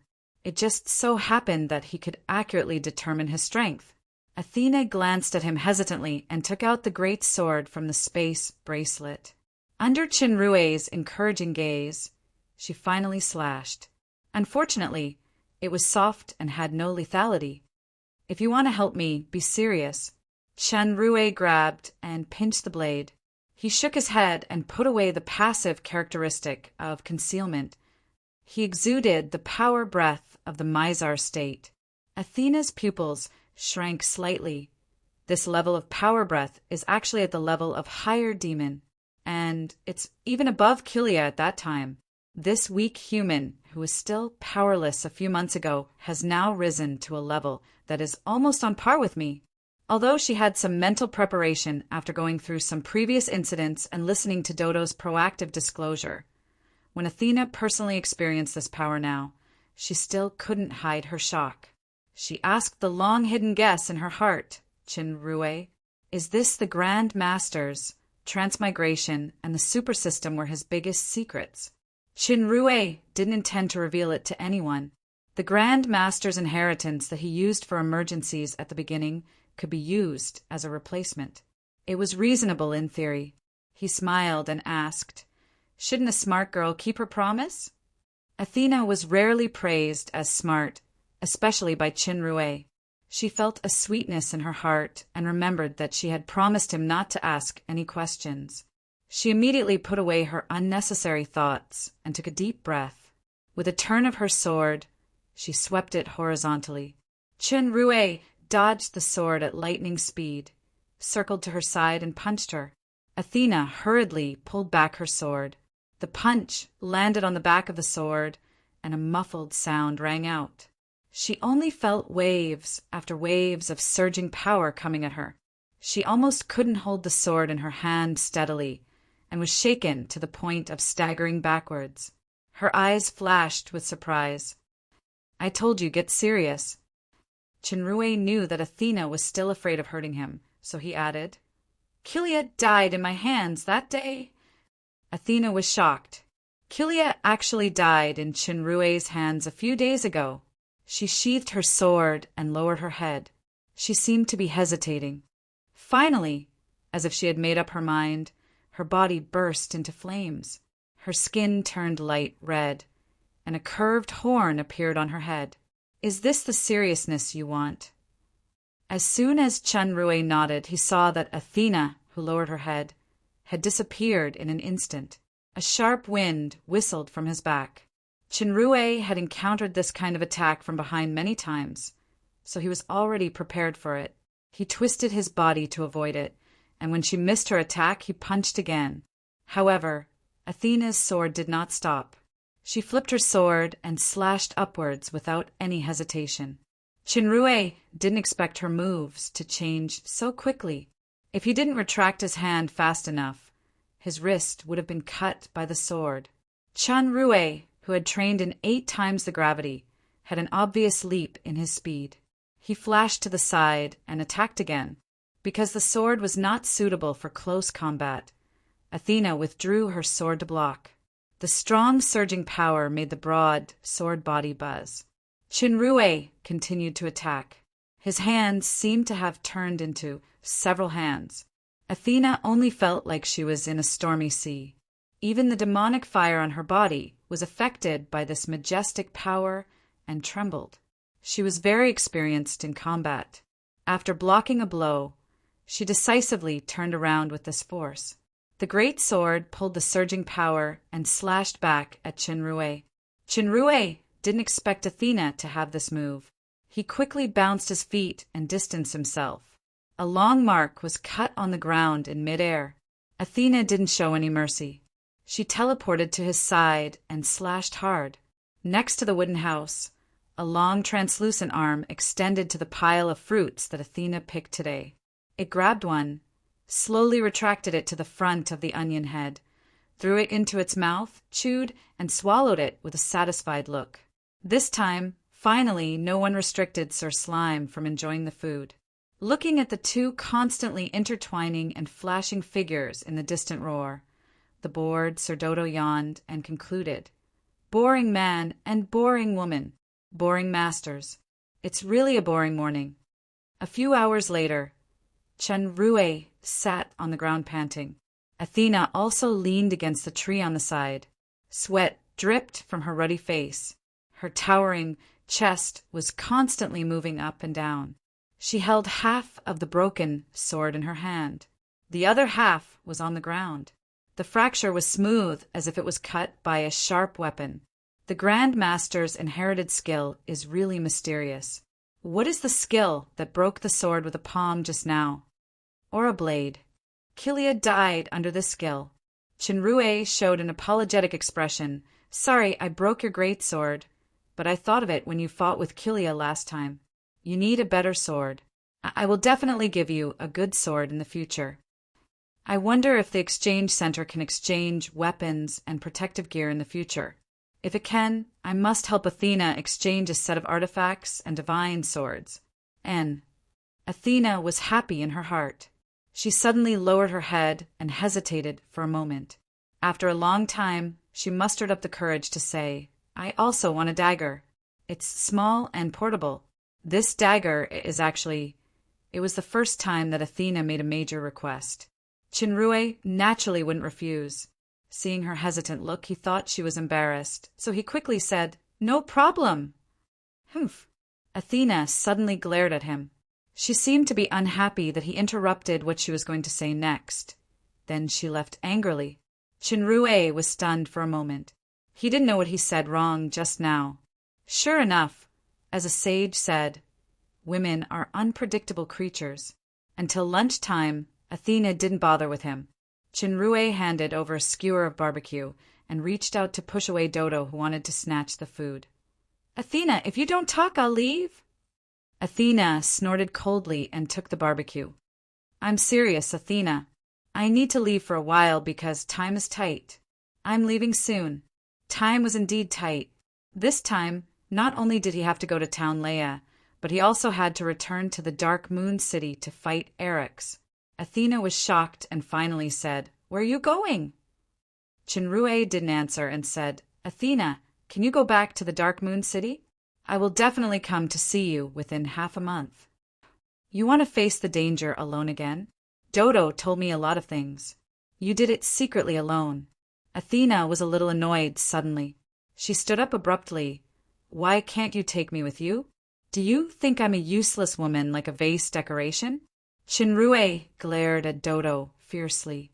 This time, the slime didn't dare to deny it. The onion made two hands and covered his eyes. "I can't see you, I can't see you." Chinrue shook his head gently. "Athena, in my heart, you are definitely not a vase. Precisely because you are not, you should understand that many battles in life must be faced by one person. I can promise you that as long as the conditions allow, we will fight together in the future. Then, can you promise me to wait for me in the Dark Moon City?" Athena lowered her eyes and said, "I know you are thinking about my safety, but I want to stay here to help the miners, okay?" Chinrue knew that she was worried about the miners who lived a difficult life. Moreover, the danger of the mine had been greatly reduced. The leader of the Red Devils would not return for the time being. Kilia and other bandit leaders had been eliminated. This time they were going to Town Leia to deal with the remaining barnacle, so there should be no problem for Athena here. The bandits are now in Mountain Wallen. Don't have any conflict with them for the time being. With you here, they won't dare to harass the miners. Chinrue thought for a while and said, Kegu will be left for you to use. You can bring the miners back to the residential area at the foot of Mountain Shillong to live, but you must not enter the main pit." Athena nodded. Chinrue looked at the slime who was peeping through his fingers. He handed the space ring that he seized from Silva to Athena and shouted to Dodo, "Dodo, you stay and help Athena. I've put the dragon bones in this space ring. When necessary, you can pretend to be the ghost dragon. If Athena is injured, I won't let you go when I come back." Dodo heard the sternness in his master's words, so he quickly covered his eyes and nodded. "Okay." Chinrue stood up. "I'm leaving. Athena, remember to protect yourself. Before I came to the Dark Moon, my father once said a sentence to me. I'll give this sentence to you now." Athena took a few steps forward and stared at him deeply. "Although you're fighting alone, you're not alone." The eyes were the window of the soul. Chinrue stared at the pair of beautiful red eyes, and he completely felt her heart in an instant. It was no longer the hazy and indistinct feeling from before. Yes, I'm not alone. In this plane after my rebirth, in this dangerous and strange demon realm, I'm no longer alone. Chinrue couldn't suppress the strong impulse in his heart. He walked forward and hugged Athena tightly in his arms. Athena's body trembled slightly. From the man walking over to the hug, she could obviously avoid it, but she couldn't. The higher demon power that was close to the peak level disappeared without a trace. She could only rely on the strength of his hug to support her soft body. The two listened to each other's heartbeat as if the entire demon realm's time had stopped, leaving only the fiery heartbeat in the warm embrace. After a long time, Chinrue gently let go of his hand. Athena was just immersed in the wonderful feeling that she had never experienced before, so she didn't feel particularly shy. Now that she was being stared at by his bright eyes, she suddenly lowered her head and didn't dare to look at him. The heat spread from her cheeks to her ears.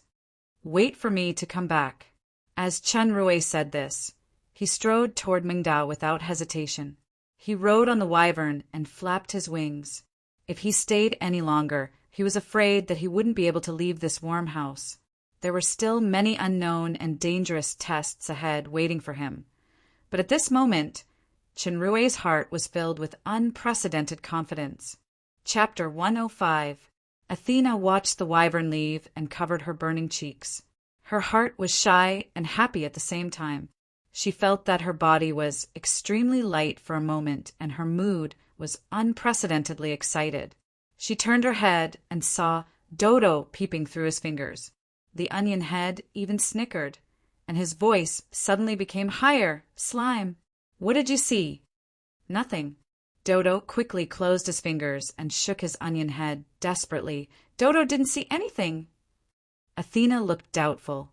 Another great sword appeared in her hand, and she slowly approached the slime.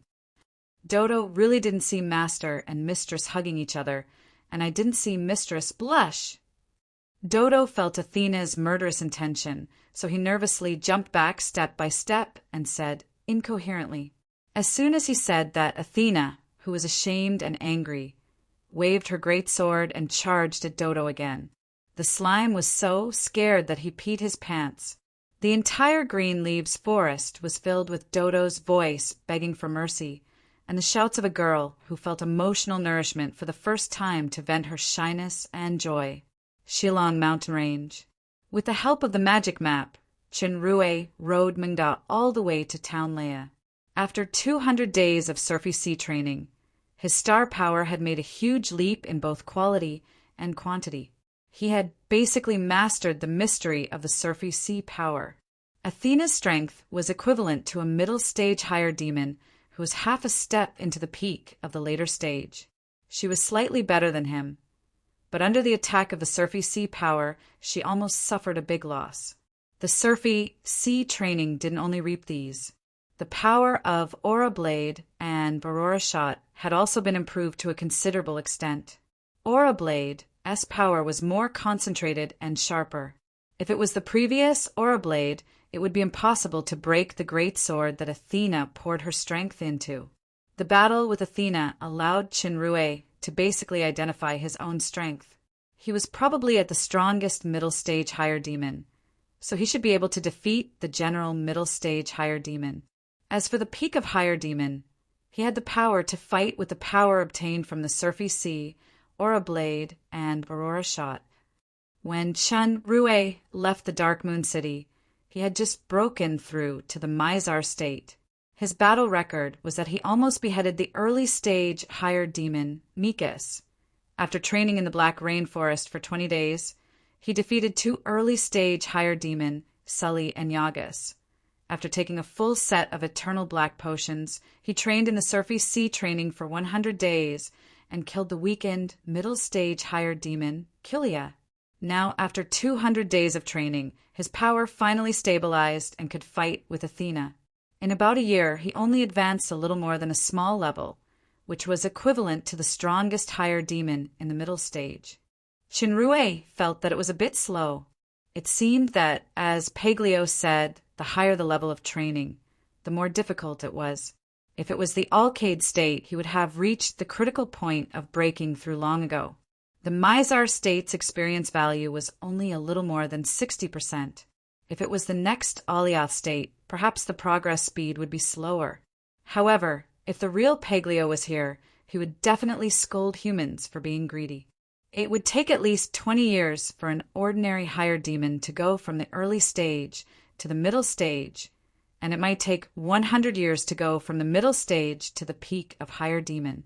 Even the talented great demon, Eryx, took 100 years to train from the early stage of higher demon to the peak of higher demon. Athena belonged to the great demon with a mutated bloodline. The mutated bloodline often had incredible potential and talent. Many powers and insights could be obtained directly from the inherited bloodline. Her aptitude, even among the great demons with mutated bloodlines, was outstanding. During the last sky battle, even the opponent, Joseph, couldn't help but praise her with the adjective genius. Of course, the king of the demon realm was the royal family. Not only did they have a powerful bloodline, but they also basically didn't have the potential bottleneck of ordinary demons. However, it was rare to see someone like Princess Royal Jia who had at least the strength of a great demon king in her 20s. There might be some unknown mystery. In the status bar of the super system, the stardust particles in the transparent human body were more crystal clear and delicate. They were flashing with a soft golden light. When they flowed, they were like coordinated flowing water. When Chen Rue's star power ran differently, the movement of this flowing water would also change accordingly. For example, when he used the surging power of the raging sea, the stardust would turn into a vast surging ocean. When he used the aura blade, the stardust would turn into a sharp and rapid torrent. Every movement method could make his star power exert the strongest effect. This was one of the mysteries of the Mizar state. Chinrue suddenly remembered the fruit of the aura tree planted in the galaxy garden. He was focused on training in the training ground for the past few days, so he forgot about this. After entering the galaxy garden, the place where the aura fruit tree was originally located was empty. There were only 5 hallucinating trees, and the devil fruit tree left. Where did the aura fruit tree go? Did it disappear after it withered? He saw the pivotal fairy floating over with a fruit basket in her hand. There was a crimson fruit in the basket. Only one fruit? As Chunrue was puzzled, the prompt sounded, 50 fruits of the aura tree have been harvested. Do you want to transfer them to the storage warehouse? 50? It seemed that in the pivotal fairy's small basket, only one fruit of the same kind was displayed. Chinrue was relieved and confirmed the transfer. At this time, he had placed half of the waste ores that were converted in the green leaf forest, so the warehouse was empty. It was naturally easy to put some fruits. The fruit in the pivotal fairy's fruit basket suddenly disappeared, but it didn't leave. The prompt continued, you can buy more seeds and reserve energy dust and warehouse space for long-term escrow. It turned out that there was such a convenient function. Due to the conversion of waste ores, there was a huge pile of energy dust in the warehouse. It couldn't be used up at all, Rui spent 25,000 auras to buy 50 seeds and put them in the Pivotal Fairy's fruit basket together with a large amount of energy dust. He also confirmed long-term escrow. The Pivotal Fairy bowed, flew to the open space, and began to plant. In a flash, the 5 aura fruit trees began to germinate. The Pivotal Fairy returned to the mist on the small tree in the center to rest. Rui took out an aura fruit from the storage warehouse and looked at it curiously. This fruit was about the size of a goose egg. It was crimson, round, and clear like a gem. It exuded a special faint breath, which seemed to be aura. A fruit with aura overflowing? Try it first. Rui opened his mouth and took a bite. He only felt that his mouth was full of fragrance. It melted in his throat. The taste was very delicious. After eating one, his aura increased by 2,000. 50 fruits would be 100,000. For him, who currently had a lot of way stores, 100,000 auras wasn't a big number. However, no matter how huge the way stores were, it would be used up one day. However, this aura fruit was a resource that could be regenerated indefinitely. In the past, the way to obtain aura was very limited. His own absorption of aura was too slow. The characteristic of damage absorption was more important to absorb damage.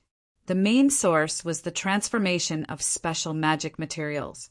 After the transformation, it would be gone, especially some precious materials. It was a pity.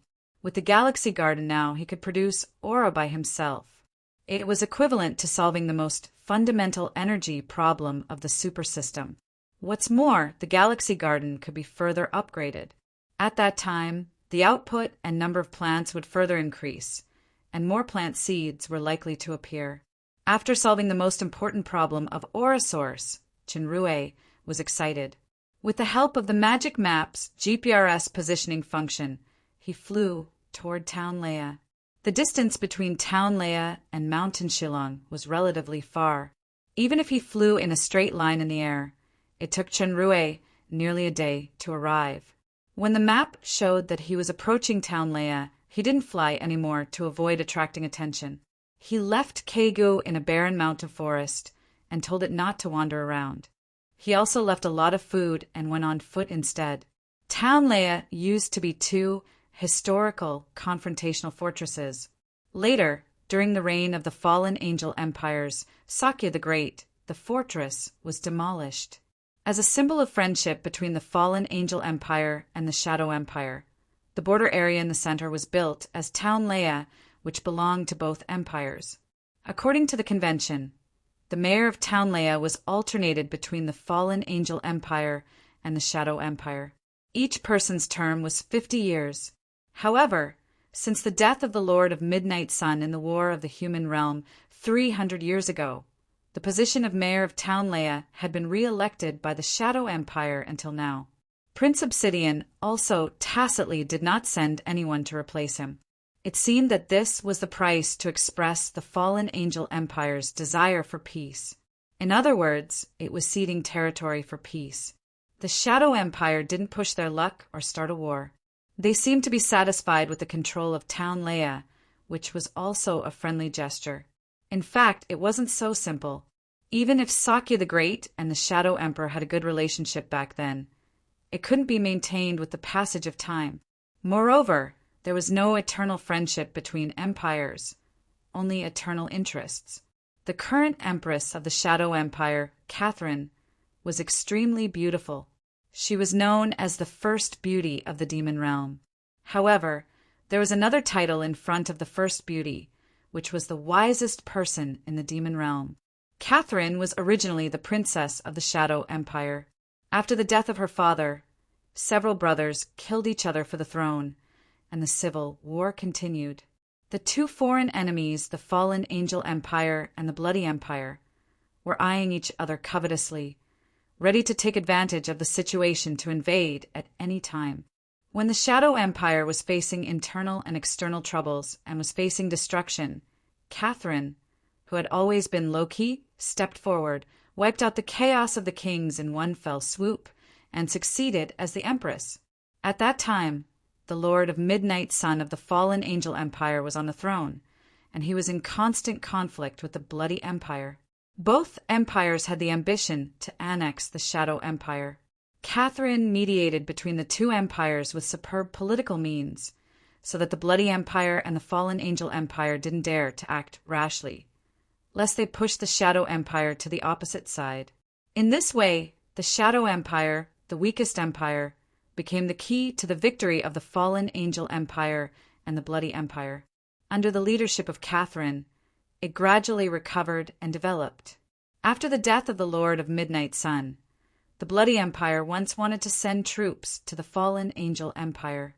Catherine knew very well that after the Bloody Empire annexed the fallen Angel Empire, the Shadow Empire that had not recovered could not escape the doom of destruction. Therefore, she contributed to the peace negotiations between the three empires. In the negotiations, Raisin's attitude was originally very tough, but Catherine made a gesture of uniting the fallen Angel Empire while secretly pressuring Raisin. If the strength of the Bloody Empire was 4, the Shadow Empire was 3, and the fallen Angel Empire was 2. The Bloody Empire had no opponent in a one-on-one battle, but if it was 2 against 1, the Bloody Empire's chance of winning was very small. Raisin considered repeatedly, and he finally didn't want to be enemies on both sides, so he agreed to the peace agreement. It could be said that the real key person who facilitated the current temporary peace between the three empires was not Prince Obsidian, but this beautiful queen. The fallen Angel Empire was like a buffer point that could effectively contain the powerful Bloody Empire, thus ensuring the survival and development of the Shadow Empire. Catherine was not without ambition. Controlling Townlea was equivalent to controlling the throat of the fallen Angel Empire. She could launch an attack at any time, occupy the Dark Moon, and use it as a springboard to gradually occupy the entire fallen Angel Empire. But for now, the time was far from ripe. This was the Demon Realm's first sage, the first beauty, the supreme leader of the lust royal family of the Shadow Empire, Catherine. Asmodeus the Great. Chapter 106. He wasn't sure if there was any special situation, but Townlea's security was very strict. There were layers of checkpoints in and out, and a large number of guards were checking. There was also protective magic, so he couldn't sneak past the defense. It seemed that he could only sneak in. Since he was completely unfamiliar with Townlea, Chinrue didn't rashly disguise as Kilia to avoid being exposed. He disguised as a dark elf, Robin, who cheated Kilia. This Robin was real. He was a small fry that Chinrue caught at the foot of Mountain Shillong. He interrogated some information from his mouth. Chinrue walked over and was immediately stopped. The centaur guard looked at Chinrue for a while and found out that he was a weak, dark elf. He asked disdainfully, "Who are you? What are you doing in Townlea?" As Chinrue was about to speak, a voice sounded behind the guard, "Robin, why are you here?" Chinrue didn't expect to meet Robin's acquaintance here. He was shocked as he was afraid of being exposed. The one who spoke was another centaur who looked a little silly. The centaur guard looked back. "Yak, do you know him?" "This guy is from our Scarlet Guards." Yak replied, "He lost a bet last time and owes me 2 black crystal coins. He hasn't given it to me until I came to Townlea." "Scarlet Guards? Not the Red Devils?" Chinrue was puzzled.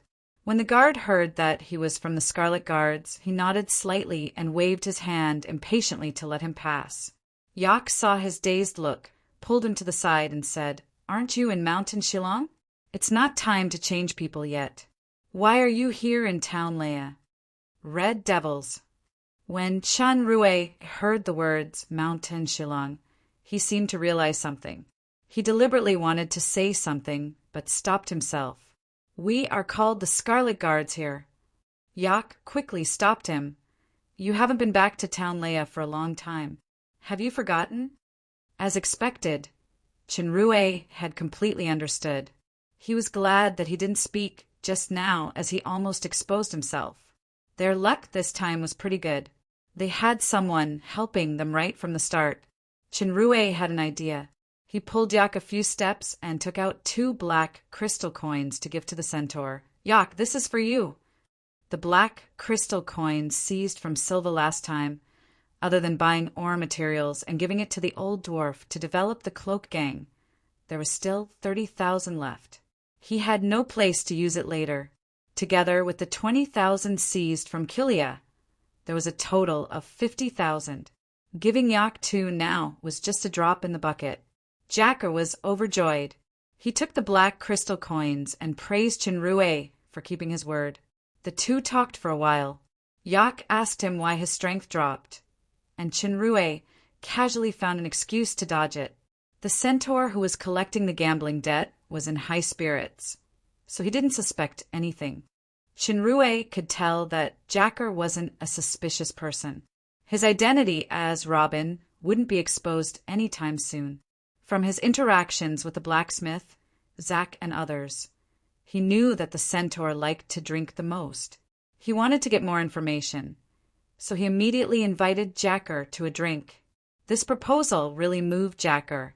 He involuntarily swallowed his saliva and said, "But Sir Barnacle ordered us to help guard." It seemed that Barnacle was doing well here. He actually arranged his underlings to be the assistant police. Tell them to bring some wine back for them later. They will agree. Chinrue helped to come up with an idea. Yak's eyes lit up. He went over and said a few words to the centaur guard. The centaur guard looked happy and agreed. His expression was much better when he saw Chinrue, and he nodded at him from afar. Townlea was much larger than Chinrue imagined, and it was far more prosperous than the Dark Moon City. Jacker took Chinrue to a hammer tavern with ease. It was very lively inside. Most of them were middle and lower demons, such as centaurs and lich. There were also a few scantily dressed succubus waiters walking around with wine in their hands. From time to time, they would be molested by the drinkers along the way. The succubus waiters were obviously used to battles. Sometimes they would pout coquettishly, sometimes they would laugh and scold. They could always seduce people's souls. The women of the Shadow Empire liked to cover their faces with a veil. It was said that they were imitating the first beauty, Catherine the Great. These succubi had an explosive figure. Wearing a veil would give people a sense of mystery and temptation. Chinrue pulled Jacker to a corner and sat down. He ordered a few glasses of wine and 2 plates of meat. The wine glasses here were specially enlarged so that the guests could drink to their heart's content. Jacker drank 2 glasses, and his rough skin began to turn red. Chinrue first poured wine into his mouth. Then he chatted to get acquainted. Now that it was about time, he leaned forward and said mysteriously, "Jacker, let me tell you, I actually came with Sir Kilia this time." Jacker looked surprised. "Sir Kilia? He's back again? Why didn't I see him? Why didn't the Legion know about this news?" Sir Kilia left quickly. Chinrue shook his head with a bitter smile. "He didn't have the patience to wait for me. Besides, you also know the relationship between Sir Kilia and Sir Barnacle." Jacker nodded in realization. No wonder Russ and the others were at the gate yesterday. Perhaps Sir Kilia deliberately ordered them not to say it. Sir Kilia must be lying on the body of the proprietress of the Charming Flower Inn, Philion. The centaur immediately showed a smile that all men understood, but he lowered his voice and said, "Sir Kilia rarely returns to Townlea, so he may not know that Philion has several men as her lover. I wonder what rank Sir Kilia will be." Chinrue deliberately showed an ambiguous smile like the centaur and whispered, "This has nothing to do with us. However, I heard that Sir Kilia rushed back this time for another important reason, and he doesn't want Sir Barnacle to know. I almost spent all my savings to please Sir Kilia. I followed him from Mountain Shillong all the way here. Don't tell anyone else. How about this? Come here tomorrow night, and I'll treat you to a drink again." As soon as he heard that there would be drinks tomorrow, Jacker agreed immediately. Who wants to stay in a damn place like Mountain Shillong? Ordinary Legion members, like us, have to stay there for at least a year if we don't have any special activities. How can we compare to those few sirs who can come back in a few months? Don't worry, I won't tell anyone. The most pitiful one is Sir Yagas. He is completely suppressed by Lady Sully. He can't even come over. Chinrue added a sentence. This was exactly the gossip he overheard in Mountain Shillong. I wonder if the poor Sir Yagas will still be pressed down when the two of them are intimate? Jacker also smiled wretchedly. He didn't know that the two of them could only be intimate in another world. By the way, Robin, you've been cooped up in Mountain Shillong for a long time. Your memory isn't good. I'll introduce you to a few good places. The succubi there are coquettish and charming. I'm sure you'll be satisfied. Jacker looked like he understood. He mentioned a few hotels and then whispered, The day after tomorrow is the Mayor Old Cander's birthday. It's supposed to be the busiest time in the town, but a big shot is coming to Townlea in a few days. He seems to be dealing with some important matters, so the whole town is in a state of martial law during this time. Martial law. Chinrue suddenly became interested. Yes, yesterday the Mayor Old Cander once again summoned the leaders of the big and small forces in the town for a discussion. On the one hand, it's an invitation to the birthday party. On the other hand, it's also a warning to these forces not to cause trouble during this time. Otherwise, they will be severely punished. Our leader, Sir Snowdon, and Old Cander are good friends.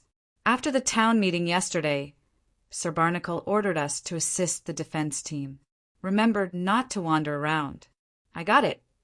Chinrue looked grateful on the surface, but he was secretly thinking in his heart. It turns out that someone from above came to inspect. No wonder they are so careful.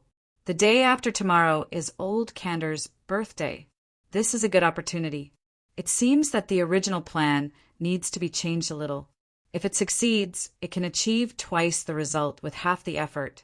However, there was too little information at present, so he needed to understand more details. Chinrue asked Jacker a few more questions. After confirming that he couldn't get more information, he immediately finished the wine and left a black crystal coin. Keep this to drink and buy more wine. Sir Kilia once told me not to leak the news of his return. Remember not to let it slip.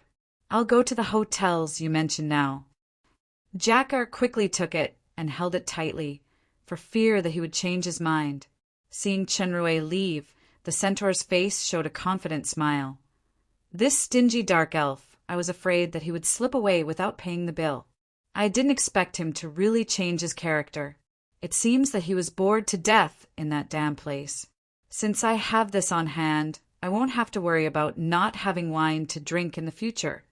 Of course, the smart Jacker wouldn't tell others about such a good thing. As Chinrue walked, he was thinking about how to go to the hotel to inquire for more information. An imp in front suddenly stopped him.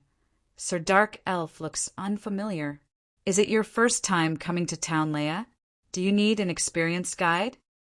He sized up this imp. Its strength was only F rank.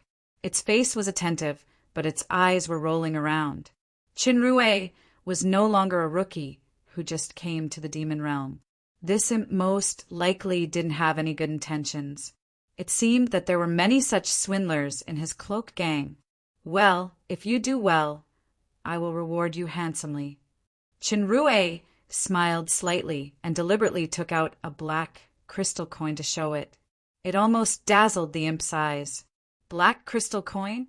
This week, Guy actually has black crystal coins on him. Today is really a blessing from the demon god. I actually met a fat sheep, fatter than the fattest fat sheep in the demon realm. My name is Carrie. How should I address Sir? Robin. What does Sir want to know? Carrie is a well-known know-it-all in Townlea. There is no person or place that I don't know. Chinrue's eyes lit up. Know-it-all? The imp tried to get information from Chinrue while introducing the situation of Townlea to him. His feet gradually walked into a remote alley. Chinrue pretended not to know. He just pretended to listen attentively and followed Carrie to a place where there was no one. Carrie's hand secretly touched the other dagger on his left waist. Robin suddenly turned around and sneered, "Now, hand over all your money and things." The imp didn't react for a moment. Wait, shouldn't Sir Carey be the one robbing? Why is the role reversed? Chapter 107. Before the imp could take out the dagger, the dark elf's hand flashed, and the dagger somehow appeared in the opponent's hand. Then the dagger was easily twisted into an iron ball by the dark elf.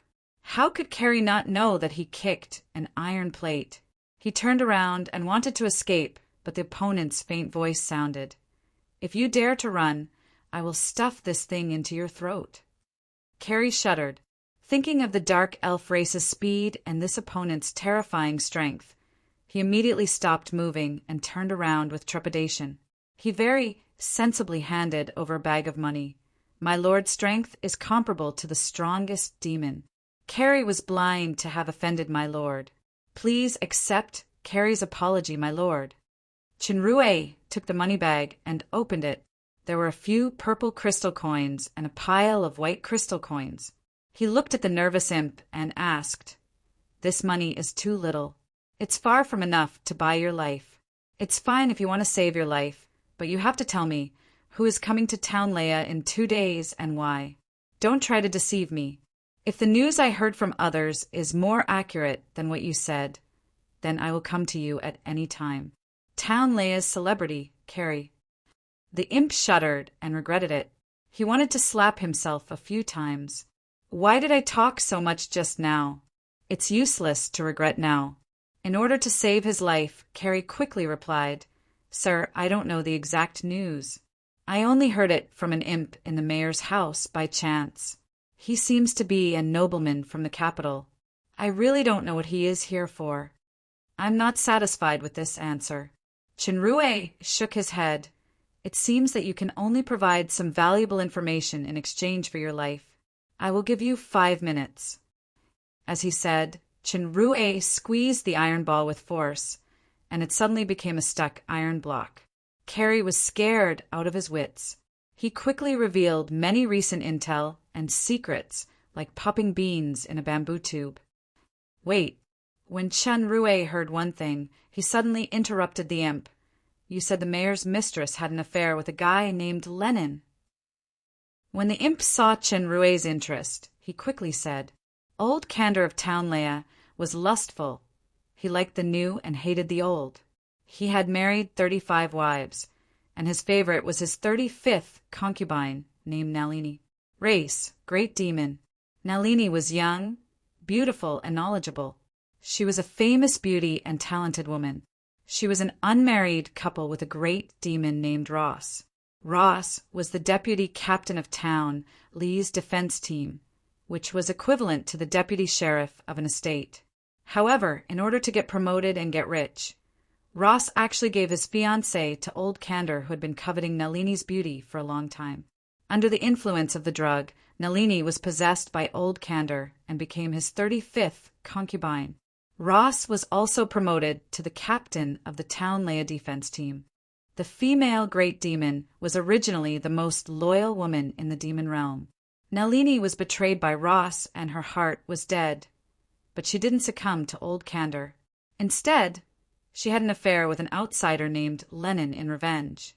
As a result, Old Candor found out and Lennon disappeared immediately. The matter was not over yet. Old Candor found that the family's secret treasure ring, Purple Flame Heart, was actually missing. Nalini actually confessed that she stole it. Old Candor tortured Nalini in anger, but Nalini would rather die than confess the whereabouts of the ring. He could only lock her in the dungeon of the house, living a life where she could neither live nor die. Purple Flame Heart ring? Chinrue's heart moved.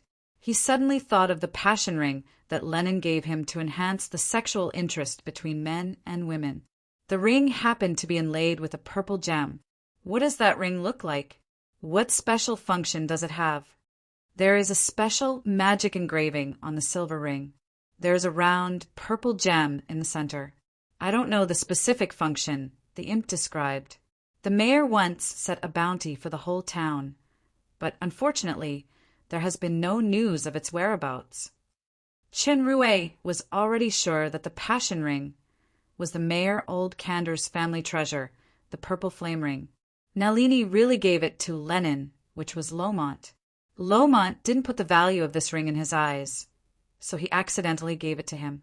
It was just that Chenrue suddenly felt that Lomont was a very bastard. Since he had an affair with Nalini, why didn't he take her away? Instead, he left her here, causing her to suffer such inhumane torture. In order to divert Carrie's attention, Chenrue asked a few other questions. Then he nodded, took out the money bag, and threw it to the imp. You didn't let me down after all. This is your reward. Thank you for Sir's generous gift. Can Carrie leave now? The imp quickly bowed, but he secretly muttered in his heart, This is originally Carrie's money. You can go. Chenrue showed a smile that made the imp tremble in fear. Remember, you didn't see me today. If you can't control your mouth, I will shut you up forever. Carrie nodded quickly and didn't dare to say any nonsense. He was afraid of triggering the other party's murderous intent, so he quickly left this terrifying place. Combining the information that Carrie and Yak said, the situation of Town Leia's security was before Nalini's accident. As Old Kandar's most favored concubine, Nalini should know some inside information. It seemed that it was necessary to go to Old Kandar's mayor's mansion. If possible, he would do a good deed for Lomont and help that poor woman. The mayor's mansion was easy to find. It was the largest mansion in the town. The security wasn't particularly strict. Thinking about it, no one in the entire town dared to touch the tigers, but, of course, except for a certain bad wife lover. Kilia once revealed that Old Kandar's background wasn't small. Even a demon king-level powerhouse like Lomont had to be cautious. Besides, in an unfamiliar environment like Town Leia, breaking through head-on was out of the question. However, even the strongest fortress could be breached from the inside. The next day, in the evening, in the backyard of the mayor's mansion, there were many busy servants. Because tomorrow was the mayor's birthday, he had to host a banquet for all the distinguished guests in the town. A one-eyed imp chores man was chopping firewood with an axe. Chopping firewood wasn't the one-eyed imp's job, but this little guy named Bentley was often bullied and forced to do more work due to his weak strength. The centaur who chopped firewood was one of them, so everyone was used to it and no one doubted it. However, the centaur in charge of chopping firewood was very happy. Tomorrow was the mayor's birthday, so the workload was the heaviest. He didn't expect this imp to take the task of chopping firewood to please him. Since the imp was so tactful, he could be gentler in the future. At that moment, a succubus maid appeared in front of him. She was carrying a basket with food in her hand.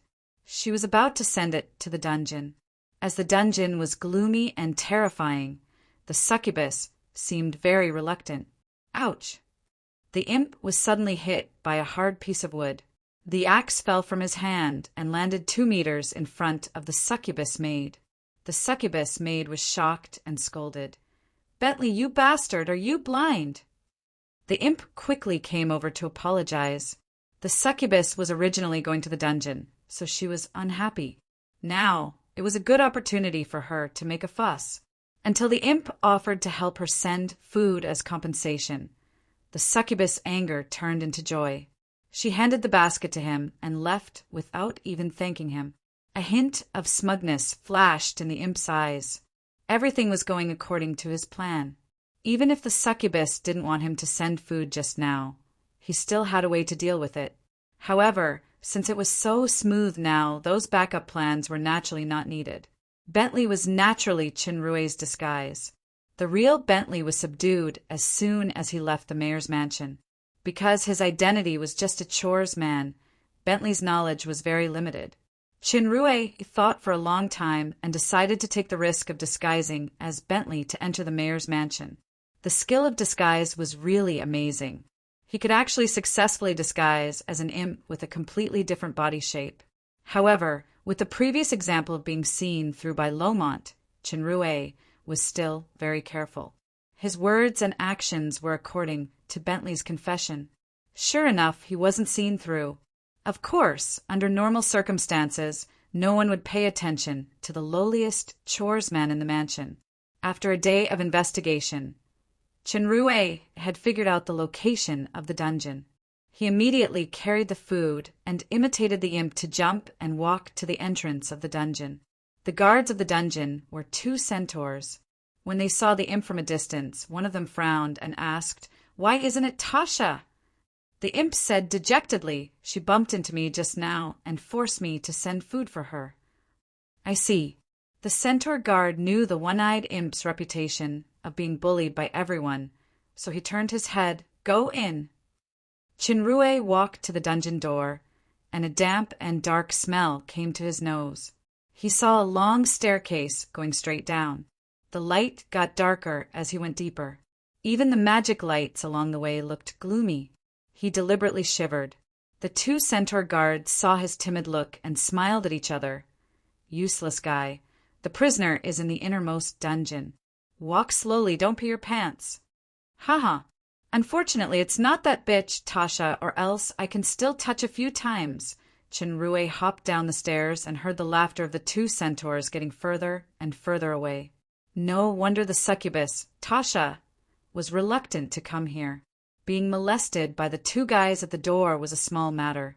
This place was indeed gloomy and scary.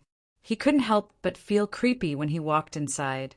Walking down the winding and long stairs, under the dim illumination of the magic lights along the way, he could see many skeletons in the cages.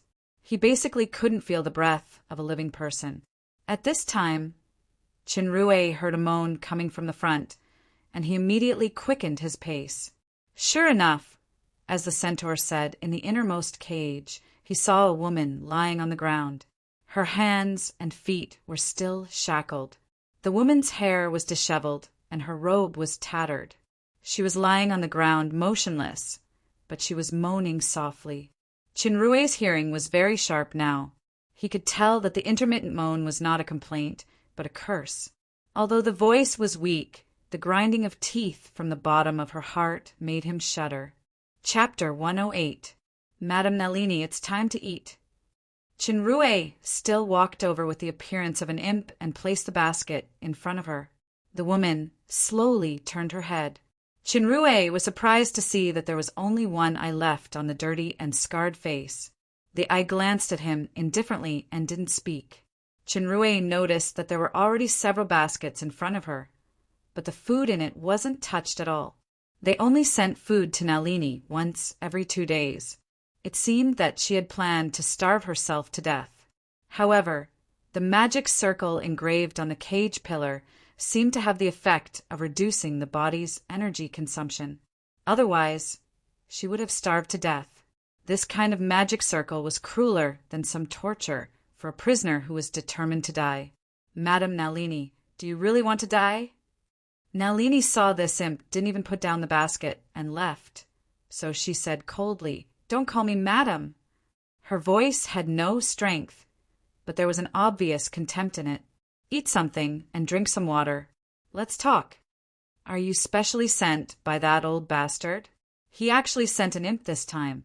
Nalini's palm seemed to have no strength. She could only slowly support her body with her elbow. "Don't waste your energy. I said that I won't say the whereabouts of the ring. The ring is given to Lennon, right?" Chinrue sighed. "That guy isn't worth it." This tone should be more deceptive if it's spoken by a woman who sympathizes with me, Nalini said disdainfully. Chinrue was silent for a moment and asked, "Do you want to leave here?" "The price is to tell you the whereabouts of the ring." Nalini laughed hoarsely. "This little trick is useless. Didn't I say it last time? Go and tell that old bastard that my soul will curse him forever in the underground until his dirty old body decays into ashes. There's no price." The illumination ring on Chinrue's left hand suddenly glowed, making Nalini unable to open her eyes for a while. When she slowly adapted to the light, she saw the imp in front of her turned into a human form of a mutated great demon. In Nalini's view, there was a ring on the palm of his other hand. The silver ring was engraved with strange magic patterns, and a purple gem was embedded in the center. Nalini was taken aback. She dragged her body closer and looked at the familiar ring across the cage. This fluctuation, yes, it's purple flame heart. Nalini looked at this great demon in surprise. How did you get it? I am Lenin's friend. Chinrue thought about it and decided to lie for Lomont. He is being hunted and can't return to town, Leia. I'm here to save you. Nalini stared at the purple flame heart, and her single eye became dimmer. She shook her head and didn't speak. Chinrue only thought that she was worried that she couldn't escape. Then he added, although the security here is tight, tomorrow is old Kander's birthday. By then, I can create chaos and save you at the same time. Nalini glanced at Chinrue. No need. Why? Chinrue frowned. Your injury can be slowly healed. Whether it's revenge or starting a new life, you have to survive first to have hope. I really believe now that you are Lenin's friend. Do you know why I became that old bastard's plaything? Chinrue whispered. I heard a little. From the moment I was drugged by that man and given to the old bastard, I was already a corpse. When talking about the most painful thing in her heart, Nalini's tone was surprisingly calm, but Chinrue could hear the hatred and despair contained in it. My affair with Kulia, Nalini said faintly, it's just for revenge. Or rather, it's an indulgence before I turn into ashes. Lenin is lustful and dissolute on the surface, but there is a deep pain in his heart. That kind of pain, that's why I chose to have an affair with him. Besides that man and the old bastard, Lenin is my third man. He is actually an unqualified prodigal son. When he left, he even proposed to take me with him. I didn't agree, but I just forced him to give me the purple flame heart. I even threatened him with death. Do you know why? Chinrue shook his head. At this time, the most suitable thing was to be a silent listener. Because I know that his heart isn't with me. There is no meaning for me to go with him. Nalini paused and said calmly, the most important thing is that my heart is completely dead. However, that old bastard won't live long. Although he has reached the Demon King level, he is cautious by nature. He is most afraid of being assassinated.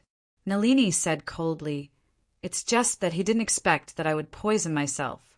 When he raped me, he was already poisoned by a chronic poison called purple ripple flower. The more I do it, the deeper the poison is. This poison is very special. It usually doesn't have any signs. When it encounters the smell of dragon incense, it will explode several times violently in about an hour. The more strength I use to resist, the deeper the poison will go. Dragon incense is very rare. It will only be used on special occasions, such as tomorrow's birthday or when someone from the capital comes. Unless there is a potion master by his side, he will definitely die. As Nalini said, she laughed self-deprecatingly. My dream is to be a potion master. Unfortunately, all my knowledge is used on this. It's really ridiculous. Chinrue was silent for a while. After a long time, he asked, what can I help you with? Kill Ross? No need. That man has nothing to do with me anymore. Nalini looked down at the shackles. If you really want to help me, break the prison's magic circle and shackles. The bones in my hands and feet have been shattered and one of my eyes was stabbed blind. Even if it wasn't like that, the poison of the purple ripple flower has already penetrated deep into my bone marrow. My internal organs are almost rotten and there's no cure. It's funny that when that old bastard was interrogating me, he fed me all kinds of poisons which actually prevented the purple ripple flower from acting up. This shackle is to imprison my power, while the magic circle is to maintain my life. That old bastard can't bear for me to die too quickly. He wants to torture me while interrogating the whereabouts of the ring. Chinrue knew that she wanted to die quickly. He sighed secretly. Lomont is also a bastard. He should have taken her away forcefully in the beginning. Can I ask you a few questions? Nalini nodded. During this time, Town Leia is very strict. It seems that a nobleman from the capital city is coming. I want to know the specific details. I once heard the old bastard inadvertently mention that a rare devil pomeg tree was found in the Luray Valley of Town Leia. It is about to mature. This fruit is very rare and has a special effect for a certain big shot in the capital city. Of course, the old bastard wouldn't let go of this opportunity to make a great contribution and immediately reported to the capital city. The capital city attached great importance to it and sent someone to pick it. It is said that the devil pomeg tree is very strange. Once it is picked, the tree will wither immediately and it will only ripen once in a lifetime. Chinrue nodded slightly. He pondered for a while and asked, "What is the use of the purple flame heart?" The ring was actually taken from a fallen family in the capital city by the old bastard 300 years ago. The ring can enhance a man's ability. The old bastard indulged too much and was powerless in sex. Without this ring, he can't defile a woman at all. Nalini revealed a cunning expression. However, the secret of the purple flame heart is far more than that. It seems to be related to an ancient treasure map.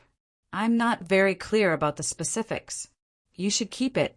Even if you destroy it, don't let it fall into the hands of the old bastard. It seemed that the infatuation ring was really worthy of its name. Of course, the most important value was an ancient treasure.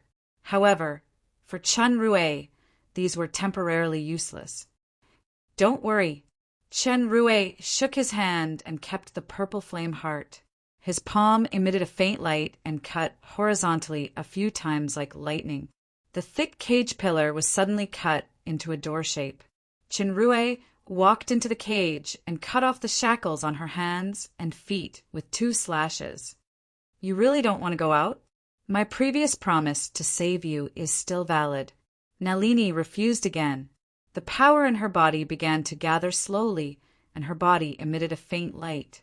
With a whoosh, it turned into a flame. It wasn't a demonic fire that increased power, but a real flame. The power was very fierce. In the dim dungeon, the bright flame was particularly dazzling. That was the last brilliance of life and soul. Her body had already emitted a burnt smell. Her body was involuntarily twisted because of the pain, but there was no pain or sadness in her eyes. There was only the tranquility of liberation. Chinrue felt that he couldn't do anything. He could only watch and clench his fists. Perhaps only by allowing her to burn away her filthy body would her ashen soul truly be freed.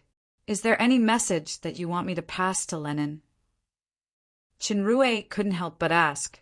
If Nalini, who was wrapped in the flame, only said 2 words, but she didn't continue. Chinrue clearly saw that a teardrop dripped from the figure in the flame. From the beginning to the end, Nalini didn't shed a tear, even when she mentioned the most miserable experience. However, in the end, she left this teardrop. Even the flame couldn't evaporate this teardrop. Chinrue clenched his fists. He knew that he might not be able to forget this scene for the rest of his life. Nalini's pain had gradually dissipated with the extinguishment of the flame. The dead were gone, and there were more people who were alive. It was because he had seen the pain and tragedy of others that he should cherish what he had. Chinrue secretly vowed that he would never let his beloved woman suffer pain or regret. He restored the appearance of an imp, covered the cage a little, and turned back. The devil Pomeg in the Luray Valley, the birthday of the Mayor Kander, the guests from the capital who were about to arrive, the Scarlet Guards. These things were connected together, and the time was tight. How should he plan? No matter how he planned, in addition to Barnacle, there was another person who had been added to the kill list. That was Ross, who betrayed Nalini. Perhaps it was a bit redundant, but Chinrue had already decided to do so. When the one-eyed imp hopped out of the dungeon door, the 2 centaurs shuddered inexplicably as if the imp brought out the gloominess and murderousness of the dungeon. On this night, the centaur of the Scarlet Guards, Yak, came to the Hammer Tavern again.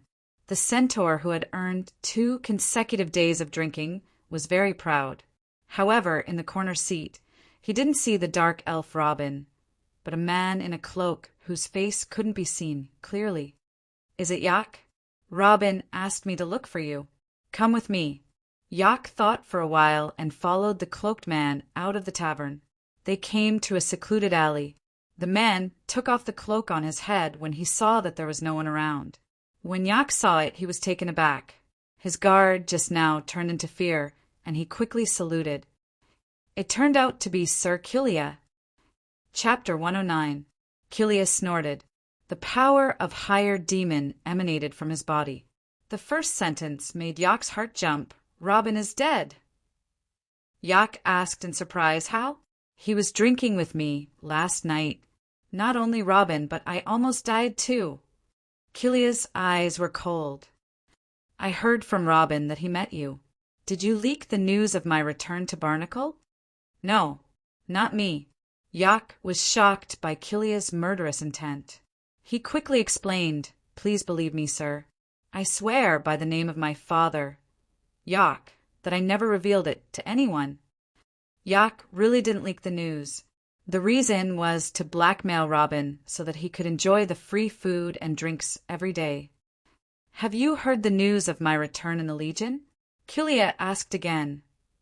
No, Yak recalled. Kilia looked like he was still injured. He covered his chest and coughed a few times.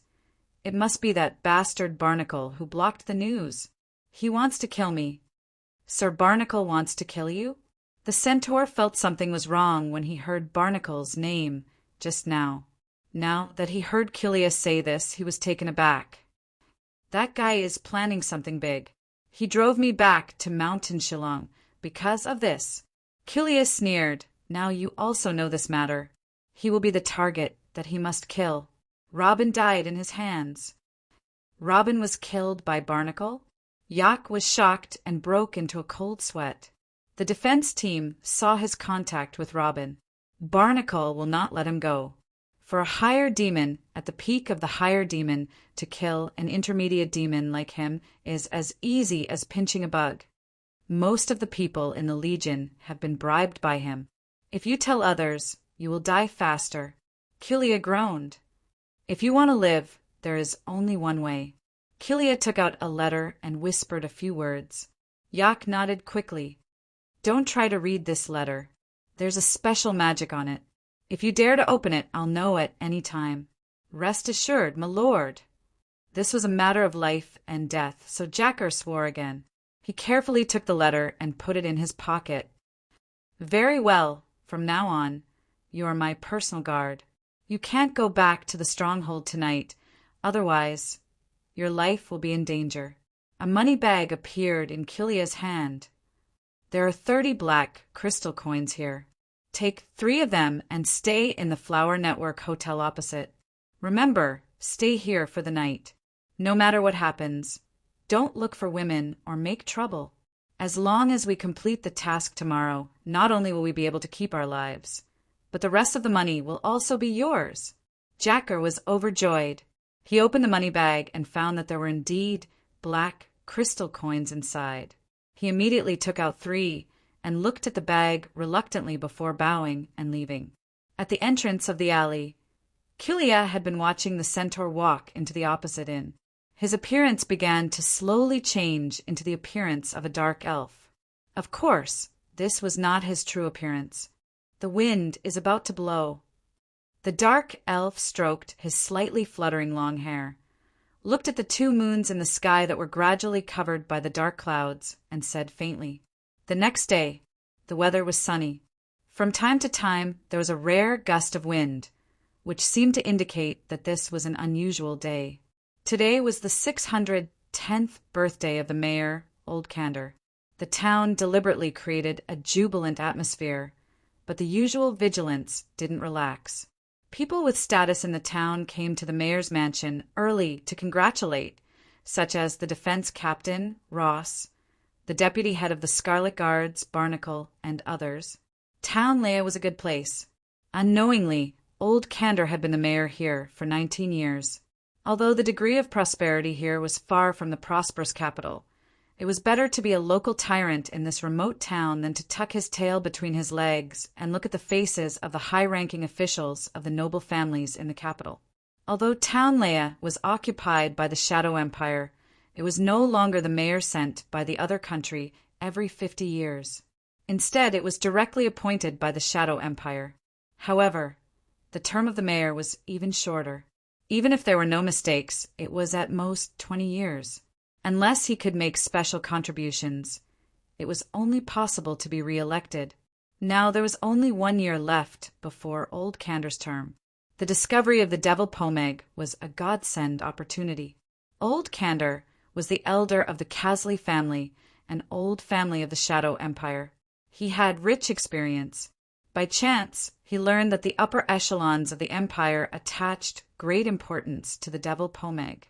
Although he didn't know why, Old Cander wouldn't be stupid enough to get to the bottom of it.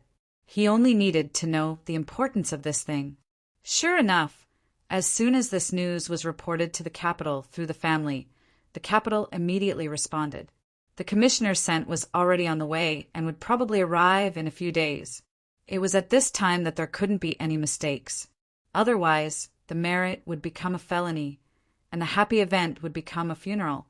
Therefore, Old Cander deliberately doubled the defense of the Luray Valley.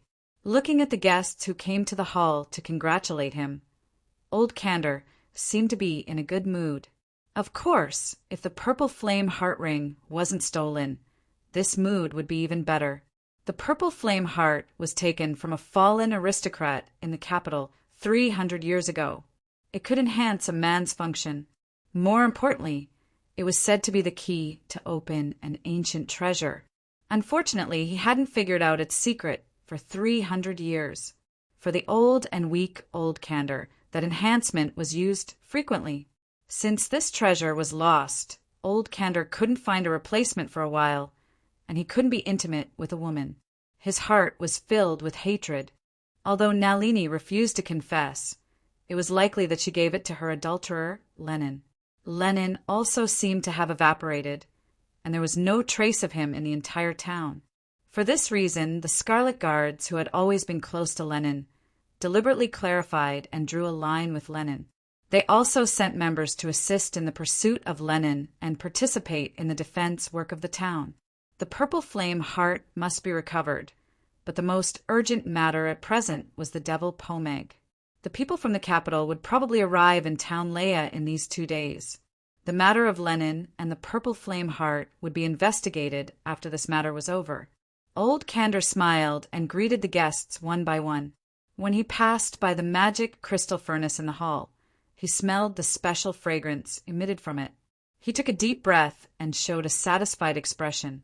This is dragon incense. I forgot about this initially.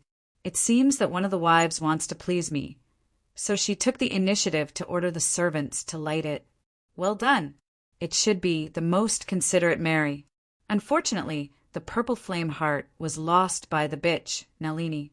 Otherwise, I can go there tonight to feed the 16th wife. Incense was one of the hobbies of the demon realm's upper-class aristocrats. The higher the level of incense, the more it showed their identity. Old Cander liked this very much, especially in such a remote town. He could show off his elegant and different aristocratic taste to the country bumpkins, especially on such a special day. I, Old Cander, am an upper-class aristocrat from the capital. The real aristocratic taste is not something that these country bumpkins can imitate, even if they want it. Seeing the guests next to him, who were surprised by the fragrance, Old Cander's sense of superiority and satisfaction became stronger. Thank you very much for coming. Old Cander stood up and began to give a speech. After this long speech, everyone was seated and ready to start the banquet. Then, someone came in a hurry and whispered a few words to the captain of the defense team, Ross. Ross frowned and glared at Barnacle, who was opposite him. Barnacle was baffled by the stare. Old Cander said, "Ross, what happened?" Ross got up and said, "Mayor, the Scarlet Guards fought with our defense team at the Charming Flower Inn. They even injured the team leader, Crow." Old Cander looked at Barnacle, the deputy head of the Scarlet Guards, with displeasure. Barnacle quickly bowed slightly to Old Cander. "Don't worry, Mayor. I'll deal with it right away." Barnacle walked out of the hall and hurried to the Charming Flower Inn. He saw a mess. Several members of the town's defense team were lying on the ground moaning. The team leader, Crow, was tied naked to a chair with a lot of scars on his body. The troublemakers were indeed from the Scarlet Guards. There were more than 20 of them. "Stop! Barnacle yelled angrily. This period of time was unusual. He even specifically told the members not to make trouble. But these bastards didn't listen and caused trouble at this time. Sir Barnacle. The members stopped and saluted. Barnacle grabbed one of them and gritted his teeth. You bastards, why are you having a conflict with the defense team? Have you forgotten my orders? The member trembled in fear and hurriedly explained. This crow fought with Sir Killia for a woman. It was Killia who ordered us to guard the inn. When this guy entered Phalian's room, then, Killia. Barnacle was surprised. Why is he back? Where is he now? Sir probably just left. Sir Killia returned to the stronghold.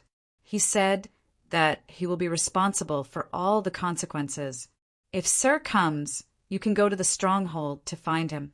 Barnacle knew that Killia and the proprietress of the charming flower inn, Phalian, had an affair. He also knew that Phalian had an ambiguous relationship with several men, including Crow. He didn't expect that Killia would sneak back to meet this woman secretly after going to Mountain Shillong.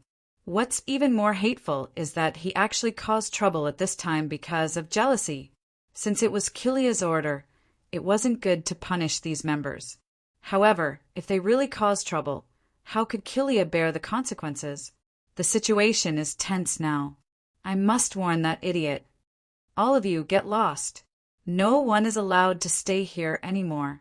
Barnacle kicked the member to the ground and ordered everyone to withdraw and rush to the Scarlet Guard's stronghold. At the same time, in the mayor's mansion, a grand birthday banquet was being held. The little episode just now didn't affect the joyous atmosphere. However, after a while, someone hurriedly reported to Ross in a low voice. Ross was shocked and didn't dare to hide anything. He got up and reported, Mayor, I just received a report that the main force of the Scarlet Guards is rushing to the west. They have already passed the checkpoint in the west of town. Their target is likely to be the Luray Valley. Other things could be ignored, but the Luray Valley was Old Cander's heart. He was shocked at once. Ross, bring someone to check it out immediately. If they want to enter the Luray Valley, you must stop them. Yes, sir. Ross knew that the mayor was very nervous about the Luray Valley, so he immediately left and rushed out. Old Candor was restless. He was no longer in the mood to hold a birthday banquet. He slammed the table, and it suddenly fell apart. He gritted his teeth and said, Barnacle must have deliberately left just now by creating trouble. Damn the Scarlet Guards. What are they trying to do?